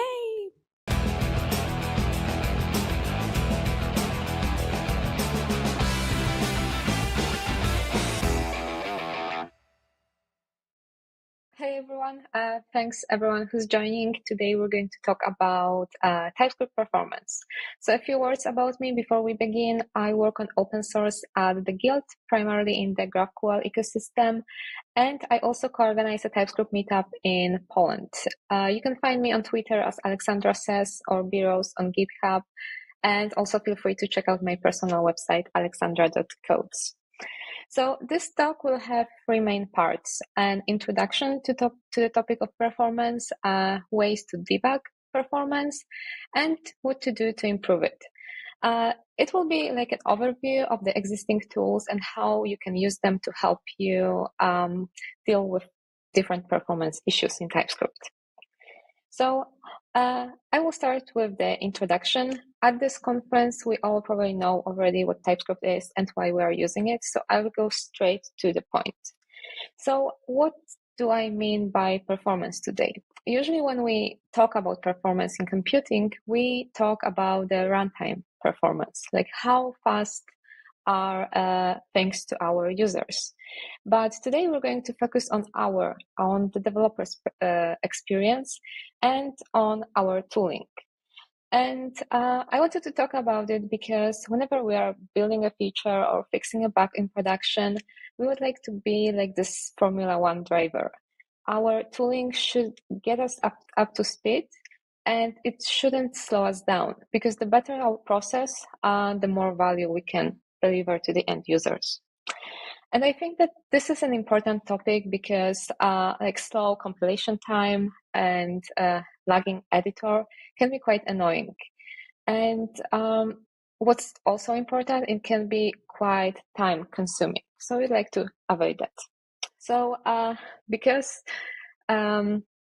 TypeScript team is doing like a lot, like really a lot performance improvements. Before I even go further with my presentation, I want the first takeaway from this talk to be keep your TypeScript up to date. I'm going to show you a quick example. So a few months ago, or maybe even like half a year ago, I wanted to like debug performance issues or like see if there are any in Hastura console. That was like a familiar code base for me because I used to work there. So I was like, okay, let's check it out. It's a fairly big application, and I ran TypeScript compiler, and it was 35 seconds, almost 35 seconds. And I think we can all agree that this is a lot. And then like before doing any debugging and like looking into the types, I upgraded TypeScript. Back then it was the latest version was 4.9.5. And you can see that it's like 3 times faster. That's a really huge difference. And you can compare the check time. It went down from 31.5 seconds to less than 9. That was huge. So firstly, thank you TypeScript team for all the performance improvements. And secondly, remember to keep your TypeScript up to date. You can use tools like Dependabot or others like Renovate to make it even easier. But the thing is that it's not always enough. Like we can think logically that, you know, if we have bigger code base, if we have more code, then TypeScript will work slower, like linearly, considering like the amount of code we have. But that's not always the case, and I want to show you one example. So what I have here is a simple page that renders. This is the whole code. It's React. It renders 4 buttons. I have like medium button, small button, some big button that is being created from the. This is not the file I wanted to show you. Oh, here's my big button. This is created using styled function from styled components. And I also have big button anchor. And I'm also using the styled function. And this is like the only difference that this is an anchor. So this code renders 4 buttons. And you can see here that the compilation time was almost 14 seconds. And I think we can all agree that that's not ideal. Like we have only 4 buttons. Like imagine if we had like 8 or something. So this is more or less what we are going to talk about today, like those kind of issues and how to spot them and maybe what to do to avoid them. Okay, but first, before going further, I wanted to go over like how compiler works, what are the steps in the TypeScript compiler, because I think that this knowledge will help us better understand how it affects the performance, and maybe also like how like it will allow us to pinpoint what step is responsible for our performance issues, and in the long term, it will make us better TypeScript programmers. So the first thing, the most important part is program. It's like an object that has all the compilation context. The 2 things that are needed are obviously some TypeScript files and a tsconfig that describes how the compiler should behave. Then we have a scanner step, which scans the source code like character by character and converts it into a list of tokens. If there's something like if there's an invalid token, it will throw an error. So here's an example for this simple like one line of code. We have the const keyword. It also recognizes white spaces. We have identifiers, colon token, and so on. And then the next step is parser. It takes all these tokens, all this list, and constructs an abstract syntax tree. So you can also say that it brings context to the scanner. So for example, you can see the AST here. So when it goes over the tokens and it says that there is a const keyword and later on there is like a colon token or an equal token, it will know that it will be a variable declaration, so it can construct this variable declaration node. You can use tools like TypeScript AST Viewer, or there's also AST Explorer to like visualize your code as the abstract syntax tree. Okay, so the next step is binder, and this is a very important step. It gathers information about the whole context. So it's quite expensive. It's a single run through the entire AST, and it picks up some information that will be used in the later steps. So here's an example. Like one thing it does, it stores a metadata for each node of the tree. It also keeps track of the scopes. So like when we are inside of a function, what variables can I use? Like what's the function scope? Another thing is that it sets up parent nodes on each node, so that later when the checker has to like see what's the type of a particular node, it can easily like go up the tree. I will explain that in a second. Okay, so now we have the checker step, and that includes most of the diagnostics. It has two main responsibilities. One is it checks if types are assignable to each other, and the other one is it does type inference. So if there are any gaps, like if there's no like explicit typing, and if we have like one node and we don't yet know what's the type, it's checker's responsibility to like figure it out and to like fill those gaps.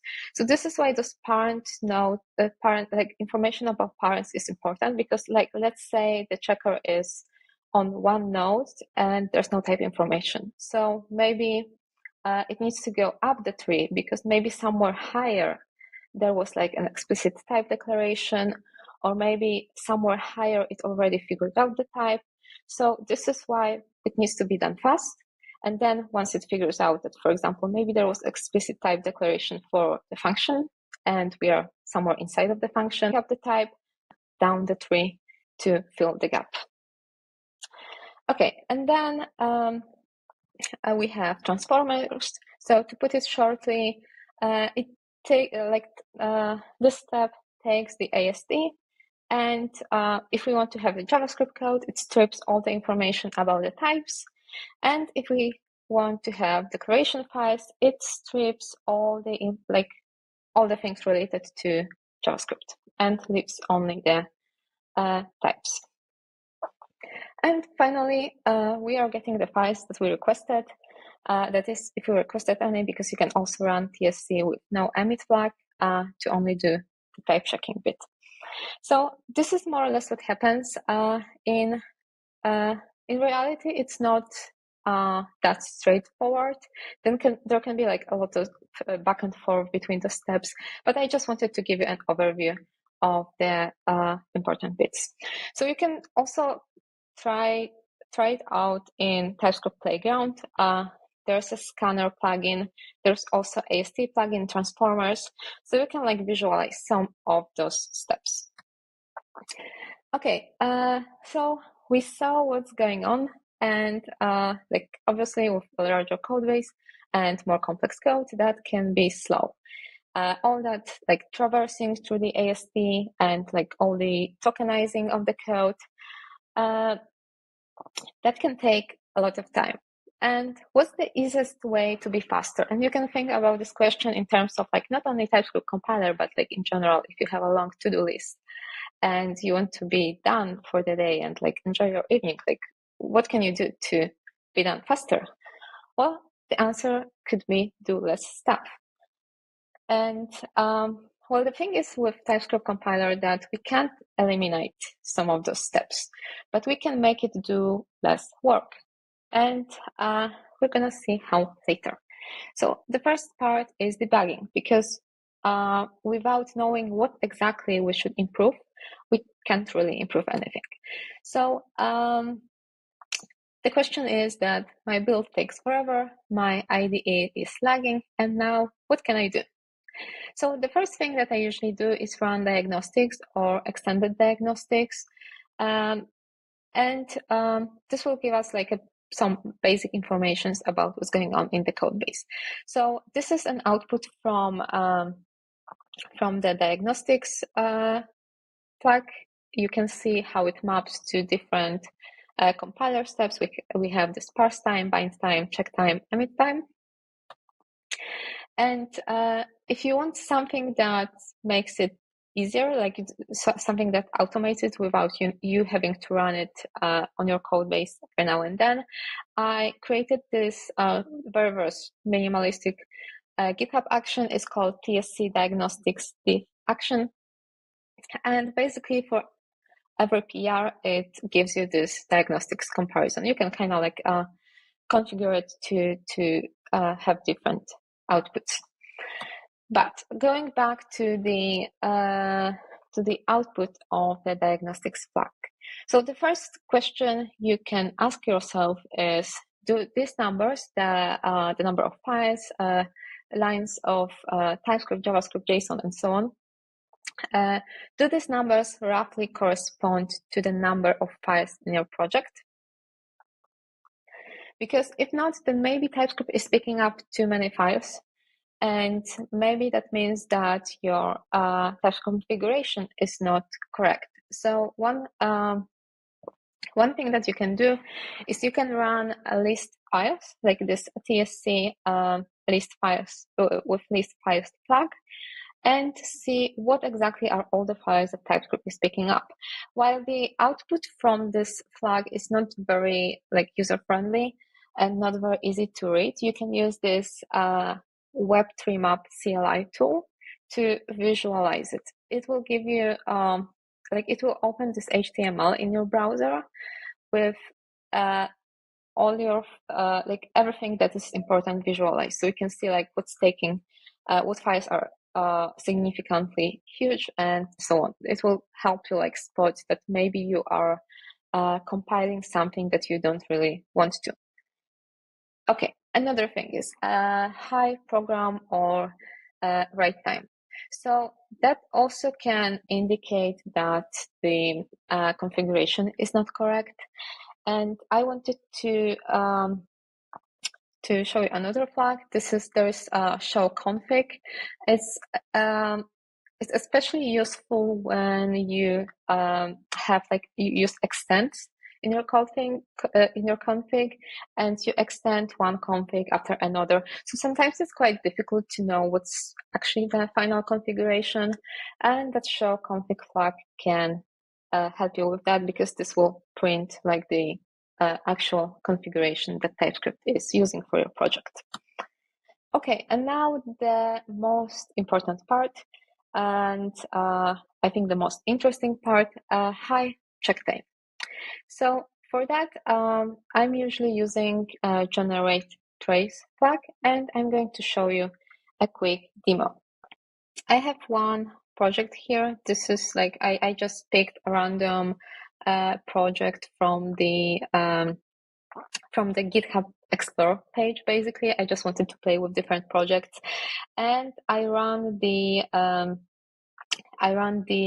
generate trace command. So basically, to do this, you run this yarn tsc -- generate trace, and you also have to provide like out directory. So I already did this before, not to spend time on that. I have it here. It generates trace.json file and types.json file.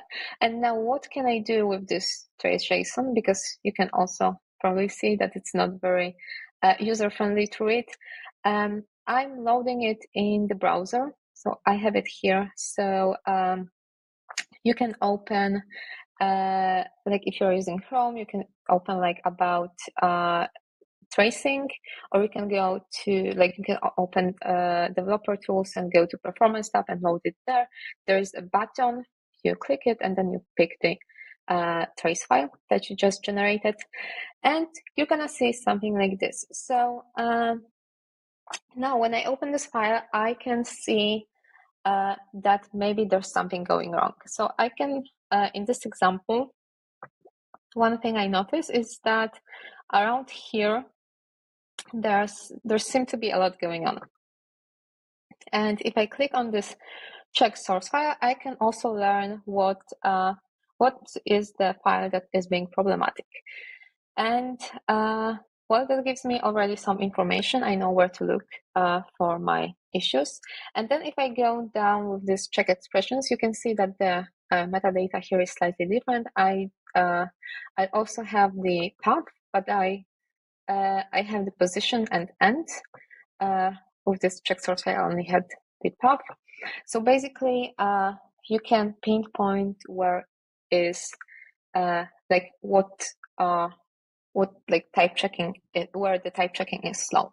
So I can go even like lower. I see now that I'm in the trpc.ts file. Now I'm in _up.ts, and I guess this one is something I can look into. So if I open this file, I will copy it, go back to the project. So if I open this, I pasted the error in case it doesn't work during this presentation, but I can already see that TypeScript tells me that the import type of this node exceeds the maximum length of the maximum length the compiler will serialize. The explicit type annotation is needed. So, okay, I know where the problem is, what's causing my TypeScript build time to be slower. And I know that this is the place that I probably want to refactor. This is quite useful because, like, imagine you're working on a large code base, and or maybe you went on vacation and someone like other people were working on the code base. You go back and you notice that the build time is much longer. And how do you proceed? Like, where do you look for? Like, do you go over all the PRs, all the comments that people added to see what was possibly changed that caused the issue? Well, that's one way, but like using this generate trace will get you there much faster. And I also wanted to show you another thing. Like here is a second place that looks like it takes quite longer. This particular file is this handle children event types test TS. So here we have other boxes, like we have this check the part node with this kind of metadata. We have check variable declaration, check expression. We also have something like structured type related to. And here we have source ID and target ID. So those are like IDs of the types that are being compared. And now what to do with that? Well, there's no information in the trace itself, so you don't really know what the type is. But if we can copy this ID and go to the code base, and if we go to this types JSON file that we didn't look at before, let me make it more space. There's something like go to line in VS Code, and you can go to this particular line. We have this ID, and now we know what is the type that is being compared. We know that the first declaration is in just mock extended package, and we also know like what's the start, what's the end, and sometimes there are also additional information.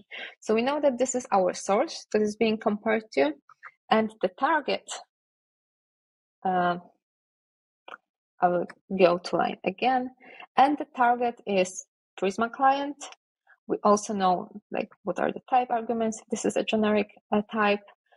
We have this first declaration, points us to node modules, and sometimes we also have like a display information. So it, not sure if I can show. Oh, for example, here we have this display. It shows you exactly the code here in this place.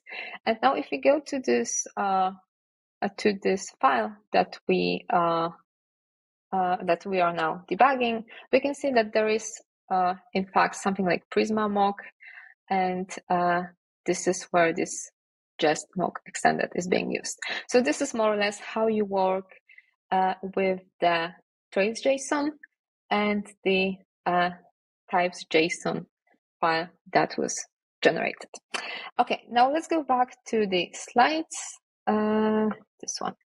Okay, you can also use a tool called Analyze Trace, and you provide it with the output directory that you like, where the types JSON and trace JSON are were generated, and it will give you information about some hotspots in your code out of the box. Now, there's also something that me and Daniel, who's also speaking at this conference, are thinking about and slowly working on. We wanted to make this experience a bit easier. So we're thinking about something called, like, this is a working name, tsperf. And this is going to be for now, a VS Code extension. I made a recording in case something goes wrong with because this is a work in progress. So I'm going to show you. Basically, this extension generates the trace for you, and you run one command to display the trace. So it kind of saves you some back and forth between the browser and your project. And we have also some other ideas, so stay tuned. Okay, now the slides and the improving part. So there are a few ways in how you can have problems, basically. So the first one is it doesn't work the way it's intended to. So that probably means that you have to check your configuration. Maybe your exclude, include, or files are not configured correctly. You can reference this tsconfig page. It will, you will learn there about all the configuration options and how to set it to achieve what you want. And now, let's say we have that covered. It does work the way it's intended to, but still it's doing too much work. So now we have a few improvements that we can do. The TypeScript team created this performance wiki with a lot of very, very useful tips. I'm going to show you just a few with some examples. So here I have two examples. I think I only have time to show you one. This is a change from a Zode runtime validation library.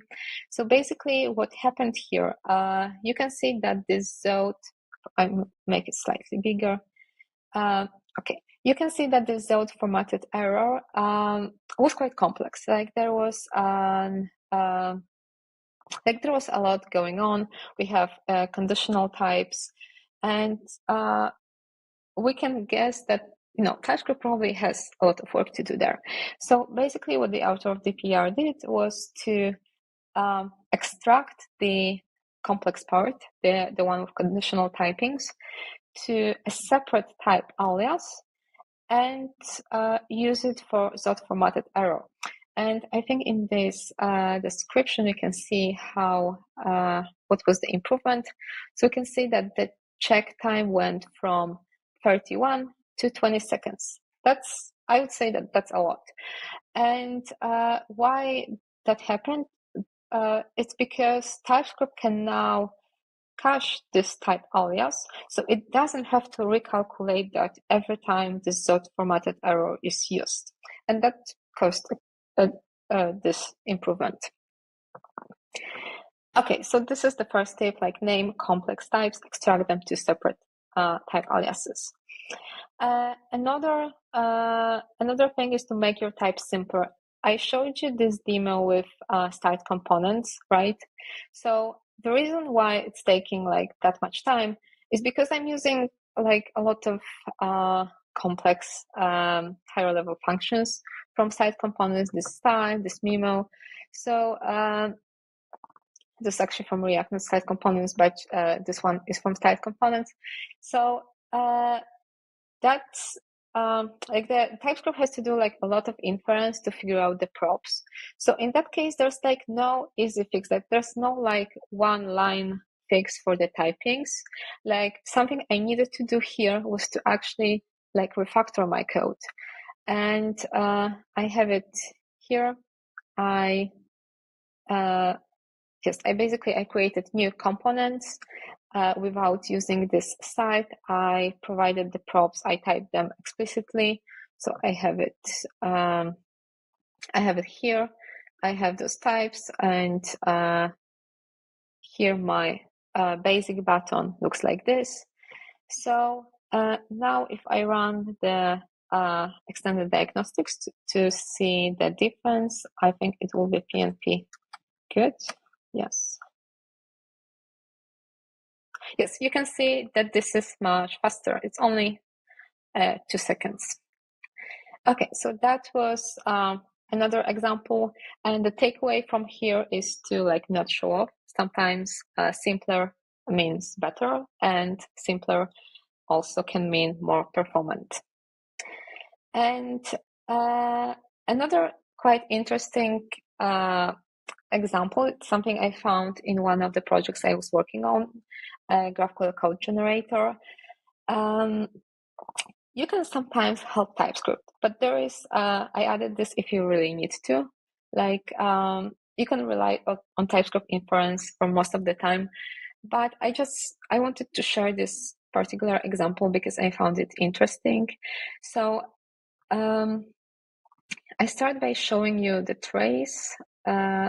Yeah, here we go. So this is the generated trace from this project. You can see that this file, this Babel TS, is taking a lot of time.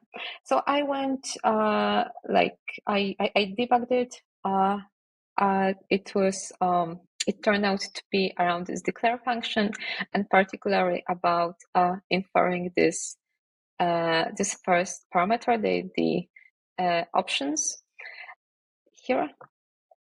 And what I did, I provided this generic parameter explicitly. So I typed this client Babel preset options as what we actually use, and that helped quite a lot. I will show you the trace after the change, so you can see that there's no more hotspot in the code base. And that happened because now you can see that this the second generic parameter, it has default type.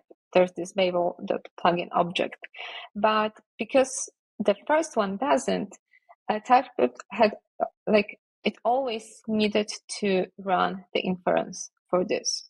So because I provided the first one, so I basically did something here. Then TypeScript is able to default to this one for the second parameter. So that was my another example.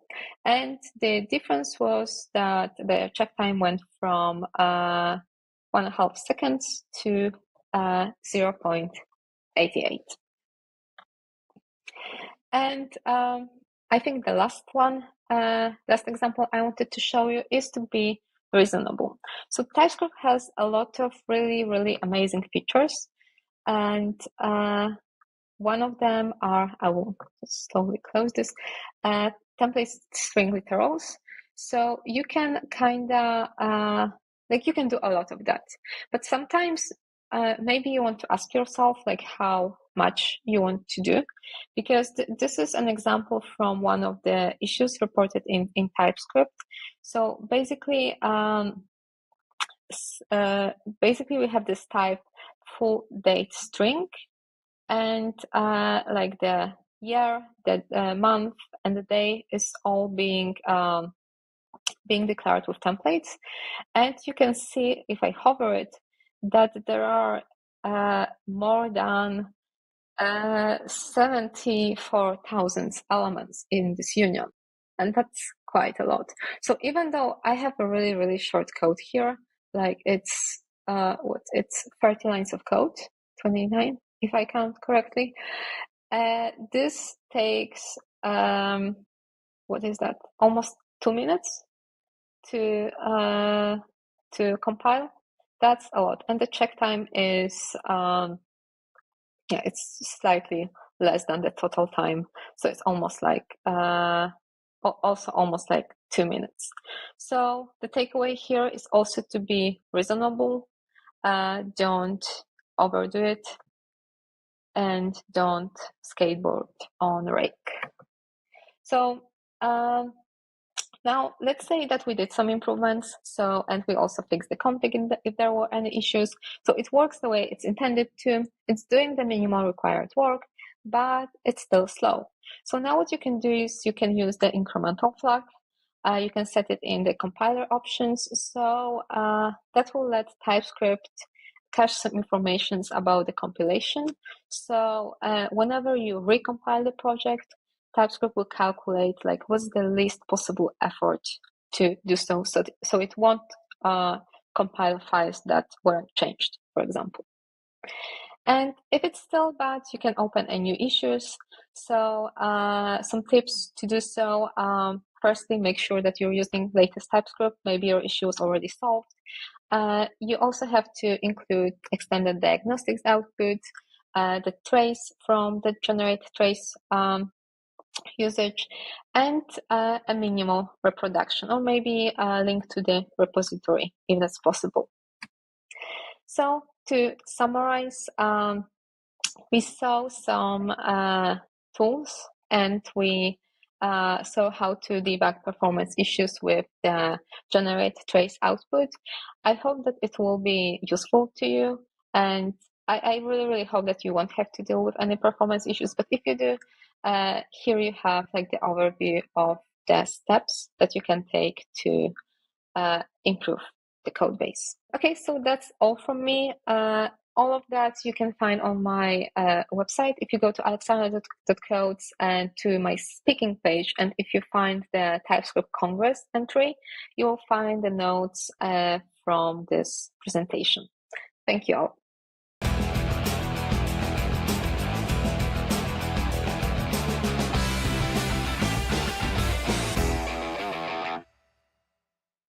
Thank you. That was an amazing talk. Do not forget to address your questions to Alexandra on a spatial chat and Discord. Let's now move on to our first block of lightning talks. Ahead of us are 3 blocks of lightning talks. The first one, you will listen to Jamie, engineer at GraphBase, who will talk to us about unifying APIs at the edge with GraphQL and type safety. And the next speaker is Matt, and he will be talking about running TypeScript in WebAssembly on the cloud. And the last speaker is Arthur, and his talk, Enhanced AST Static Analysis with TypeScript Language Server, is surely going to entertain you. So folks, the stage is yours.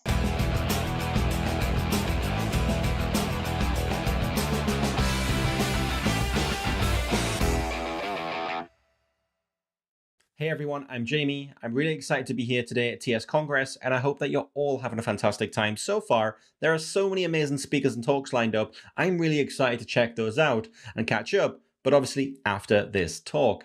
We only have a few minutes together today really to go through some slides and a demo, so I think we should dive right into the topic, that is unifying data sources with GraphQL. Now, if you're building an API, it doesn't matter if that API is REST or if that's GraphQL, it's pretty hard. Yes, it's easy to install a dependency, create some type definitions with GraphQL, and then create some resolvers and then deploy it. It's easy to do that, but there are so many of other things to consider when building something scalable that you want to deploy to production at the edge, hopefully, for your users to use and consume. And this list that you see here is really only a small snapshot into some of the concerns that you have to kind of think about when building something scalable and maintainable in production. But I think the biggest problem today, it's a great benefit to have, but the biggest problem is that we have so many different data sources today that we all have to figure out how to use. All of the APIs and SDKs, well, they all differ as well. There's a different learning curve. There's different types of documentation. Some are more documented than others. Some take no time at all to get started, and some take days to figure out. And because we're using so many of these services now to deliver our end products, well, it can often just be really time consuming to do that. I think the simplest to-do app that we all used to do and build when we first got started with something, I think in today's world, with all of these different data sources, I think there is so many different implementations of that now, where maybe you create a to-do app that when you add a to-do, it sends you a notification via Slack or email or SMS. So there's 3 services. And then maybe when you add something or remove something or check something or uncheck something, maybe that goes on to find spots in your calendar that are free, so you can actually find time to do these to-dos. So yeah, there are so many things to consider when building apps with all of these different data sources, and it's great that we've got this flexibility. But yeah, like I say, the downsides is some of these APIs have better documentation, some of them don't. But the biggest thing I think with this is that all of the different services that we use today, they aren't really focused on where the data maybe lives, because they know that they could just rely on someone using some caching or a static site generator or something. So most of these just deploy to a single region. But of course, if we want to use all of these different services, that data really should be at the edge closest to the user, so they can get the best experience when using your application that obviously you create using TypeScript. So, and I think all of these APIs, they're deployed to a single region. Obviously, you can pay to maybe deploy it to other regions, but I think that's just something that we all should have the flexibility to do and configure on our own, because there are so many services that don't give you that flexibility when you really want it. And maybe if you are to get that from a service provider, they may charge you a lot more to do that. So that's the one thing that we are on a mission to solve at GraphBase, and we allow developers to connect any type of database, maybe a warehouse or a commerce application like Shopify. If you have a product in Shopify that you want to extend with more products or reviews, you might want to get those reviews from a different API. Maybe you have some content in HighGraph or Contentful or Sanity that you want to add to these product pages.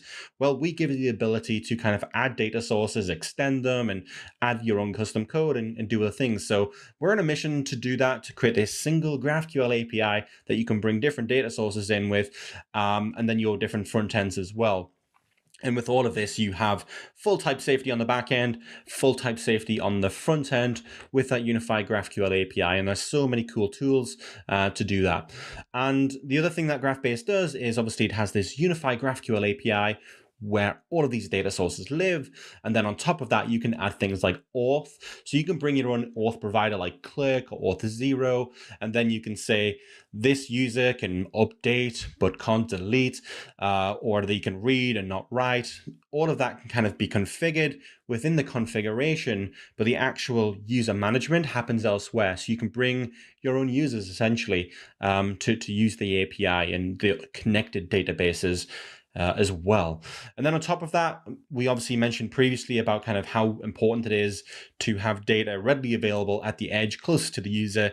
Well, we do that with caching at the edge as well. So that's baked in to all projects that you can take advantage of. Then when you deploy this to production, if you open a branch on GitHub, we'll automatically create you a preview URL that you're very used to, no doubt, with things like Vercel and Netlify. They give you that immutable URL that you can use. We do the same for GraphQL. We'll give you that new API endpoint, so you don't have to think about, figuring out how can I build that myself. That just comes for free out of the box. We also have other products like search and then analytics as well, so you can get full insights into what's going on with your project. And like I mentioned before, this works with anything that you're using today. Wherever you can make a fetch request, you can use GraphBase. But the important thing that I want to highlight is GraphQL and TypeScript. They work very well together because of the type system. GraphQL strong type system can be used with things like the GraphQL code generator to generate all of the TypeScript types for all of your GraphQL types, and maybe it's your GraphQL queries and mutations, and if they have inputs and arguments, some are required, some are optional. The code generator can create something in TypeScript that maps to that. So when you're using GraphBase and you're creating your own custom resolvers, you can use all of that code, all of that generated code to create something that's fully type safe from the back end to the front end, which I think is really powerful. But the topic that I really want to cover today and show in the demo next is actually when we started to build GraphBase, we had a single GraphQL SDL as configuration. So on the left here, you can see there is schema, and then we have this custom directive called auth that you would then configure all of your different auth providers with. So this OpenID Connect provider could be something like Clerk, or it could be Auth0 or something else. You can then add that as an auth provider, and then you can specify a list of rules. We just have one rule here, which is allow private, but then that would add some rules to your backend to only allow authenticated requests. Then below that, we have this GraphQL tag, which is defined in a namespace, the URL to the Shopify store or to the Contentful store. And then we have some headers as well. Here we've just got a custom Shopify header. If you were to use this with Shopify, if you were to use this with Contentful, you could obviously pass through different headers, and then those would go on when you make that kind of request to the different providers. So yeah, this is the SDL that people had to use for so long. And it's fantastic. I still use it today. I also use the new TypeScript configuration, but the SDL was really nice. But the thing that it didn't give developers was it didn't give you any hints into what was going on with all of the different kind of configuration and options. You didn't get any help from TypeScript or the code editor when you were configuring backends with SDL. So that's why when we spoke to the community, we noticed that a lot of people were looking for a way to create something that was type safe. So we built the GraphBase SDK. The team put together a proposal. We spoke to the community and they said, wow, this is great. How can I use this? So we started to build the SDK, which allows you to import things like auth, config, connector, schema, and then you can create models from that. You can then connect things. And as you're typing, you can use TypeScript to its full advantage to make sure that you're passing a string where string should be invoked, an integer, etc. And things like the headers API, we make sure that you can customize and specify the right kind of keys and values there, and no one's going to mess those up. So you get that full type safety, which we love as well, thanks to TypeScript. And I think the other thing when you're building GraphQL queries and resolvers that are custom to you, so you're building these within GraphBase, you can configure all of the different kind of arguments that those have. And if there is any optional fields, you can declare that inside of here, and TypeScript helps you generate that SDL automatically. But yeah, I want to jump into a demo now. Now we'll open our code editor. Imagine this was your front-end application and you wanted to create a backend for your front end. You can use the GraphBase CLI to initialize a new project. And then of course we want to use TypeScript as that config option. I'm going to cheat a little bit. I'm going to invoke some steps that I created earlier so we can update and change how this configuration looks. But as we explore this file, we can now see that we can hover over things and we can invoke things and we get full help thanks to TypeScript with all of these kind of descriptions and options that are available inside of our code editor. So we love this experience now, and we think that our developers do too. They tell us they do, and we're really excited to kind of expand on this builder pattern of building APIs. So let's get started by creating a query here. We have some arguments that are optional. Now we'll go over to the file that we have, hello.ts. Here we have a TypeScript function. We can import SDKs and whatever inside of here, but this is TypeScript. We're able to create a TypeScript resolver that will later deploy to the edge. I think now with this resolver, we should start the GraphQL server. And then if we head on over to the port 4000, we can launch Pathfinder. And this schema that we see here, this was all generated from that TypeScript config. So we didn't have to worry about writing GraphQL SDL. We were able to just use TypeScript and forget about that you need to know GraphQL to build a backend. You don't. You can use TypeScript to build these backends. So as we run the next step now, we can create another mutation to RSVP to an event, maybe something like this. Then we can define some things like enums and inputs and a mutation. And we have a file now that accepts some parameters. All of this that we have here is type safe. So you can work with TypeScript and GraphBase to create these backends. And you don't have to wait until you start the server to run into errors. We'll tell you if there is something up before you get there. And as you can see, the schema for GraphQL has been updated automatically using that TypeScript config. That was converted to create this GraphQL API that you can then use for your front end. So let's execute a mutation here with GraphQL. We will RSVP to the event. We can pass along our name and our status here, which is an enum in GraphQL. And we can send different enum values if we want to. And then when we run that operation here, that will return the data to us. So that is basically a custom GraphQL query and mutation using TypeScript that was configured using TypeScript inside of our GraphBase repo. Next, we can do things like connect things like Stripe using the Open API connector. And then here, thanks to TypeScript, we know exactly what we need to pass, things like headers, what the key is, what the value can be, and the same with transforms as well. We can transform the schema to exclude certain fields and queries and mutations. And again, thanks to TypeScript, we get all of this help. Before, when we use an SDL, none of our users could do that just inside the code editor alone. They were always having to go to the documentation to reference what they could and couldn't do. And that took up a lot of time, and people weren't deploying and building applications quicker. But I think now with TypeScript, they are. It's fantastic. So with that Open API connector added and with the server running, we get all of the Stripe API here in GraphQL thanks to the Open API spec. We take that and transform that into GraphQL. And users of GraphBase that want to build these backends don't have to worry about learning GraphQL really from a server point. We'll abstract all of that complexity for you. And things like passing headers here, we can see we forward from the client to the underlying service. In this case, it's Stripe, and we update that. And when you make a request from the front end, we'll just pass that right along to Stripe, which is cool. And there's things like logging, so you can dive in and figure out exactly what's going on if things do go wrong instead of your resolver. Next, let's extend the Stripe API. Here we have a Stripe customer. The Stripe customer is the type in GraphQL for the Stripe customer, but users don't have a gravatar field. So I think we should add one. Here's some custom code inside of our resolver that is fetching the email from that Stripe customer, and then it's creating that gravatar URL, and then it's just going to return a string. So now with that running, if we go to Pathfinder and we close the headers tab, we should now be able to invoke that gravatar field that didn't exist before. That doesn't exist with Stripe, but we've been able to extend the Stripe API with GraphBase using TypeScript.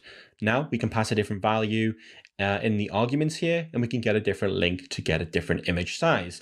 So that has been extending Stripe with GraphBase and with TypeScript. And all we really had to do was configure what that looked like using the SDK and then writing that code. And lastly, we'll look at caching, where you can configure different rules. So here we have the Stripe customer. We don't want to cache anything else but our Stripe customer, because generating that URL for the gravatar image, well, that might take a little bit longer. We don't want to wait for it. So let's cache that URL response so we can configure at a kind of a type level, a field level, whatever you want. You can configure that with GraphBase. And then when you deploy that to the edge and you make a query, that will be cached. So inside of here, this is when the project's deployed with GraphBase. We can open that project inside of the dashboard. And here we can see we haven't passed that header along, so our API is protected. Now, if we pass along the authorization header for Stripe, this is our secret key with Stripe, we now run that operation, and that will be successful, and we get that gravatar URL. But if we open the history here, we can see that we have a cache miss. Now, if we execute that again, we should get a cache hit. And we can see the difference in time here. The response time has gone down significantly thanks to that caching that's happening at the edge. So this has been one field extending one API, but imagine all of the different data sources that you use. Bringing that into a unified GraphQL API can considerably save time and cost for building applications. So hopefully this has been interesting. We think developers can build really cool backends with GraphBase, and they can still go on to use TypeScript to create custom code where they want to inside of those custom resolvers.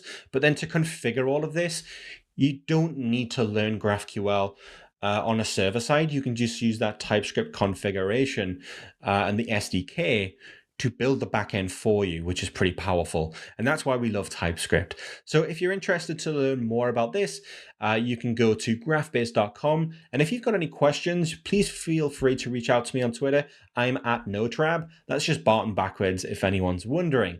I'm happy to answer anything about GraphBase and in GraphQL over there. So thanks very much for having me today.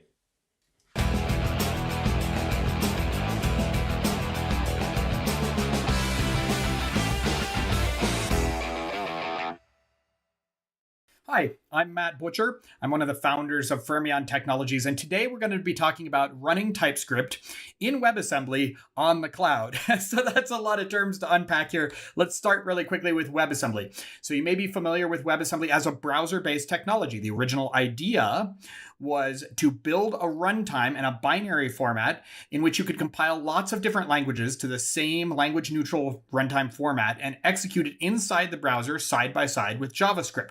So, for example, in the case of someone like Figma, they used WebAssembly to take their C++ code, compile it to WebAssembly, and then interact with it from their JavaScript running in the browser.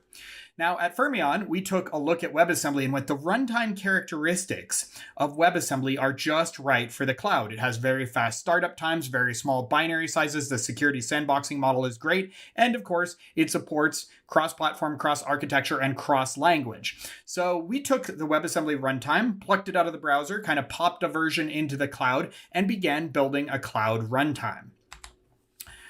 So the second term we want to define is serverless.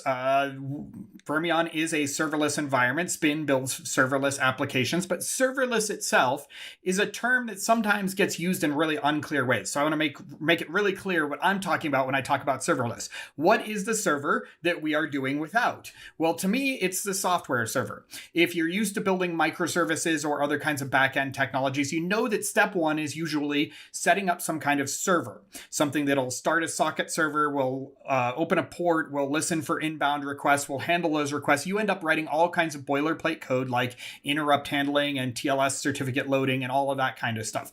So in serverless, to me, a serverless application is one where we can do away with all of that, where the entry point for the application is the event handler.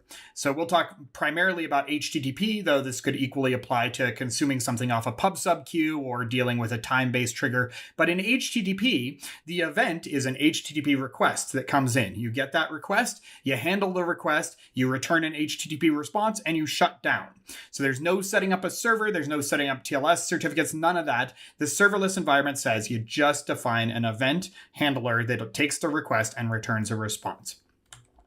So we wanted to take WebAssembly, put it on the server side, and build a serverless framework. To do that, we needed a tool. So we built Spin. Spin is an open source programming tool and in some ways a platform that allows you to create serverless applications in a variety of different languages, compile them to WebAssembly, and run them in the serverless style on the cloud. Spin supports as sort of like top tier languages, Rust, Go, Python, and of course, JavaScript and TypeScript, though it also supports a number of second tier languages. And we are working on all kinds of tooling to make it easier and easier for you to build an application that is powerful, has key value storage, database, even AI inferencing, but that still follows that very simple kind of low setup, almost no op style developer environment, and a very easy serverless style of program development. Primarily, we'll be talking about that. So let's switch over to our VS Code editor and let's use Spin to create a new serverless app. And along the way, we'll talk about both how the serverless environment works and some of the cool nuances of the way that TypeScript works in this environment. All right, here we are in VS Code. So the first thing to do would be to install Spin. You can head over to developer.fermyon.com and kind of click your way into the quick start guide and see how to quickly install and get up and running with Spin. I happen to just use curl bash to install it, so I've got it running here locally. We're going to create a new TypeScript serverless app. So just to quickly kind of see what all is supported, we can run Spin templates list and see sort of all the different starter templates. Some do Redis with languages like Go or Rust. Some do HTTP, Swift, Python. We're looking for this one here, HTTP TS, to run TypeScript applications. So let's create a new Spin new HTTP-TS. We're going to create one called Congress, and we're going to go ahead and accept the defaults, which basically just skips the walkthrough where it prompts you for a description and the default route and so on, and just chooses those for us. So we can see it created an application for us. This should look very familiar to you. There's the package.json, the TS config, but there is this new file called spin.toml. We'll just quickly glance at that. This is the file that explains to Spin how this application should be constructed as a WebAssembly serverless application. We can see in here in the component, this is the thing we're going to be writing. This is going to have a default route that'll listen on anything. It'll use npm to run its build, and the binary the wasm binary will be called target/congress.wasm. So we're not going to spend too much time in that file there. Instead, we're going to get straight to the code. So let's take a look at index.ts. So this is what a serverless event handler looks like. So first I'm going to go in here and cd into the Congress directory and run npm install and let that install this first library here in the code. That's the Fermyon Spin SDK, which gives us our HTTP request and response and our handler. And then we can take a look while that's running at our actual request handler. So it's going to take an HTTP request. It's going to return a promise for an HTTP response. And all it's going to do is send this hello from TS SDK. So there we've got kind of our scaffolded out original function. So let's go ahead and build that. Spin build is going to package this up and turn it into a WebAssembly binary for us. And then when that's done, we can do a spin up and have it run a version on localhost for us. So it's listening here on port 3000. We can use curl and quickly issue a request and see that that worked. So let's just change this to something very trivial. TS Congress, save that. And then once more, we'll do this build process. Let's see, Control C, and then spin build. And then once more, we'll do a spin up as soon as that is done. So again, we've used kind of three commands in our local loop: spin new to create an app, spin build to build a WebAssembly module out of it, and spin up to create a local testing endpoint. And we can see, there we go. Now say we want to deploy this. We can actually just type spin deploy, and it'll go ahead, package this up again, and deploy it out to some endpoint somewhere. By default, it uses Fermyon Cloud, which is a hosted environment. You can also deploy Spin applications to Kubernetes clusters, to Docker Desktop, to a Nomad cluster, and a variety of other places, all the way down to like a Raspberry Pi. But in this case, Fermyon Cloud will set us up a domain name and route us through to our new serverless handler. So there we've got it running on a public URL. Okay, so we've done spin up, spin build, spin new, and all of that, and seen kind of how we can build these kind of applications. But let's take a moment to dive into what makes TypeScript interesting in this environment. And that is that if you think about WebAssembly as a binary compiled format, right? It makes sense how you'd take a C program or a Go program or a Rust program, all of which sort of compile static binaries, and just change out the binary target from whatever the local one is, ELF or whatnot, to WebAssembly. And that is in fact how those languages work. But what do you do with a scripting language? Well, you have a couple of options. The first one is to compile your interpreter to the binary format. So compile the JavaScript interpreter to WebAssembly and then feed in the source files. That is a fine way of doing it in WebAssembly. However, what we decided to take a shot at doing was to come up with a sort of intermediary method of doing that. So if we go and look at the package.json and look at the build command, we'll see the build command is actually fairly complex. First, we're going to webpack it. Then we're going to make a directory called target. And then we're going to run this command called spin.js to wasm, which is going to take our spin file, our spin source, our JavaScript source code, and is going to compile it into WebAssembly. So what's actually happening here, and this is really cool, is it's taking the QuickJS interpreter. We're going to replace that with the SpiderMonkey one from Firefox, but right now it's the QuickJS interpreter and our source code.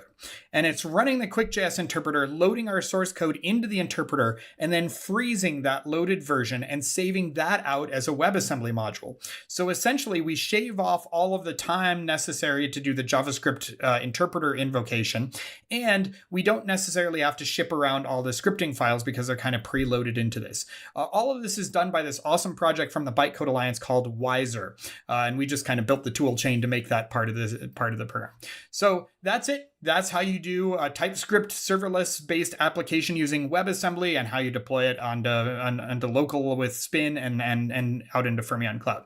If you want to get started, go ahead and head on over to developer.fermyon.com. Take a look at the quick start guide. You can surf from there and look into how we do databases, how we do key value storage, how we do AI inferencing, and the rest. With that, have a great day. Bye.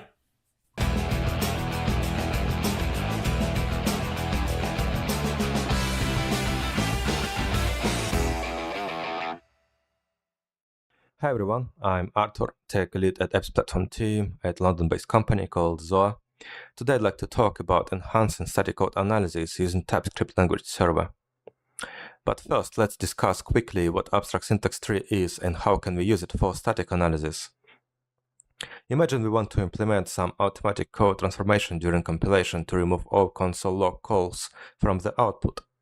In theory, we could just use a regular expression to find all console log in the code, but remember, solve a problem with a regular expression and now you have one more problem.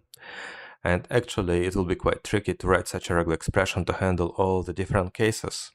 Instead, we can make code transformations using abstract syntax tree. Let's take a look at code compilation process. Compilation usually contains 4 stages: lexical analysis, syntax analysis, semantic analysis, and code generation.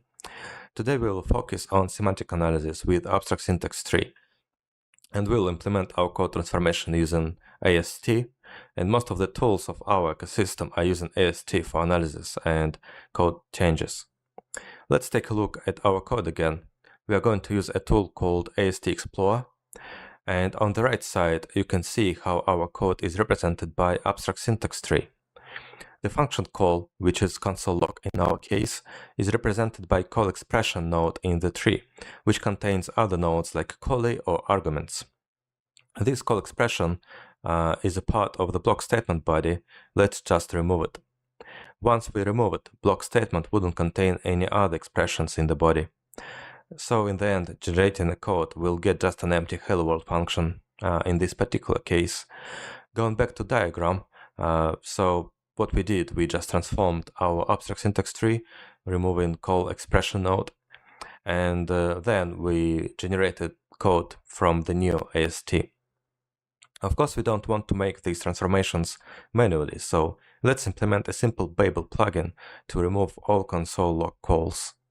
In AST Explorer, you can select built-in Babel API to implement a Babel plugin, and you can see the 4 parts on the screen, like source code, AST, plugin implementation, and output code. Original source code contains 3 console log call expressions, which are represented by abstract syntax tree. You can see these 3 expression statements as part of the block statement body. Let's expand each of them, and you can find one of the call expressions with callee and argument nodes. Now moving to the plugin implementation. The implementation is quite straightforward. All we need to do is traverse over call expressions, check if callee is a member expression, and if that's a console log, remove the whole expression. In the end, we'll get an empty function hello world without console logs again because they were automatically removed. We can use AST and static code analysis to implement build time optimizations, minification, formatting, transpiling, like for example from the new language features to the older one to support all the browsers, for example, and many more. But how can TypeScript help with static analysis? Let's imagine now that we need to remove console log calls as before, but keep logs of arguments of number type. So, for example, we want to keep 1 to 3, or some constant if that's a number, but we want to remove hello world strings or now strings. With in-place values like 1 to 3, that's pretty straightforward, because you can get this value just from the syntax. But it gets quite complicated with function calls or external variables, like some constant here. We have to have some kind of type system in place or implement type inference ourselves, and TypeScript can provide such types. In this example, TypeScript can automatically infer the correct type based on the function signatures. And to make TypeScript not only check types with command line tool, but work with different code editors, TypeScript provides a language server, which is a separate process like a backend, and tools can connect to this server to get the information about types or use code refactoring tools provided by TypeScript. And the beauty of the language server is that it can be used not only for code editing or type checking. Following the language server protocol, we can interact with it programmatically and benefit from TypeScript knowledge about project and types at any level, including we can use it during our semantic analysis. tsmorph is an amazing library which wraps TypeScript compiler API and provides a simple interface to interact with. There is an example how we can configure tsmorph in your program. Now we can use it during abstract tree analysis. Let's see how we can integrate tsmorph into the actual plugin. So there is quite a lot of code here, but let's focus on the most important parts.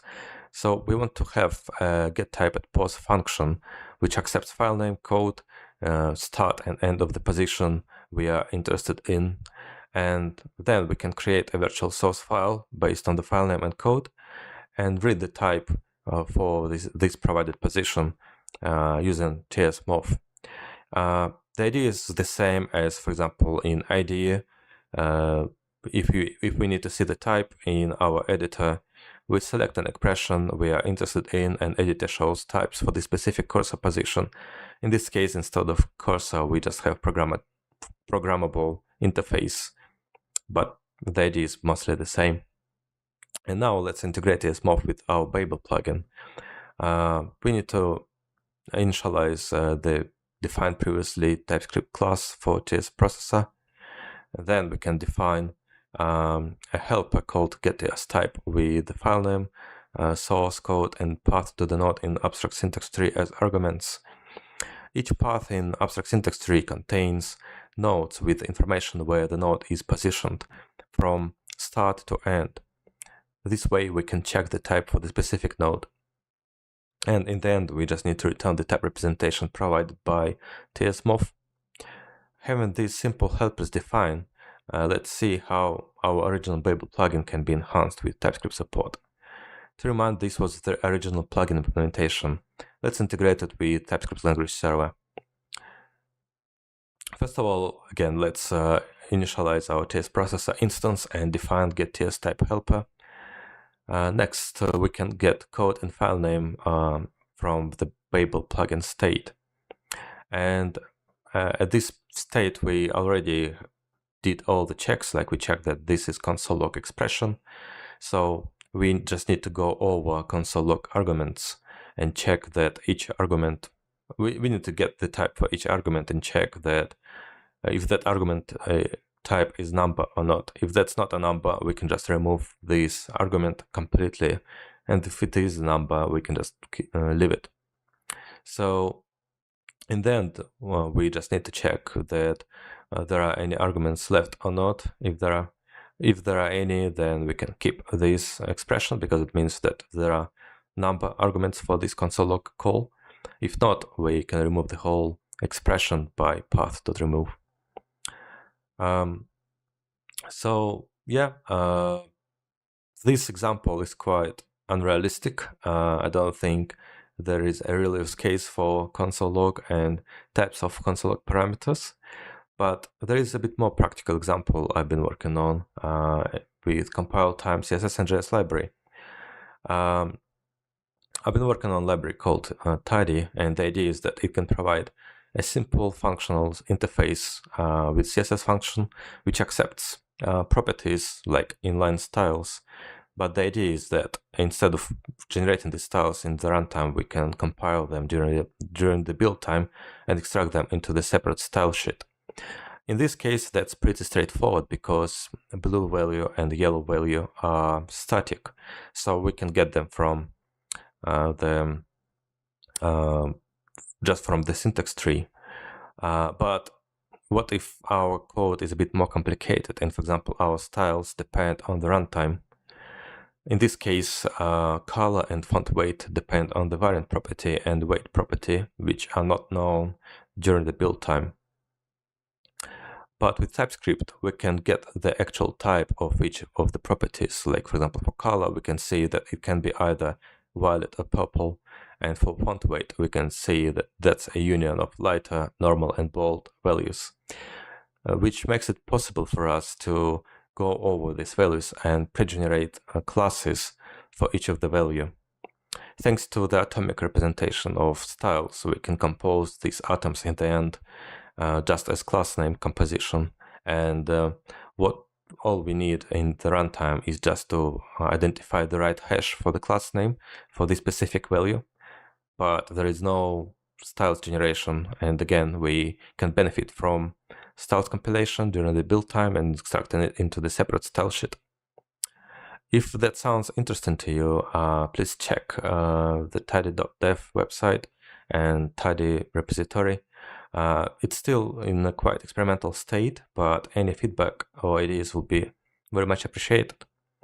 And in the end, just some notes. Use tsmov for programmable interface to interact with TypeScript compiler, and you can get TypeScript type hints in Babel or any other AST traverse just from the position in the code, which is quite useful. And TypeScript integration might slow down static analysis because that's quite a lot of overhead, and it might be a good idea to apply some performance optimizations, for example, isolated into the separate worker. There are dozens of different language server protocols. It's not just about TypeScript, so you can build a lot of different integrations as well. And in the end, last but not least, types are not 100% trusted, and they can't be because there are types like any, or there are comments like tsc-type-track-qna. So the more attention you pay to the type safety of your code base, the more you can benefit from it, especially during the compilation and build time. There are some useful links, please check them out, and thank you very much for your attention.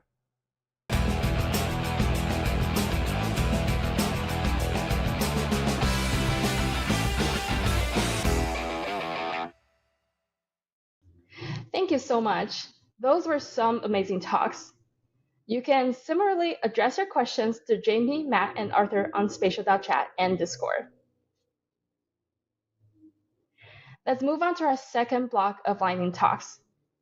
Please welcome Liz Parody. Yes, our MC right here is also a speaker, and she'll talk to you about unlocking TypeScript's potential, exploring the power of ecosystem tooling. And we also have David to talk about replacing shell scripts with cross-platform TypeScript, and Tibert, who will talk about advanced linting rules with ESLint. Folks, the stage is now yours.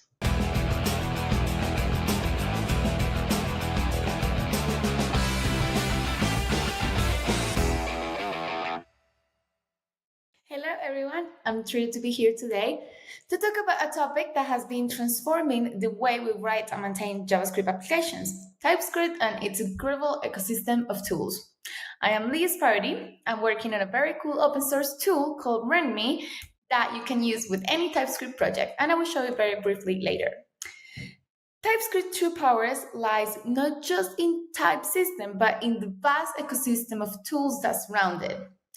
Today, we're going to dive into the world of TypeScript ecosystem tooling and uncover the transformative capabilities that can supercharge your development workflow.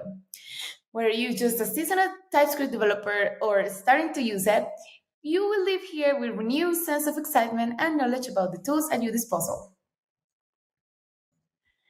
So, first, we're going to discuss the essential tools for project setup. Oh, I know. I'm sorry. I made a mistake. Oops. Can we start again? Okay. Yeah, because I forgot to show this slide. Yeah. Tim, tim, tim.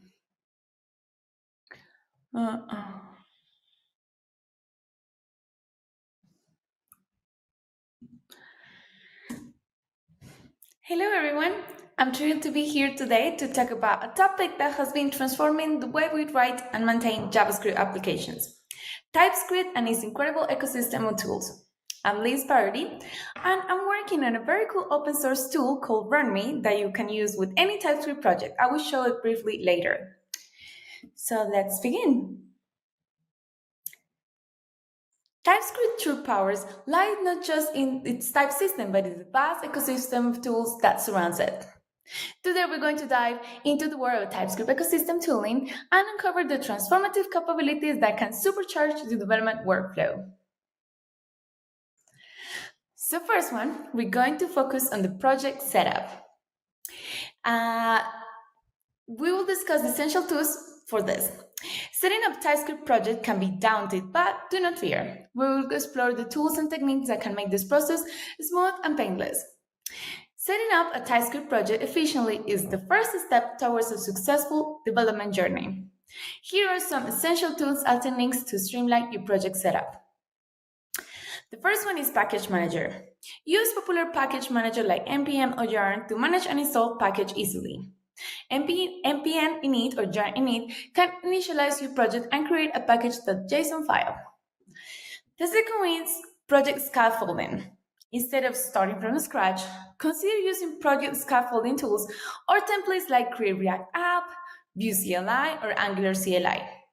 These tools generate a project structure and configuration file tailored to your needs. The next one is tsconfig.json. The tsconfig.json file is critical for configuring your TypeScript project because it allows you to specify compiler option, target environments, model system, and more. A well-configured TS.json ensures TypeScript works harmoniously with your project. You can generate a basic tsconfig.json using the tsc-init. And TypeScript starter kits. Explore TypeScript starter kits or boilerplates for specific project types, such as Node.js, React, or Express. These kits often come with predefined configurations, saving you a lot of time and ensuring you best practice. And Text Editor, or IDE. The most recommended piece is Visual Studio Code. VS Code is a popular code editor that offers excellent TypeScript support, including 6-time highlighting, auto-completion, and debugging. One super cool tool that doesn't necessarily involve TypeScript, but it can be super useful, is RunMe, which lets you execute commands and scripts inside Markdown, even TypeScript snippets. Let me show you a very quick example here.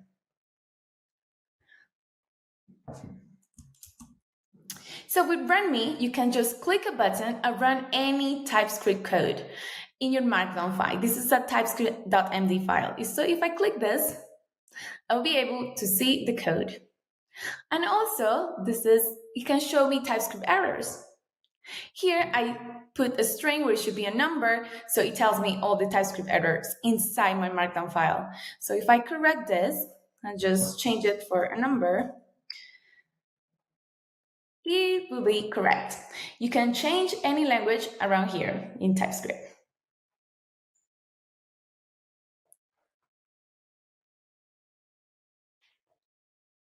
Okay, the second tool that we're going to cover is code analysis. Code analysis with TypeScript involves leveraging its strong type system to catch errors early and improve code quality. So the first one is type annotations. Type annotations to annotate your variables, function, parameters, and return types with TypeScript types. This practice provides clarity to your code and allows TypeScript to perform type checking. The next one is type inference. Because TypeScript can infer the types based on the context, make sure to use this feature to write cleaner code without explicit type annotation while still benefiting from type checking. The next one is code navigation. TypeScript-aware code editors like Visual Studio Code provide robust code navigation features. You can use features like go to definition and find a reference to quickly explore your code base. And finally, tsLint and ESLint. These linters help enforce coding standards and catch potential issues in your TypeScript code. Configure them to align with your project's specific coding guidelines. The next one is testing and deployment. Testing and deployment are critical phases in software development. TypeScript can simplify this process by, first one, testing frameworks. You can choose the testing frameworks just like Jest, Mocha, or Jasmine that supports TypeScript. TypeScript provides type safety for your tests, reducing the likelihood of runtime error. CI/CD integrations, of course. Integrate your TypeScript project with continuous integrations and continuous development pipeline. Tools like Jenkins, Travis CI, or GitHub Actions can automate testing and deployment. The next one is Docker. Docker containers provide a consistent environment for your application across different stages of development. Containerizing your TypeScript application ensures reliability and scalability. The next one is code quality. Maintaining high code quality is crucial for long-term project success. Now let's see. The first one we're going to see is intelligent code editors. Use editors like VS Code, which we mentioned before, which offers intelligent features such as auto-completion, refactoring suggestions, and real-time error highlighting, making your code experience more efficient. Code formatters like Prettier can automatically format your code according to defined style guidelines, ensuring consistent code formatting across the project. And linters that we talked before about tsLint or ESLint, these tools help enforce code quality rules and best practices. The next one is code-based maintainability, to ensure that your code base remains maintainable as it grows. So, there's 3 recommendations. First one is type checkers. TypeScript built-in type checker helps catch type-related issues before they reach production, reducing the chances of runtime errors. Also, static analyzers, tools like tsLint, SonarQube, or ESLint with TypeScript support can analyze your code for potential issues, security vulnerabilities, and code smells. Refactoring tools. Leverage refactoring tools provide your code editor to efficiently make changes to your code base while maintaining consistency and reducing errors. And TypeScript libraries and frameworks. These TypeScript libraries and frameworks align with your project's requirements. Some examples include React with TypeScript, Angular, and Next.js. And finally, some TypeScript best practices. While TypeScript provides many benefits for developers, it's important to follow best practice to ensure that your TypeScript code is maintainable, scalable, and efficient. Here are some best practices to keep in mind when working with TypeScript. The first one is to enable strict mode. TypeScript strict mode enforces restricted type checking and delivers more helpful errors messages, catching bugs earlier and enhancing code robustness. Avoid the any types. While TypeScript permits any types, steer clear from them whenever possible, because any types reduce code maintainability and introduce hard-to-detect bugs, and weaken type checking. Use interfaces over classes for shape definitions. For object or data structure shapes, prefer interfaces over classes because classes define behavior while interfaces specify shape, leading to clearer type definitions and improved code organization. The next one is enforce coding standards like tsLint and establish a time-weight coding standards to ensure consistent and maintainable code. And finally, cautions to use type assertion. Employ type assertions sparkling and only when necessary, because excessive use undermines TypeScript benefits, permitting unchecked types conversion. Rely on TypeScript type interference and structural type checking instead. And finally, the conclusion is that TypeScript true potential is unlocked when you harness the ecosystem of tools and practices. By mastering project setup, code analysis, testing, development, code quality, maintainability, and leverage libraries and frameworks, you maximize productivity and build more robust and scalable applications. Because remember, TypeScript ecosystem is dynamic and continually evolving. Stay curious and explore new tools and techniques to further improve your development journey. Thank you for joining me in this exploration of TypeScript's powerful ecosystem of tools. See you!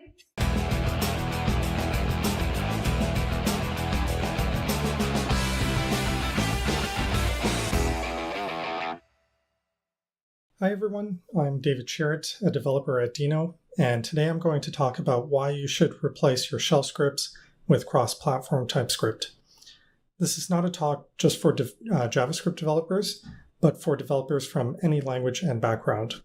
Personally, TypeScript is not my primary language, but I use it in almost all my projects, and this talk will outline how and why you should also consider doing that. So why do we use shell scripts? We often use them because they work out of the box on the system we're on, so that's convenient. They are easy to spawn, they have concise syntax, and they execute similarly to what we write on the command line. So if you have a command you often run in your terminal, you can often just copy and paste it into your shell script. There's some downsides though. The first major downside is it's system dependent. Shell scripts can't be taken and run on every platform. Mostly they won't run out of the box on Windows. Sometimes this is even the case across Unix-based systems, depending on how the shell script is written. Also, basic Unix commands don't work on Windows out of the box, and telling Windows developers to use WSL is not a great solution. That can require them having to set up a new development environment within WSL just to run the script. Shell scripts are great if you're executing a few commands, but it's difficult to increase functionality without drastically increasing complexity. Another point specifically for JavaScript developers is shell scripts present code we need to maintain in yet another language. We also can't pull in and use our favorite JavaScript libraries. Finally, there's no type checking. We don't get code completion to help us develop, and all the other nice tooling that TypeScript provides. Now, why should you use TypeScript instead of shell scripts? First of all, it's familiar, and TypeScript and JavaScript are popular languages with a large community. Many developers have at least touched JavaScript or could at least understand its syntax. Second is type checking and tooling. A very large benefit of TypeScript is that its tooling is great, even if we're just using JavaScript. We get features like code completion, go to definition, and type checking errors in the editor. Now, this talk is not just about why you should replace shell scripts with TypeScript, but also why you should use Dino while doing that. First of all, it's far easier to write cross-platform scripts in Dino than shell scripts, because most APIs work cross-platform. Obviously, there's some platform-specific APIs if you need them, but usually we don't have to reach for those. Second is single-file scripts. I'm obviously biased, but I think Dino is the best platform for writing single-file scripts. For example, in Node, using TypeScript requires extra setup. You need to have a package.json file to define dependencies. This also requires anyone running your scripts to have to remember to run npm install first, and also after any changes to the dependencies. That process then creates a node modules folder in the directory tree, so right there you have 2 extra file system entries. So it's not a single file script.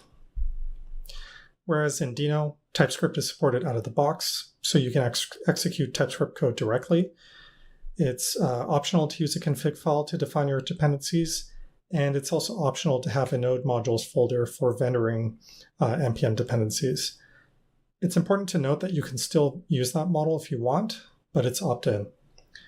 Third, dependencies are auto-installed based on the code, so no separate npm install setup command is necessary. Finally, Dino's is sandboxed by default. Node recently got an experimental permission system, but it's opt-in rather than opt-out. Another great thing about Deno for single file scripting is it's possible to define the dependencies in the script file itself. For example, you can pull in packages from npm or use HTTPS imports to easily host scripts on a web server and reference those directly. One bad part about this is it's verbose to launch sub-processes using the low-level process APIs available in both Node and Deno. But that's not a big deal because we can pull in a dependency that helps make it more like shell scripts. There's a library I wrote called Dax. Dax is a cross-platform shell written in JavaScript that has common cross-platform Unix commands built right in. It also has other useful APIs to help out with scripting. Here's some examples of running commands. The shell syntax it supports is common syntax found in shell scripts. For anything more complex like loops, you probably just want to use JavaScript for that instead. Again, to emphasize, all the code shown here works on Windows.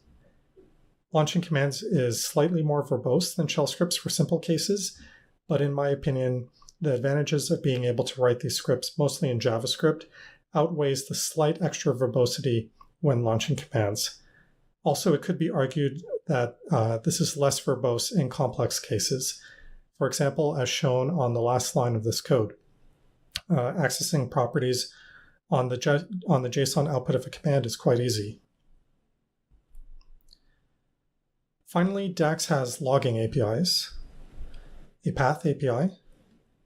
For example, here we create a path_ref object from the source for the source directory, get if it's a directory, then call makedir on it to create the directory. Then we get a reference to a text file within that directory, write some text to it, or we could even read from that text file.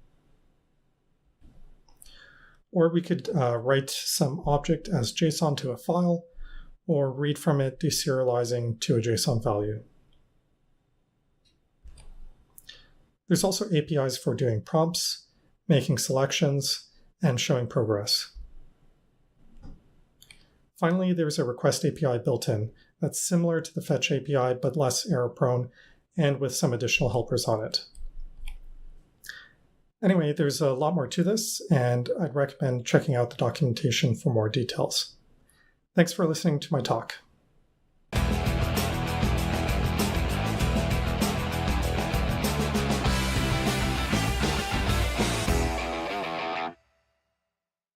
Hello, my name is Tibor Blaneši. I work on JavaScript static analysis at Sonar, and in this talk I would like to show you some more advanced techniques for linting with ESLint. Let's have a look at the following function, which I have found in the VS Code codebase. This function returns a range of numbers between two values passed as an argument.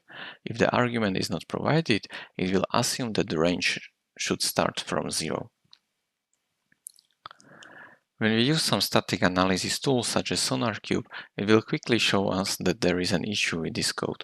For some reason, the value assigned to the variable from is never used later in the code. The logic handling the arguments is actually duplicated. This kind of errors, when value written to the variable is not used is called a dead store. SonarQube provides following explanation of why this is an issue. A dead store happens when local variable is assigned a value that is not read by any subsequent instruction. Calculating or retrieving a value only to then overwrite it or throw away could indicate a serious error in the code.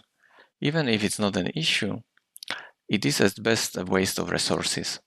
Therefore, all calculated values should be used.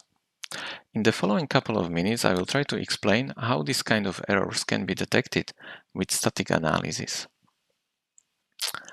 First, we will use a representation of code called control flow graph.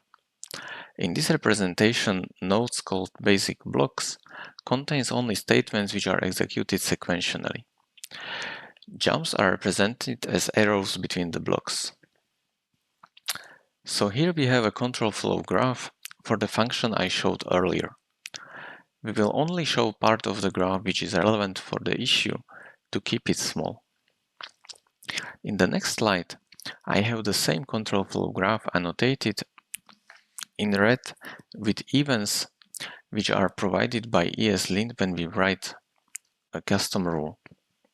ESLint API provides two objects, code path which represents the control flow of the whole function and control path segment for each basic block. ESLint then fires events for the start and end of the code path and for the start and the end of each basic block which is code path segment. So in the code, what we will write is the following object, which contains an event handlers for the code path events. We don't have the time to go into implementation details, but in the following slides, I will quickly describe the basics of the algorithm. The base of the algorithm is liveness analysis, which tells us which variables are live at any given point in the program. Variable is live when value it's holding might be needed in the future. For each basic block, we will compute 4 sets of variables. Gen set with variables that are being read in the basic block, kill set which contains variables that are being written in the basic block, inset with variables which are live at the beginning of the block, and outset with variables which are live at the end of the block. To compute these sets, we will use following two rules. Outset of the current block is union of all insets of its successors, and inset of the current block is a difference between outset and kill set unionized with gen set. Now I will go through basic blocks of the function I showed earlier, and we will compute the values of these sets. So we will start at the bottom of the graph to compute the sets of this basic block. So we will assume that from and to are being read later in the function. So gen set is set to from and to, and we will ignore that there is something written, so kill set will be empty. From this we can compute the inset as being from and to. And now we will move to the predecessors of this block. So because the inset of the successor block is from and to, we can say that the outset is also from and to, following the first rule. In this basic block, we are reading the value of arc, so gen set is arc, and we are writing values of from and to, so kill set is from and to. From this, we can compute the inset as difference between outset and kill set. Because these sets are the same, the difference is going to be empty. The inset is this union of empty with gen set, which contains arc. Therefore, inset is going to be arc. Now we move to another block where we are, again, the outset is set as an inset of the successor block, so it's from and to. We are reading the value of arc, so gen set is arc, and we are writing the value of from. From this we can compute that inset is arc and to. Now when we move to the predecessor of these two blocks, we can set the outset to be union of the inset of the successor blocks, so it's an arc and 2. We are reading the value of 2, so gen set is 2, and we are not writing any variable, so kill set is empty. From this we can compute the inset as a difference between out and kill, which is arc and 2, and union with 2, which doesn't change anything. From here we move to the predecessor of this block. So we know that outset is arc and 2. We are reading the value of arc, so gen set is arc. We are writing the value of from, so from set kill set contains from, and from this we can compute the inset to be arg and 2. In the next block, the situation is almost identical. The outset is arg and 2. We are writing the value of from, so kill set is from. We are not reading any variable, so gen set is empty. From this we compute the inset to be arg and 2. And now we move to the first block, where outset is the arg and 2. We are reading the value of 2, so gen set is 2. We are not writing any variable, so kill set is empty. Therefore, we can compute the inset as being arg and 2. So now we computed the values of these basic blocks. Every time we compute the inset of the block, we need to recompute the predecessors of the blocks. This is important, especially if there are loops in the graph, because we will need to continue until the sets are not changing anymore. Once this is finished, we can analyze the computed values and detect the issues. We will raise an issue for every variable which is part of the kill set, which means it is being written to, but it is not part of the outset of the block, which means that the value is never needed in the subsequent blocks. So in this case, in our function, from is written in the beginning, but it is not read by any subsequent block because it is being written to again. That's why we will raise an issue on this write to from. So if you want, you can have a look at the complete implementation of this algorithm in our JavaScript analyzer, which is an open source project on GitHub. And the algorithm is in the rule 1854. And this analyzer is used in SonarQube, SonarCloud, or SonarLint. I hope you found this talk interesting, and thank you for your attention. Bye.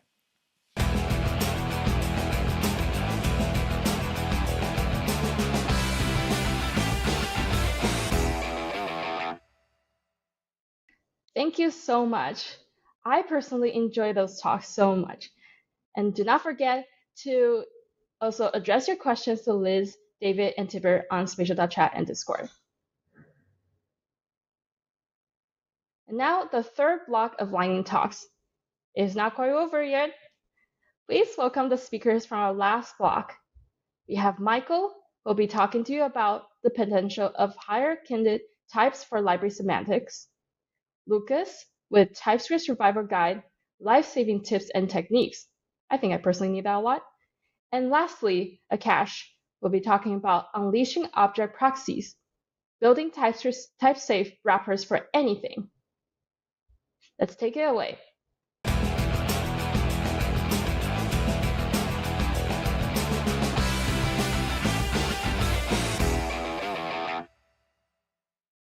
Hey there, everyone. I'm excited to talk about the potential of higher kind of types for library semantics today as part of the TypeScript Congress 2023 Lightning Talk. First, a little bit about myself. My name is Michael Poteet. I'm an engineering manager at Volley, where we are creating the future of voice-enabled entertainment. I have a passion for type-level programming. I've created HK2 Toolbelt, which we'll mention a little bit later.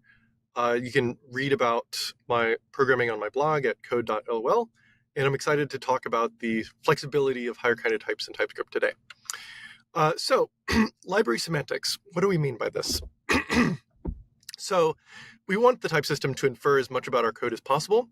Often, libraries don't do it. So, in this code example, we're using Lodash. We are doing a chain on some sort of object. We're calculating the keys, and then we're mapping those keys to convert them all to uppercase.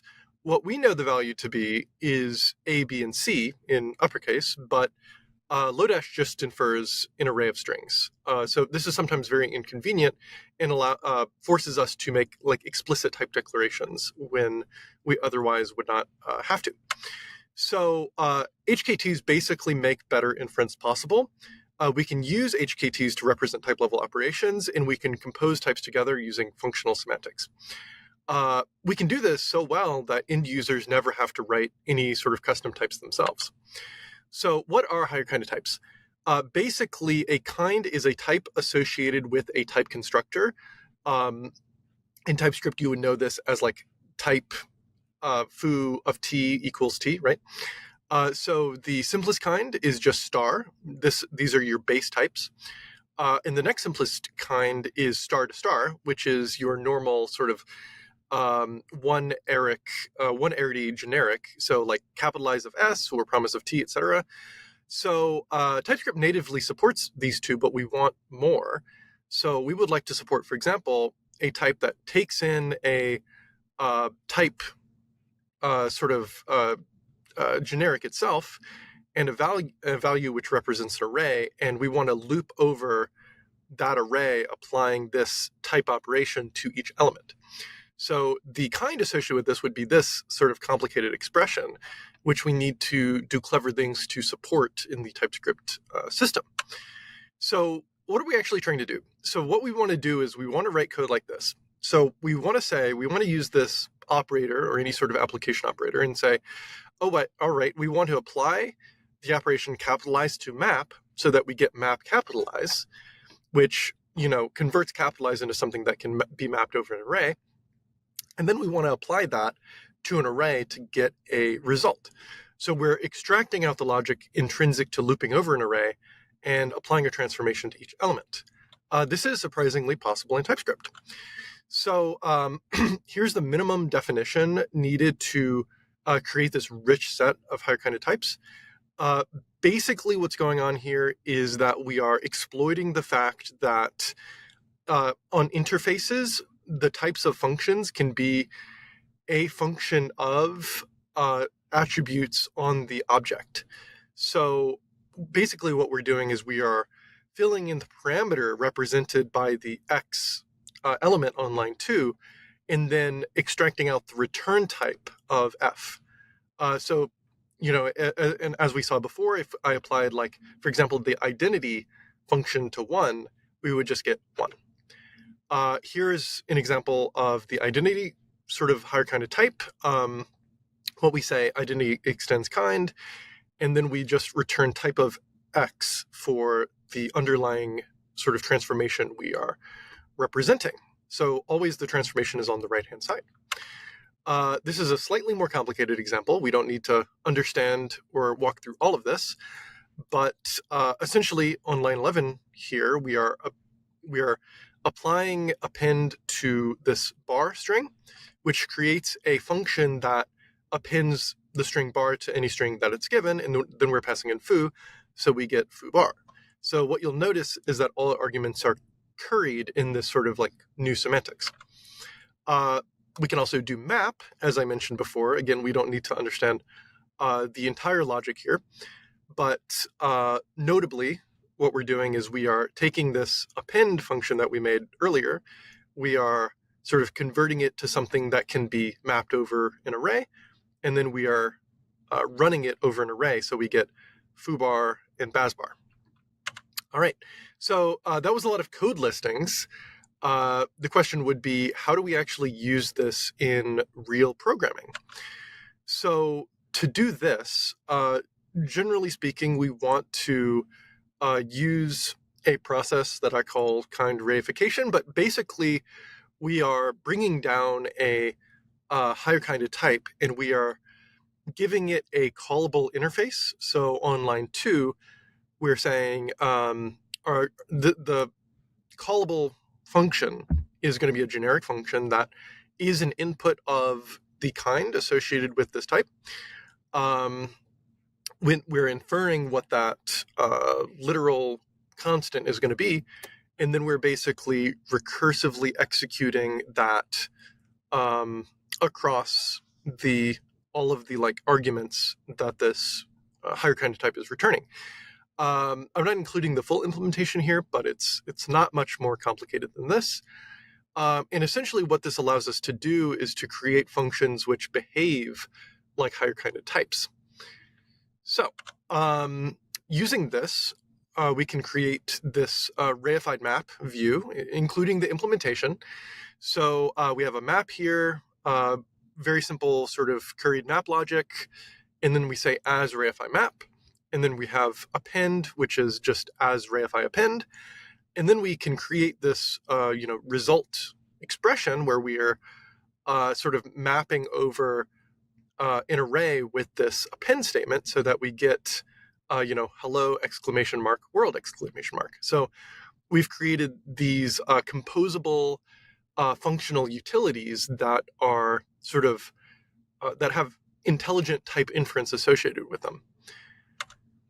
So up until now, we've used point-free semantics to write our code, whereby we're not explicitly mentioning any arguments to our functions. But more often, folks use Fluent API design, for example, in Lodash with their chaining semantics. So we can actually represent that using HKTs. I'm not including the full implementation, but what we want in the end is, and what we can get, is a chaining interface that actually computes the type level result as you are executing these operations and chaining these operations together. So what we infer in the end is A and B and C. That's my lightning talk. Thank you so much for listening. Please go out and improve the TypeScript ecosystem by, writing libraries that use higher kind of types.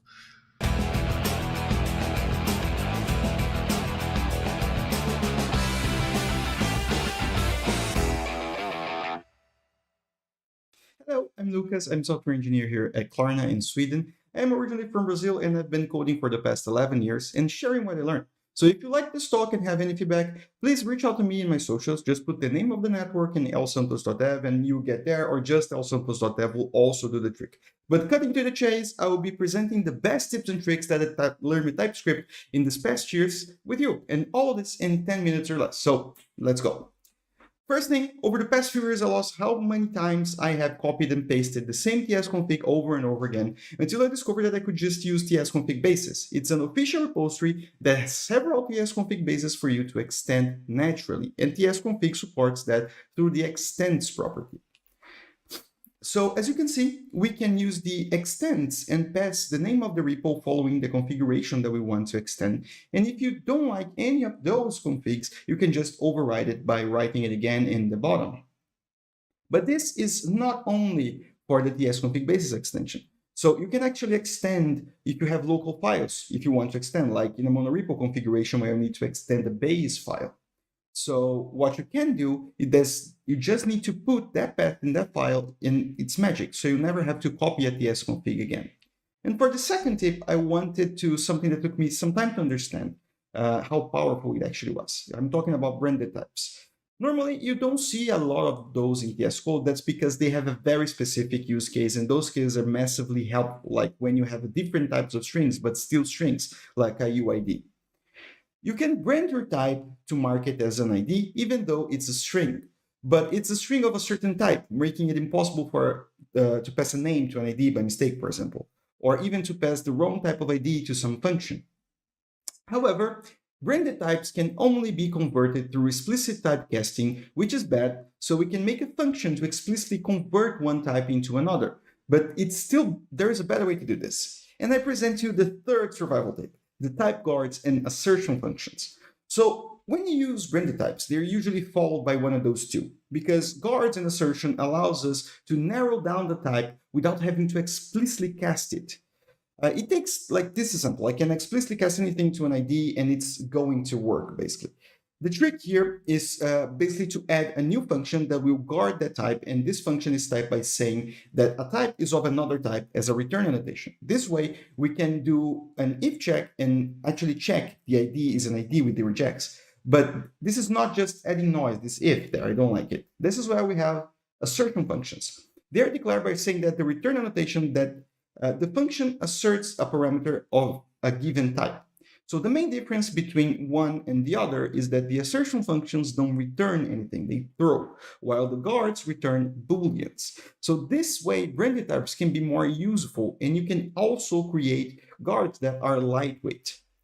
Well, for the next tip, enums, the big elephant in the room. While some don't like enums, I am particularly very fond of them, and I think they have many uses, but you need to know them. So that is the tip, know the enums. So let's start with the basic number enum, right? Enums are one of the few structures in TypeScript that produces JS code when outputted in transpiled mode. It looks hacky, but it makes sure that you will always be able to match either a number or its type. The problem is that you can use both, and it kind of defeats the purpose of enumerating things, right? So what we can do is that we can use string enums, which are easier to read, but we cannot directly assign the value it contains to the variable that has its type. So you need to convert, for example, a user input into an enum value if you need to assign both. In my opinion, it's worth it because you standardize the code. However, enum types can also be a very good substitute for this. And the final one is a const enum. It does not produce any output because it will replace its calls with its values in the transpiled JS. It's like magic. So in this example, all the enum values will be replaced with their enums in the final code. It won't produce any output, but also doesn't standardize the things. So there is still magic numbers popping up from nowhere. Also, const enums don't exist in runtime, so you cannot access their keys or values the same way you can do with others. So they're expanded into their underlying values, and that's it. There's no coming back from them. For the next Revel tip, a new one, something that's pretty brand new. In TS 5.2, there's a new keyword, which is also coming to JS soon, that allows you to explicitly control resource disposal and memory cycle. It's the using keyword. It all starts with the symbol dispose or the async dispose that you put in an object class or anything that accepts a method like that. This method will do the work of disposing the resource. And then you just need to declare a variable with async using or just using, depending on your object, it's a sync object or not. And this is a very good life-saving tip because you can abstract a lot of the complexity from object lifecycle away from the usage of that object. For one of our final tips, I want to bring you the world of unknown and how it can actually save a lot of lives. In Klarna, we have a lot of places where we deal with legacy systems, especially those that were ported to TypeScript, and all the places where people didn't know what to type, there isn't any there, and that's very bad. Bad because we're literally disabling TypeScript for those types, and we are not inferring anything. There is no types. Well, we all know how bad any is in general, but there is a solution. And this solution is unknown. We start implementing unknown, and the catch is that everything can be assigned to unknown, but unknown cannot be assigned to anything. So this way we protect the data where it's actually used. And a good example of this would be the typing of a JSON parse function to return unknown instead of any. So you can see that in the old object, we can even use keys that are not there. And this would definitely break in runtime. Besides, unknown is a very good way to migrate from JavaScript to TypeScript because as soon as you create one, you already know the whole path that resource has taken and who is using it due to the error it's going to create. And lastly, I wanted to introduce the case conversion utility type using uppercase, capitalize, or lowercase. The context for this is that in Klarna, we have a lot of other services using snake case and some other services that use camel case. Because of that, we needed to convert API calls and returns to the specific casing. And this led to the creation of these duplicated interfaces, where one was the snake case and the other one was the camel case. So you don't need to do this. Obviously, there is like an overcomplicated way of making it generic, like I did here. But in this example, what I'm creating is a type that takes a string, split it from snake case using a recursive type, and make it to camel case. And then we can use a mapping type to map all the keys from an object to camel case. And now we don't need to duplicate our interfaces anymore. And that was it, basically. 10 tips in 10 minutes. So thanks a lot for being here and for listening to this. And if you do have any questions, please join me in my socials and in the websites down here. So see you soon.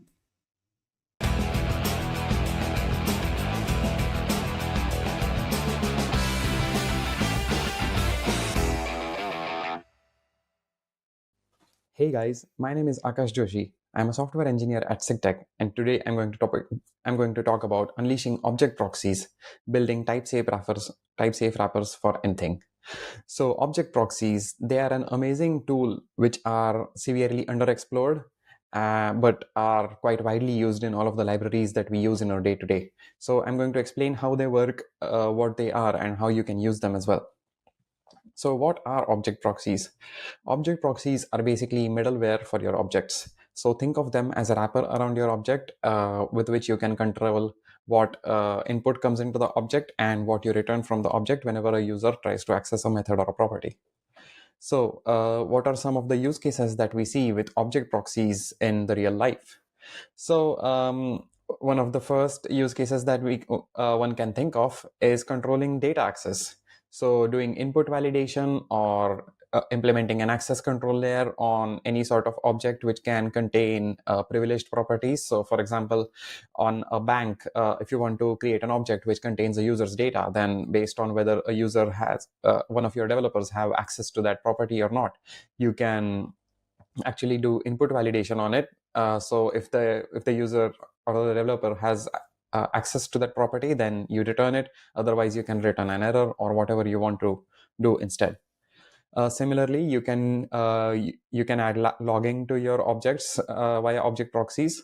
So if a user tries to repeatedly access an unauthorized data, or you just want to have a log of all of the activities that your developers are doing on any privileged object, then you can add logging to it via object proxies, and any accesses are logged to one of your access logs.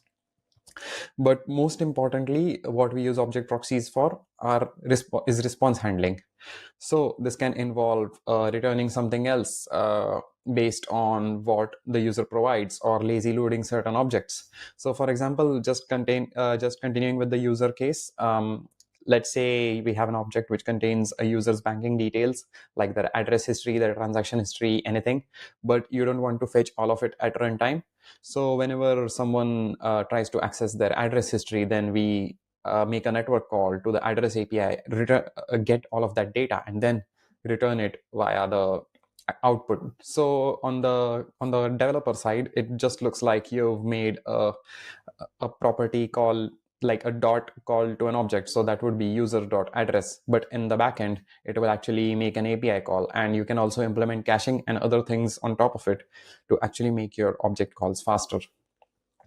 In the wild, object proxies are used by Prisma. So have you ever thought about how Prisma knows what all of your tables are and how it is able to access all of them at runtime, even though it actually isn't present in their code base?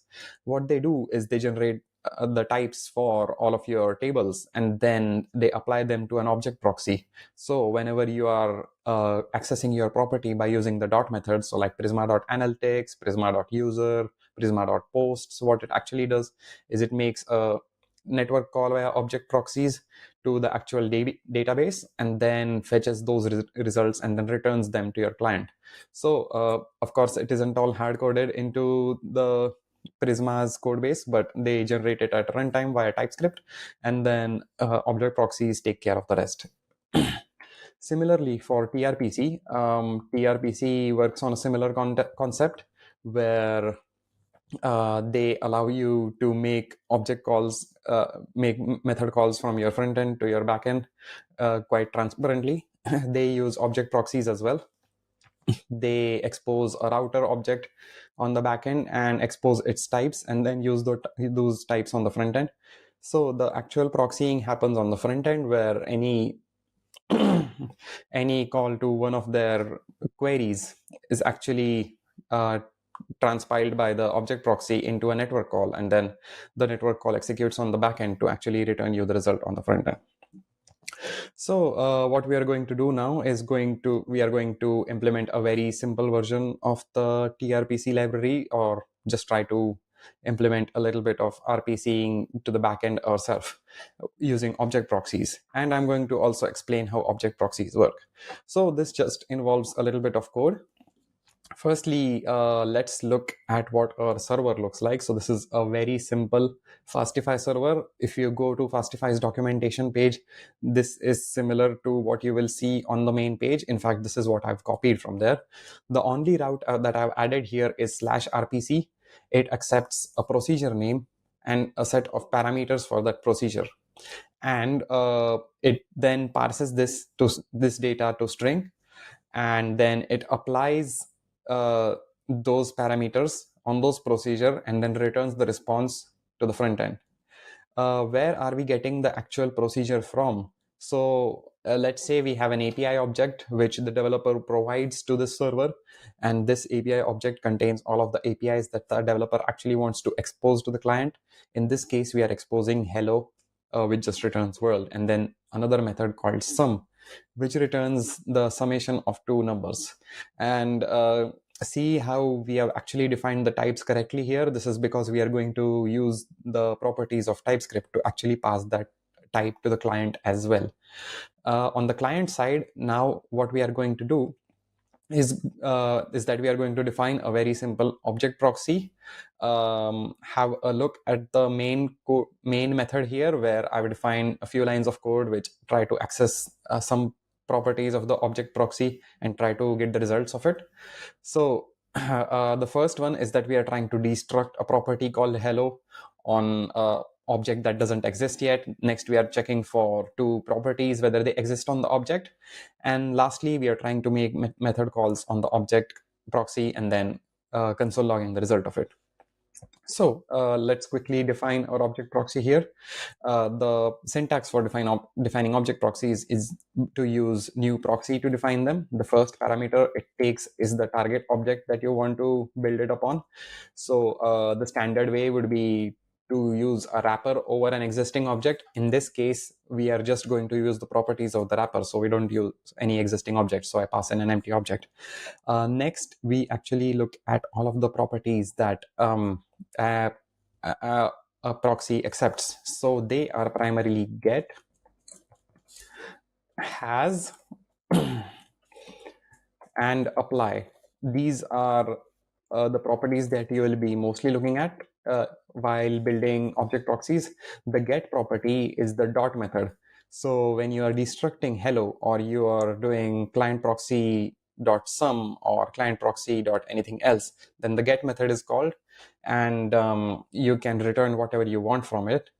Has method is sort of like has own property, which actually checks for whether a property exists in an object proxy or not. And in this case, we are just returning true. So these two methods which check whether these two parameters exist in the object property should actually return true, even though they don't really exist there. And then lastly, we have apply. I don't think we have enough time to go into the depths of it, but it is a trap for any method calls that you make on your object proxy. In this case, get should be enough. We'll go into the depths of it as we actually define it. So let me, so we have, right now we have a type error here which says property hello does not exist on type empty object. That is because it's actually returning a type of empty object, as that is the default object that we passed here. But since we are going to create traps on this object proxy, we have to now fake what it actually looks like. So let's try to console log on get here. And the first parameter that it takes is the target object. In this case, our target is a empty object, so we just get underscore. We don't really need to use that. What we are actually looking for is the property being called here. And then we will console log on property. And when we run this code here, this executes main, which executes all of the lines here. We will see the actual output. So the error that we are getting here is hello is not a function, which is expected because it is calling the hello method here. We are going to define the code for that. But what we are more interested in is the first three lines here. We are getting property hello when we are trying to console log, when we are trying to access the client proxy property here, and then we are getting true and true for the in property. We are getting true there because we have just defined true here. If we change this to false and then we save it, this should run again. So that should then print false. That just prints whatever we want it to. And then this is actually printing the actual property that we are trying to access, which is hello in this case. And let's try to solve this error next. Hello is not a function. So this is because we are trying to make a function method call on the properties being returned here. So to resolve this quickly, this should just console log args instead. And if we, now it returns correctly, and it just prints the args being passed here, the property, and similar for sum, it's printing what method we were calling, which is sum, and then the parameters being passed in here, which is 3 and 123. Now we are going to quickly try to make an API call to our backend and return the data based on this. what our backend looks like is it accepts a procedure name parameter and a params parameter, and based on the procedure name and params, it makes the API call. So for hello and params being an empty array, it returns world. For procedure name being sum and the parameters as 1 and 2, it returns 3, and hypothetically for other params, it should return the right result as well. So let's quickly do that. In this case, what we do is we just make a fetch call here. So fetch to the backend, http local host 3000. We need to pass in the parameters correctly as well. So I'll just make a note of that, add async in here. So our procedure name, we need URL search params. So search params is equal to new URL search params, and then add in a procedure name, which should be the property, and then I believe the args here, params, sorry. So pass in the params as json.stringify args. I think this needs to be a toString, and yeah, that resolves that. And then we just add this in here into the API call, and then while returning the data, we need to do response.json, of course. That should return our result. So now when we are running the method again, it should return the result, but I believe I am not logging here. So let me have a quick look at what went wrong. So yeah, as we can see here now, when we are trying to access these properties via the method calls, this is actually calling the API on the backend. So on the server side, what is happening is that it's accepting the procedure name and params that we are passing in via our URL search params here, and then it's parsing them and then returning the actual response via procedure.apply. Now in this case, that's pretty much it in terms of our object proxy, but we are actually missing the actual part still, which is actually defining the correct type. So I can actually import the type of API from the backend and then try to apply it to our client proxy here. So, so let's try to do that. If I do as type of API here, then it should hypothetically apply the correct type to my client proxy here. And then if I try to do something like client proxy dot, then it should also return the correct types here.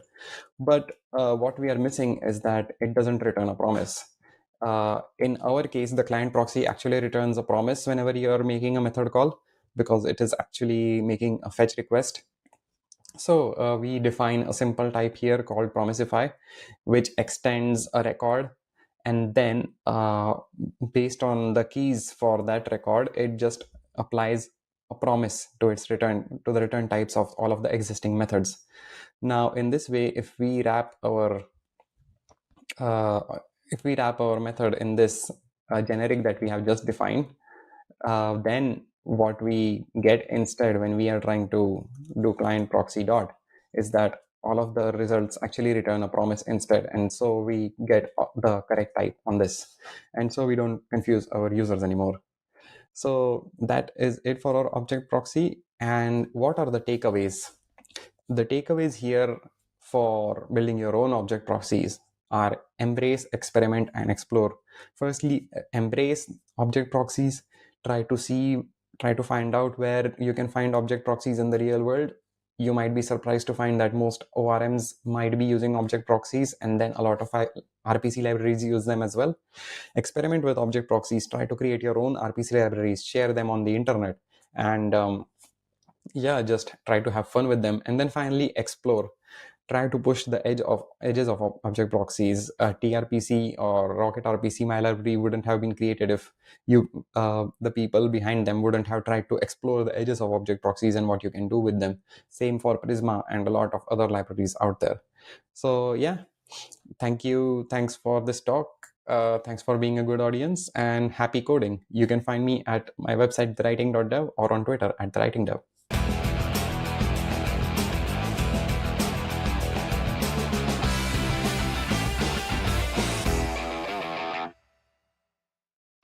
Thank you so much. That was such informative talks by our amazing speakers here.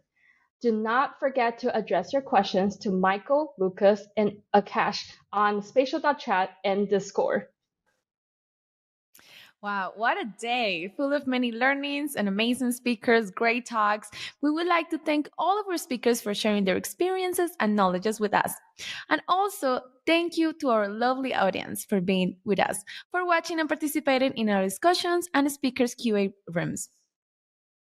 Once again, thank you to our sponsors for your great support. We wouldn't be able to do this conference without them. Again, we highly value your feedback. It helps us keep making the event better and better every single year. We have a form available to you at typescriptcongress.com/feedback. And when the talks are over, we're going to have a remote party with draw battle. Let's have fun together on spatial.chat. The after party is going to start after the closing ceremony in the interface track. Thank you all for being with us today.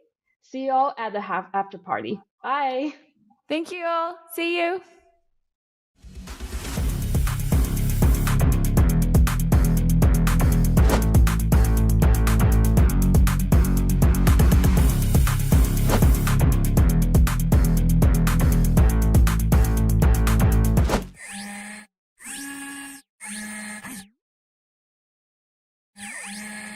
So, you've put in the hard work of developing this new feature, and you've tested for errors exhaustively. But a user immediately reports an issue, and you don't know what's causing it. You wonder how many others are affected. What's the root cause?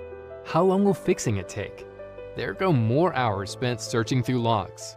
Now, if only you could see how each bug happened instantly.